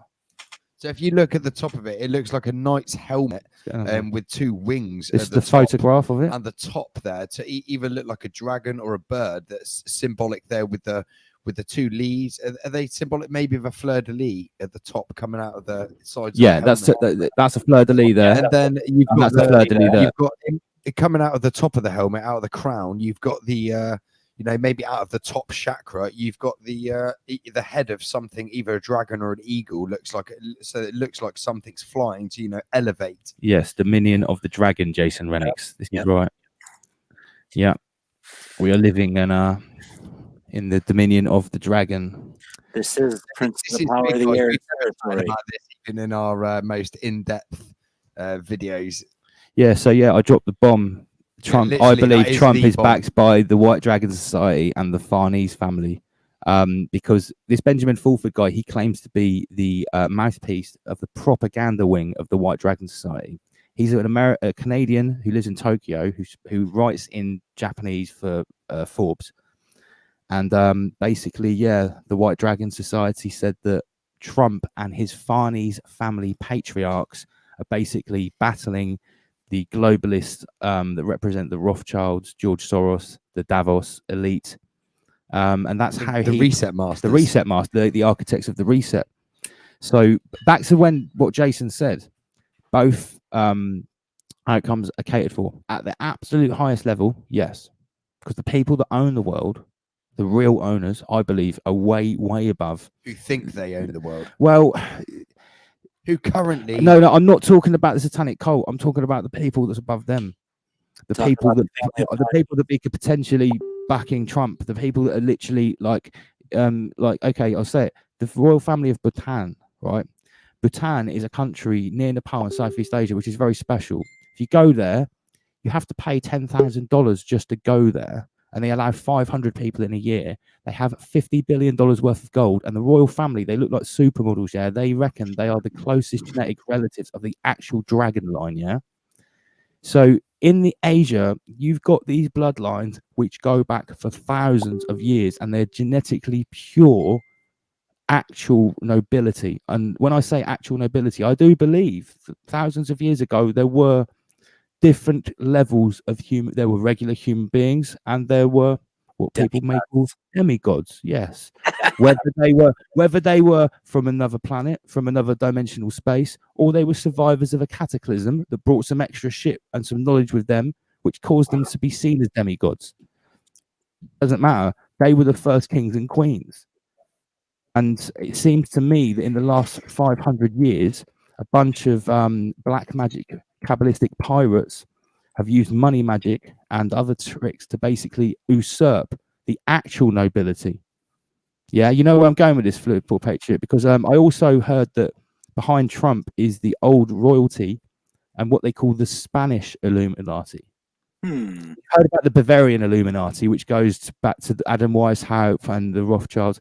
Well, apparently before that, 100 years before 1776, when the Bavarian Illuminati happened, and the 1776 view was the Declaration of Independence. Yeah. Yes, sir. Yeah, same year as Bavarian Illuminati were formed. 100 years earlier was the Spanish Illuminati, and they are much older. You know, because this has been going on for a long time, not just the last 300 years. That's right. Look at this one, Lance. Look Oh, at this look one at that I this. found there. That's a pretty one. Look at that Wow. double horned ram. How do we go? Look at, yeah. So all of these evil sigils, and then we look at the House of Farnese, which are allegedly backing. Is this Farnese? No. I clicked on the House of Farnese, and this was a relative. Well, relative it's one. a ram. So again, rams, bulls, Baal, Bel. That's a negative animal in the dark occultist But that symbology. also is the astrological age of Aries. That helmet in the middle looks almost. That helmet in the middle looks almost conquistadorish.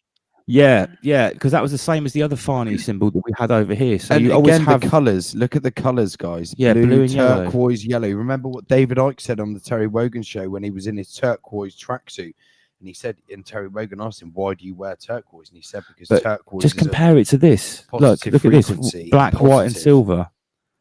Like this just strikes like evil to me. And then Yeah. you look at that. Where's it gone? You can feel it. Bloody buggers. There it is. Yeah. It feels totally different to me. Because there's some variations here, Look Lance. at this one. Yeah, there's some. Again, it's all the same colours: yellow and again a deer or a stag, which is a peaceful, positive animal, nothing evil or sinister. Oh look, being there's even a used little there. little Oh, there's a triangle. little there. triangle there. I don't see any. what's I in don't that? take any dark occult connotations from that.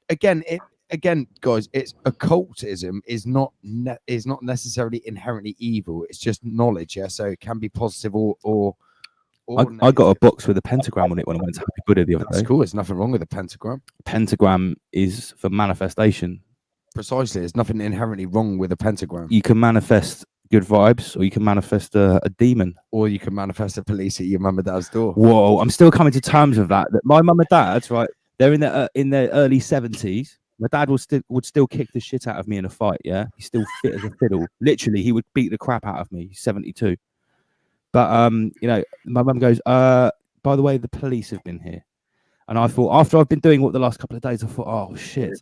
But my mum was in good spirits because I said, look, it's only a matter of time. I'm making a few little waves here and there. It's gonna happen. Waves. I'm ready for them. Hope they're ready for me. Yeah. Anyway, I'm not going to give any more clues away. So we're talking symbology. We're talking Donald So Trump. click on. There's another couple. Oh, there's loads. There's another couple here. with So the I've colours. never talked Go- about go this online top before. right, Lance. Top right. What's that? Because that's got, This is the Farnese that's got family. the bird on the top. Again, turquoise bird with the colours. Always blues and yellows seems to be for the more positive, less satanic symbology. Notice what the bird's got in his beak. Oh yeah, it's what's that called? One of those dandelion Dandelion. flowers. Yeah, dandelion for the but it's got a piece missing out of it, almost like the apple sign. Yeah, it's Like- just not the same as these people here. They're just all about look, chains. I think at Chains the bottom, binding. true festen. I need to get that translated. Okay, so guys, let's go to the comments. It's a kingfisher. Yeah, Fine. kingfisher. It strikes me that chain. We've been chained down if we think about it. Yeah. And I know I've that seen one of their other sigils, and I think it believes that what it says down here on another one is something along the lines of our right to rule, like it's just our right to rule you, sort of thing. Sort of our God-given right. But yeah, that's what they believe. They don't seem to be doing too good though. Our royal family Gaia at the moment. rules me. Gaia. There you go. Her upstairs, she rules me. More scared of her than Bill Gates. That's what. Oh yeah, big up Red Pill Phil. I went on his stream a week or so ago, and we were going for ages, and I was like, God, my fiance's gonna kill me. I've been like 2.5 hours, and he's like, oh, I'll be the same. And he did a little video the next day. He goes, all three of us men trying to fight evil, but we're more scared of our misses than Bill Gates, George Soros, Henry Kissinger. All the vaccines. Yeah. How you doing, word nerd? You're back. I shouldn't say the V word. That's one thing that will get you censored. We shouldn't say the V. Yeah, that's a bad word. What? Vaccine. Oh, sorry. We Yeah. shouldn't say that word.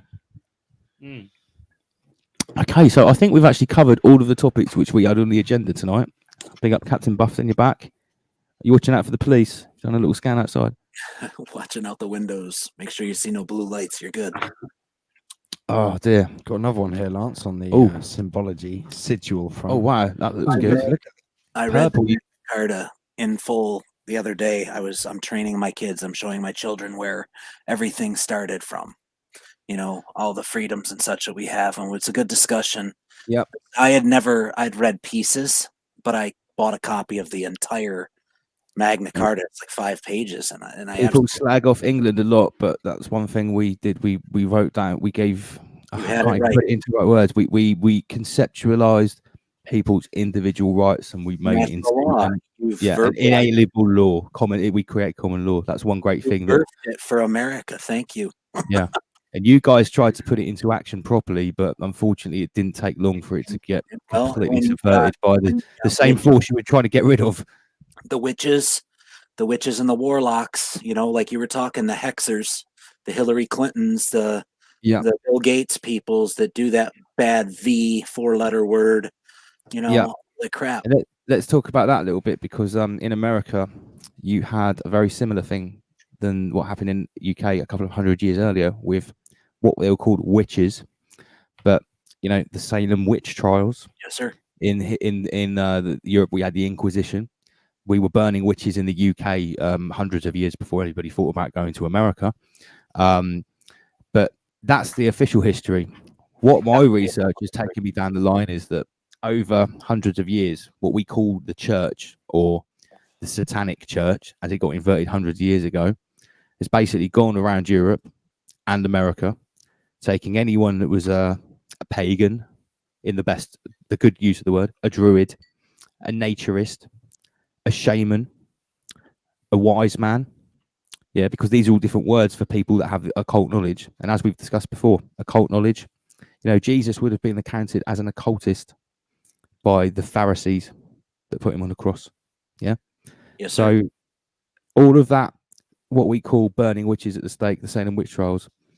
My missus goes on about this a lot because she was interested in white witchery, and they were called the mothers, and they were like our version of shamans.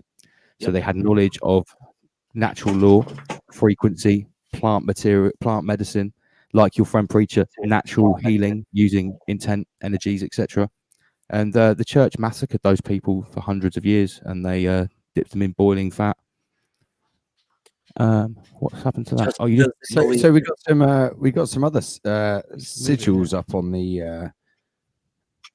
the screen here. Look at this one, Harris. Let the name the sigil for Harris. Wow. So this one again, it's all, if you see that, it's got a bird on top. Is that a heron or a king? Not a kingfisher. Is that a heron gull? No, this is a different one. With the sigil of Harris at the bottom, again with the blue. And what's this got? Hedgehogs on it. Is this hedgehogs on there? You're getting obsessed with these. Is this just the name Harris? Is it? Well, yeah, on their sigil. But again, it all seems to be the same color. Let's have Jason Reddick's comment. Jesus shared the knowledge, not hid it. And Jason is actually a practicing Muslim, and believe it or not, a massive misconception of Islam is how much they actually, praise Jesus' message.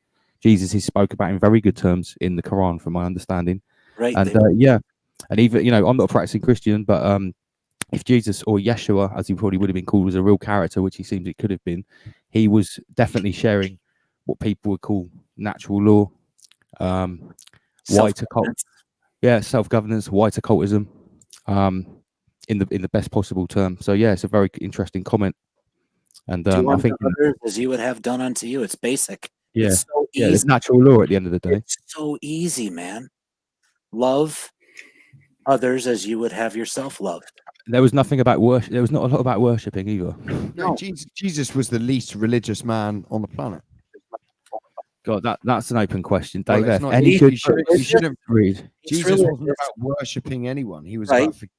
That's it. Forgiveness, and that's it. Forgiveness and moving forward. About worshiping, he did not tell anyone to worship him, to worship anyone else. He was about forgiveness. That was it. And I'm not a Christian. I'm not a practicing Christian, but I know Jesus was the least religious person on I've heard this before, Jason, that Jesus is mentioned more than Muhammad in the Quran. And well, if you say, mate, you're a Muslim, I'll trust you on that. I guess that is true. Yeah, I often think that Islam has much more affinity with Christianity than Judaism, but that's something you definitely can't talk about. Spoken word nerd, you've been very quiet, mate. How you doing? Yeah, I've been listening intently. Right, so we are approaching the fourth hour of the stream. It's 20 minutes again. You actually dropped out when Lance dropped the massive bomb about the House of Farnese. I'm going to take a toilet break. So you were actually out when he was saying that he believes Trump is backed by a mechanism which is far more ancient than any other mechanism which is currently in play, financially, politically, economically, everything. The real elites. He's just saying to me here in the studio, the true elites, the ancient elites. Yeah, it's a very interesting rabbit hole, that one. Actually, Lance connected where I tailed off on a few on that one even. Well, we didn't intend to drop that bomb tonight at all. I'd actually been saving that for a video, but whole it's out there now. another show just on its own, because that's basically the rabbit hole to go down. Because again, when it's all tied together with the Chinese credit system and just the Chinese and anything, the House of Farnese it is an ancient Asian bloodline or tradition, ancient. They're just an ancient, occultists basically, but they're light occultists, not dark occultists. They're not these negative, controlling people who do anything just to line people's pockets with money or, take anything on this planet for financial gain, because they know that it's just the physical life here on Earth. So these are like light occultists where, Trump's just a man, but he is a 32nd degree Freemason. Again, a light occultist. He is an occultist with this occult knowledge. So this is a whole, we need a whole nother show on this just for itself. And I know Lance has got some extensive notes on this type of sensitive information, which is look at that kitty. Look how long he is. Oh, he hey, what a beautiful cat. The other one likes it. This one. He wasn't looking too happy. Apollo and Hermes, the two kitty cats. What awesome names, guys. He likes it. Look how long Stretchy, look at him. Look how long he is. Cat, that's a lot of trust. He eats the other one's food. They're only 5 months old. They're not even halfway grown yet. I have 2 here that are both a year old. One of them is named General Finnegan Flynn, after General Mike Flynn. Oh my God, you named your cat General Flynn? Yes, I did. And then I have badass, mate. one that is named Sergeant Lunatic Chaos. Does he live up to his name? Oh my God. Mate, these ones, they rip shower curtains to shreds. They can climb up shower curtains. You name it. Yep. Okay, so who have we got in the comment section? Hang tight, everyone that's still tuned in. We've got like 90 people coming up to our 4th hour. Sarah, big up Lamb Shanks, Larry Gallus, Lex Van Man. We've got some new people in there. Yeshua. Wait a minute, we've got the real name of Jesus here. I always thought his real name was Jesus. Yeshua. Yes, because there is no J in the Aramaic language. That's correct. And here's an interesting fact. If what we and Jason, I hope you can back me up, Jason Renix. It's fact check me here, right? If what we know about Jesus is true about when he was born, he would have lived in a place where they would have spoken a language called Ancient Aramaic. Yep. And in Aramaic, the word for God is, guess what? Allah. Yeah, Yahweh or Jehovah is the Hebrew word for God. So Jesus would have called God Allah. Yeah. Jason, fact check me, please. Is that from geographical location? If Jesus was born in the place we're told at the So, time, yeah, he would have spoke geographical the location. language that would have made him call God Allah. Yeah. Yeah. So geographical location, he would have. Yeah, called sorry, God Yeshua. Yeah, Yeshua. Fact check me, please, if we've got anyone that's else Muslim in the chat. Right. So That's actually on my reading list this week, lads. The Ancient Aramaic Prayer of Jesus Christ. There's a book I was recommended.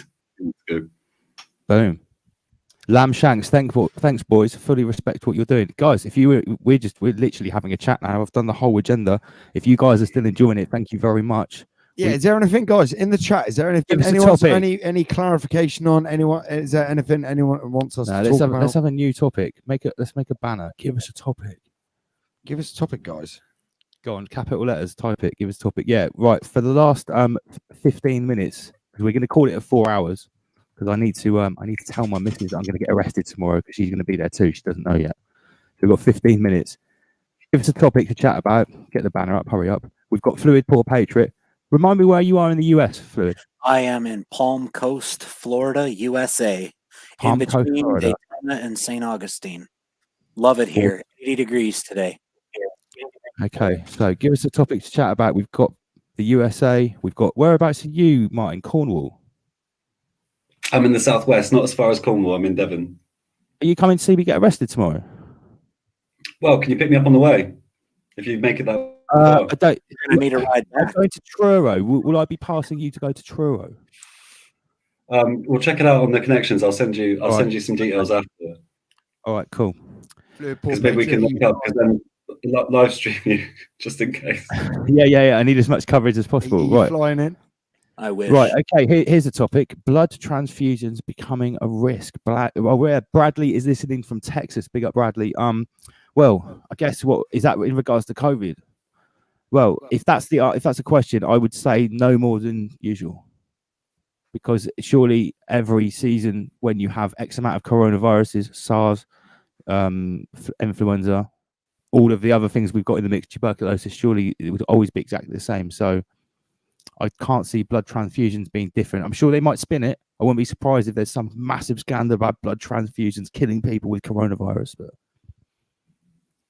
yeah, okay, we've got a new one. Censorship, if you can be bothered.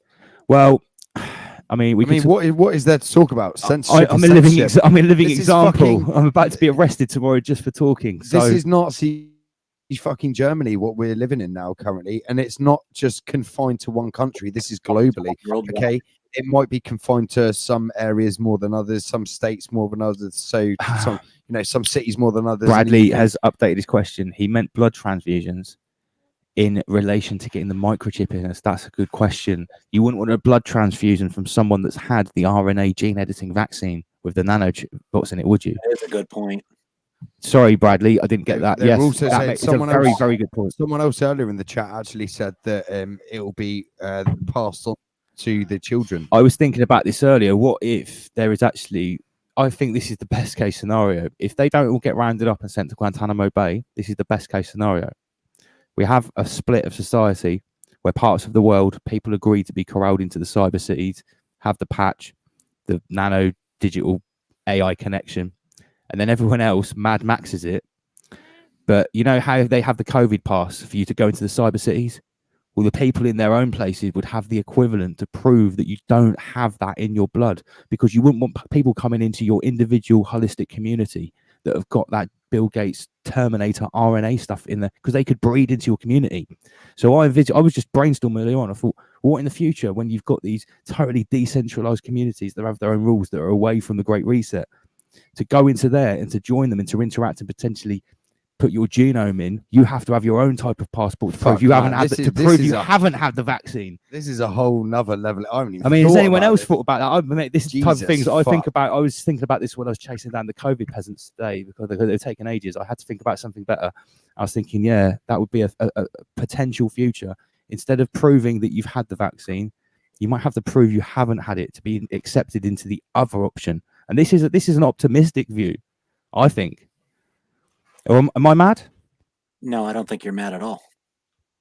I thought, I thought I was being realistic. It's Look called at this one. Cats are going nuts here in the studio behind us, guys. I love cats. The cats are like they're going absolutely mental. They've destroyed this chair. I almost spent a lot of money on one of those antique Chesterfield chairs for the studio. This guy has destroyed this chair. There's scratch marks all over it. This is like $100. I'm so glad I didn't get the expensive one. Shit. Well, that's our next fund for Lance, is a new office chair. I think I might have other things to worry about before getting a new office chair, the way things are going at the moment. I'm gonna have to 90% or 85% of your fine tomorrow is covered, so you're good. Yeah, I need to start sending some t-shirts for the next fine and the next. Yeah, I've taken that one. I've Well, taken those the COVID weasels they said they're going to take it higher if I expose them. He's a journalist too, so maybe I might get a lawsuit against me. You're going to start getting coverage like Tommy Robinson. God, like, yeah, They say I seriously press hope is not. good press. Yeah, but well, I suppose so. Yeah, but not when it's so bad you have to move to another country. Well, there He's is moved that, to yeah. Spain now. Well, that's the mainstream media story. And do you know what the funny thing is? And I'm not bigging up Tommy Robinson here. This is how the mainstream media spun it. The anti-immigrant racist moves to Spain to become an immigrant.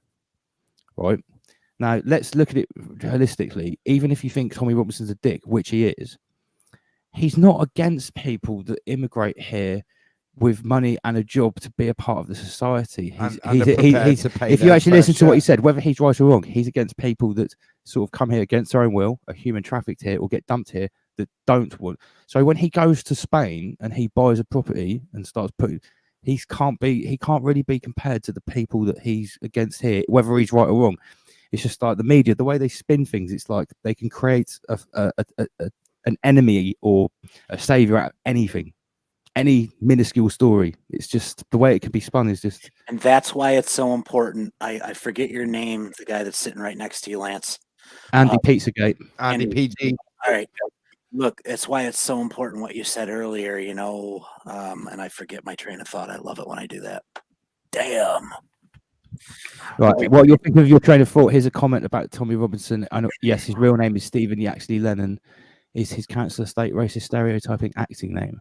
Yeah, I've often wondered if he is conscious of what he's doing or if he is a double agent. Because unwillingly a double agent. Yeah, I think he might be. Yeah, I actually think unwillingly he's a double genuine. agent. He may have changed his name Unknowingly. Yeah, because he's obviously a bit more middle class than he claims to be. Yeah, the dude. 100%. If he's got money to, But he did grow up in Luton, and apparently his cousin was a victim of the industrialized grooming. Whether that's true or not, that's his official story. So it's a complicated one. But the guy's obviously an agent of division. That's very clear. Yeah, 100%. But the problem is that a lot of the things he says are a real problem. It's a shame that you have to have someone such an idiot and so divisive saying it, and someone that's not intelligent that can present the information properly rather than inflaming it. This is well, the problem. he's not a good speaker, is he? He's not a good No. speaker. He's like, he doesn't do himself any favors in that aspect. Same as Owen Jones. They Owen missed Jones is they missed the next level of it as well with things like Serco, where it's like it's true, but then you've got to look at the corporation that's bringing them in, and then they're playing it off in the media, and that's been happening consistently. And they do open up the floodgates just to let people in, just to put things in the media, and they play off everyone off against each other. I think that's what people are missing. That's why it's so important what Andy said earlier was you have to pay attention to both sides of the media. You can't just take one and claim to be unbiased. You have to have both because they're putting a spin on things.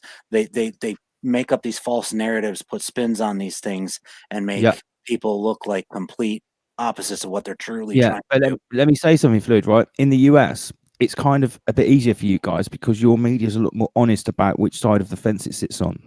When you watch CNN or Fox, or those obviously the two bad examples, or any of the others, they're quite clear about and honest about their political bias, right? So you can consciously look at both sides of the fence and you know what you're looking at. In the UK, we have a different situation because we don't have any media, television media at least, that is openly, admittedly left or right wing. Right. It doesn't exist. We have the BBC, which claims to be impartial. Now, the BBC, in my opinion, is actually super sophisticated in that I believe it's vehemently left-wing. Left-wing people thinks it's completely right-wing totalitarianism. So we actually have double-edged media, and this is where it comes right. Inherently dangerous. And this is no disrespect to anyone in America. It's a disrespect to their media. In America, to have the Tommy Robinson project would require two separate individuals, one for one side and one for the other. But in the UK, because we have this dualistic media, Tommy Robinson does two jobs at once. Tommy Robinson can say one thing, and on one side of the fence, you can have people going, my granddad didn't fight for this to happen, and they're talking in support of him. And on the other side, you've got these other people saying, my granddad didn't fight for this to happen, this fascism, and they're against him. And he's saying one thing. It's very, very, are you with me? Yes, it's sir. very clever, right? So what they've actually managed to do, and whether he's conscious of what he's doing or not, I'm not sure. But it's whoever created the concept of Tommy Robinson is a master psychologist, because they're able to inflame both sides of the political spectrum Exactly what's going on. simultaneously with one character, one situation, one statement. You don't need a Don Lemon and a Tucker Carlson. There You you have go. one. It's crazy. So, you know, we're under, people think that America's under psychological attack from the media. Yeah, they are. Not At as bad as our Britain. level, we invented it. The Tavistock Institute taught the CIA and the Nazis everything they know about manipulating the mind. It all came from us. You know, we the British Empire is the ones that have been holding this knowledge for the last 500 years. So, you know, don't ever think that people in America get worse treatment from the media. No, we get it much worse because we've got to try and unpick one thing which we don't know is left or right. Over to Martin. Yeah, I believe going back even further, seeing as we've gone esoteric tonight, was I think was it the Medea, were a tribe of people back in, I think I have to check, ancient Libya, and they were the wise ones that people would go to who would know how to manipulate symbolism and implant it in order to tell stories, in order to influence people, and that was the Medea. And it's almost exactly the way the media runs today, especially with the corporate media. They love their symbolism. Holy shit, I've never heard that before. This is news to me. Yeah, the Medea. I think that might have been the Michael Sarian dig. Michael The Sarian Medea. is a badass researcher. Everyone look up Michael Sarian. His surname is T-S-A-R-I-O-N. Michael Sarian. He is a Anglo-American Irish researcher who looks into the Celts, and he has a very unique insight into ancient history. He's amazing, Michael Sarian. One of the things they do a lot is they put the word light in, and if it's a food product, light should be L-I-T, but they spell it L-I-G-H-T, and because everyone subconsciously wants light in them, so that's why it's always Bud Light and Coors Light, and then the adverts are always shot where the light shines through either through the beer or through the coffee, and then they literally drink the light, and that's all going in. Sun symbol, alcohol. Corporations logos and shit like that. It's always sunlight, yeah, sunshine, light, it's all the same shit. It's always But what they spelled actually use R-I-G-H-T. darkness is what they That's it. actually purvey, but they disguise it as light. That's it. Lance, I've got a question in the chat here. Oh, we've got a question. from Sorry, some- guys, in the chat room. Back to some questions. What do you think of Quilliam Foundation? The Quilliam Foundation are a group of Muslims which made a think tank to investigate. This is my understanding. The problem with institutionalized the sex trade of young vulnerable girls in the Northwest, which is predominantly, unfortunately, populated by men of Pakistani or surrounding countries' origin. I don't particularly think it's anything to do with Islam. It's actually much more to do with countries that have a very loose understanding of the age of consent, because in Pakistan they have no age of consent. It's tribal. You don't get people from Malaysia involved in it. You don't get people from Thailand involved in it. So I don't take the whole thing that it's Muslim. But anyway, Quilliam advised Tommy Robinson, and they give him all of his facts and figures. For better or worse, some of the information that Tommy Robinson has relayed from Quilliam is true. I've spoken myself to care workers from the north, a girl I met in Asia, and she said that she's looked after those girls that have been through that circle of that's been going on for decades, hundreds of thousands of girls. They're not even allowed to talk about it. She said she can't talk about it to her colleagues because of the whole racism thing. At the end of the day, if there's a problem with a certain demographic of people which are committing a certain demographic of crime, it's not racist to point that out. It's just unfortunate. But it's being framed as an Islamic problem, and I think this is why maybe Tommy Robinson is actually the nefarious character, because he is painting a brush of faith over a problem that is more cultural or geographical rather than to do with the faith. Because there's, I understand a bit about Islam. There's nothing that says it's okay to rape young girls in the Quran, as far as I understand it. But in Pakistani culture, in tribal culture, there is no age of consent, and that's all. That's all I would say. I don't know how accurate those figures are, but I know that there's a massive problem in this country that's been going on for 20 or 30 years in dozens of towns and cities, and there have been probably millions of victims. That's real, whether you like Tommy Robinson or Quilliam or not. Right, new question. That's it's worldwide. It's worldwide. That's one particular problem that we have here, which has been important. You know, it's not just people from one country that do this, but in some countries that are less developed, that have tribalism and different laws, it's obviously more widespread. Right, Lee Ahmed. Tommy was paid by okay, here we go. Tommy was paid by the Sabbatean Frankist Frank Gaffney. Lee, thank you for bringing this to my attention. I don't know this name, Frank Gaffney. I'm going to look into this. Gaffney also approached Nick Griffin. So if nobody knows, and this is something you definitely shouldn't talk about, if nobody knows what Sabbatean Frankism is, I would argue that Sabbatean Frankism is actually the name of the religion behind what we call the satanic cult. The old religion. It is the old religion. It was started in the year 1666. Well, so we're told. Well, this is how the story goes. Sabbatean Frankism comes from a guy called Shabbatai Zevi or Shabatsky, who was a Jewish messiah who declared himself the messiah in the year 1666. Declared, yeah, that's right, folks. Declared. He had 1 million followers, and he flipped Judaism upside down. Said redemption is sin, good is bad. Instead of fasting, you should feast. Instead of abstaining, you should gorge. All the things that the people running the world like to do now. So your Adam Weishaupt, your Bavarian Illuminati, your Rothschild, your Rockefellers were followers of this Sabbatean Frankism. He was followed by a guy called Jacob Frank, who also claimed to be the Messiah. And yes, here we go. We're going to do it. Ardavan Ghazi. So basically, after this satanic cult was unveiled, I think it was the Sultan said to Shabbatai Zevi, you have to basically either die or you need to convert to Islam. So what he did with his 1 million followers is he converted to Islam. Now, bear in mind, before he was apparently a Jew, but not. He was not a Jew. They hated Jews. They're Sabbatean Frankists. So they converted to Islam, Jews. And they were called the Donma, which means to turn. They were converted Muslims, right? Now, little do most people know, these Donma left this area, and they actually became what is now the House of Saud. Yeah. So the House of Saud are not Muslims. They're actual crypto Sabbatean Frankists, right? And the House of Saud. Now I'm really dropping bombs. This is definitely going to get me arrested. The House of Saud. This is one hell of a put into place guys, now with the aiding and abetting of British intelligence, MI5. Wahhabism, which is the particular nasty sect of Islam, which I would agree is not proper Islam. That's your head choppers. That's your bombers. That's your ISIS. Yes, bingo. Yeah, now I'm really dropping bombs, right? Yes. Okay.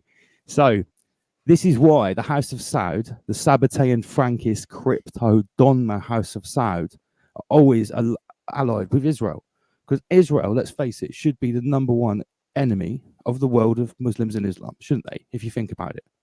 Well, why is it that the House of Saud in Saudi Arabia, the most powerful Islamic force on planet Earth, are always cozying up with Israel? That doesn't make any sense. It's because they're the same family. Can I just interject quickly? Same family, yeah. Yeah, they're Zionists. They are not Jews and they are not Muslims. They are Sabbatean Frankists. Who's best friends with Saudi Arabia? Hillary Clinton. Yeah. And also, the Sabbatean Frankists also got inside the Vatican and Catholicism. Our royal family is Sabbatean Frankists.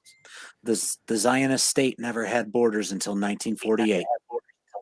Exactly. We signed that borders. We signed that in the Balfour Declaration in 1917. Sabbatean Frankists. There you go. So yeah, we dropped the bomb. It's not even about Zion. Sabbatean Frankist is the word. Knocking on my door, brother. I got to bounce. I probably right. Police coming. Patriot. SWAT teams. You're going straight to the FEMA camp, mate. God, I hope right. not. We salute you, Patriot. Trump 2020 and beyond, mate. Always a pleasure. Guys, man. God bless you all. Love you too. Thank you for dropping in, mate. And I hope I can come back again sometime. Ardavan Ghazi says, drop the mice. I dropped the mic. Drop the mic. Patriot, mate, you are welcome any Friday night. Any Friday night. You're welcome. And I will be praying that you are safe tomorrow and that you have angels around you all day, brother. Thank you very much, mate. God bless you, man. Take care, guys. We'll see you soon. Thank you, mate. Where we go one, we go all. Cool. Wow, awesome. So apparently someone said I just did a mic drop. Right, can anyone recommend a dive into occult secrets of Judaism? I recommend the world's most dangerous anthropologist called Robert Sefer. Oh, let's do it. Type it. Boom. YouTube. Here we go. Right, if you really want to know, this is the dude, Robert Seffer. Robert Seffer and the Robert Seffer. There we go. This is the dude. He's a dangerous guy, but he's an amazing historian. Robert Seffer, A real historian. type in 1666. There you go. It's there, mate. This is what you need to know. Trust me, Daddy. Trust me. This is the mic drop. Is it fucking gone? Robert Seffer, 1666. Here we go. Frankist Illuminati history. It's 1 hour long. If you want to go fully down the rabbit hole of Shabbatai Zevi, Shabbatsky, Jacob Frank, Sabbatean Frankism, and the whole shebang, I present to you this.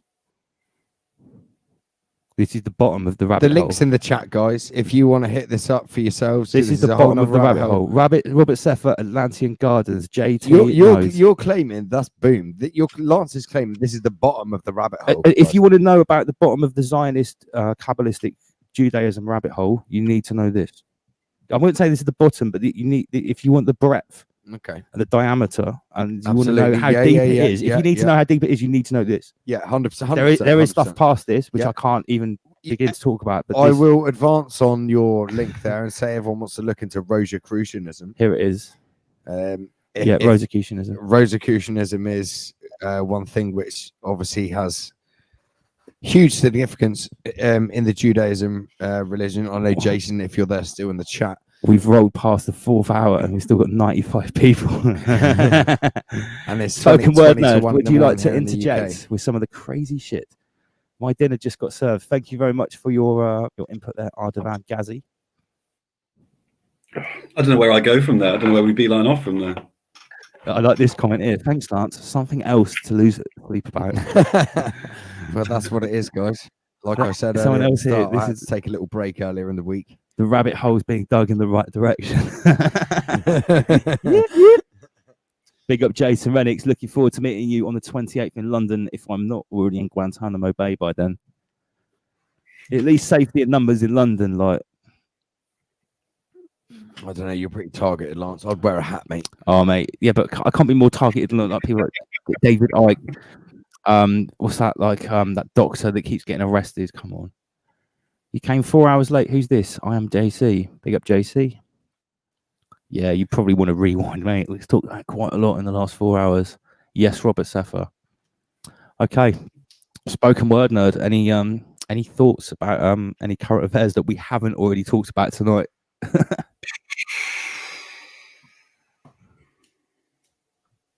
Not all at once, mate. Oh, I've got a lot of new friend requests. I was just saying, have you got any? Are you falling asleep? Have you got any thoughts about anything we haven't spoke about tonight? Anything? I was tired 6 hours ago. Yeah, no, you said about it. Yeah, because you said you were tired tonight, didn't you? Yeah. It's all good though. To see if I'm on the way through tomorrow. Yeah, we'll speak about that tomorrow. I'm not going to speak. I haven't even consulted my security advisor yet about what's happened tonight. I need to speak to Liam. Yeah, I won't speak about it anymore online tonight, but yeah, we'll speak tomorrow. Should we wrap it up? I think we should. I think we should wrap it up. At the end of the day, we've been non-stop for 4 hours 10 minutes. Let's end on a high. So a big thank you to everyone that's tuned in. Big up to Spoken Word Nerd. Thank you very much, mate. Big up to Fluid Poor Patriot. Fluid Poor Patriot. Always a pleasure. Lance, read the last comment, mate. Which last comment? Don't worry, I'm reading the comments. I've read the comments. I'm just not going to put them on the screen. I will not. Jason, message me, mate. Okay, so guys, trust me, we are seeing all the comments. Don't worry about that. We're just not putting some of them on the on the. I'm on at 1 o'clock in Truro. You have to look online to see where it is. I'm not going to say it online. There's a protest tomorrow in Truro. I will be apparently speaking at 1 o'clock. Or is it in Truro for the law enforcement listening out there? Well, they Or already is it- know. is That's it what they. there? That's what they Is said it to my there, mate? parents. Or is that a false flag? Have we got them by the balls? Maybe it's in. Yeah. So, guys, if somewhere you're in the else. Southwest, come and see me tomorrow. Get my free speech that's treaded on. Right, guys. Rise Above is the name of the show. Rise Above is the action. keep watching out for more videos. We'll try and go live again next week. Yeah, So we'll be there next week. I'm Andy PG, I'm Spoken Word Double Nerd. Thanks for LMC. the, Big up Spoken Word Nerd. And I think Big up we'll you end, guys. guys. So I'll just put on the screen some. You can get me. Remember the meme challenge. Greta Reset. Greta Thunberg. Klaus Schwab. Send the memes into Double LMC at Instagram. Subscribe and rise above. Let's play out. Spoken Word Nerd. I'll speak to you tomorrow, mate. And we will go to the Yes, outro mate. video. Big up, guys. Thank you very much for tuning in. 88 people. Big up your chest. And don't forget to rise above. Rise above, generate, generate, generate, generate, rise above, rise above, rise above, rise above, rise above, rise above, rise above, rise above, rise above.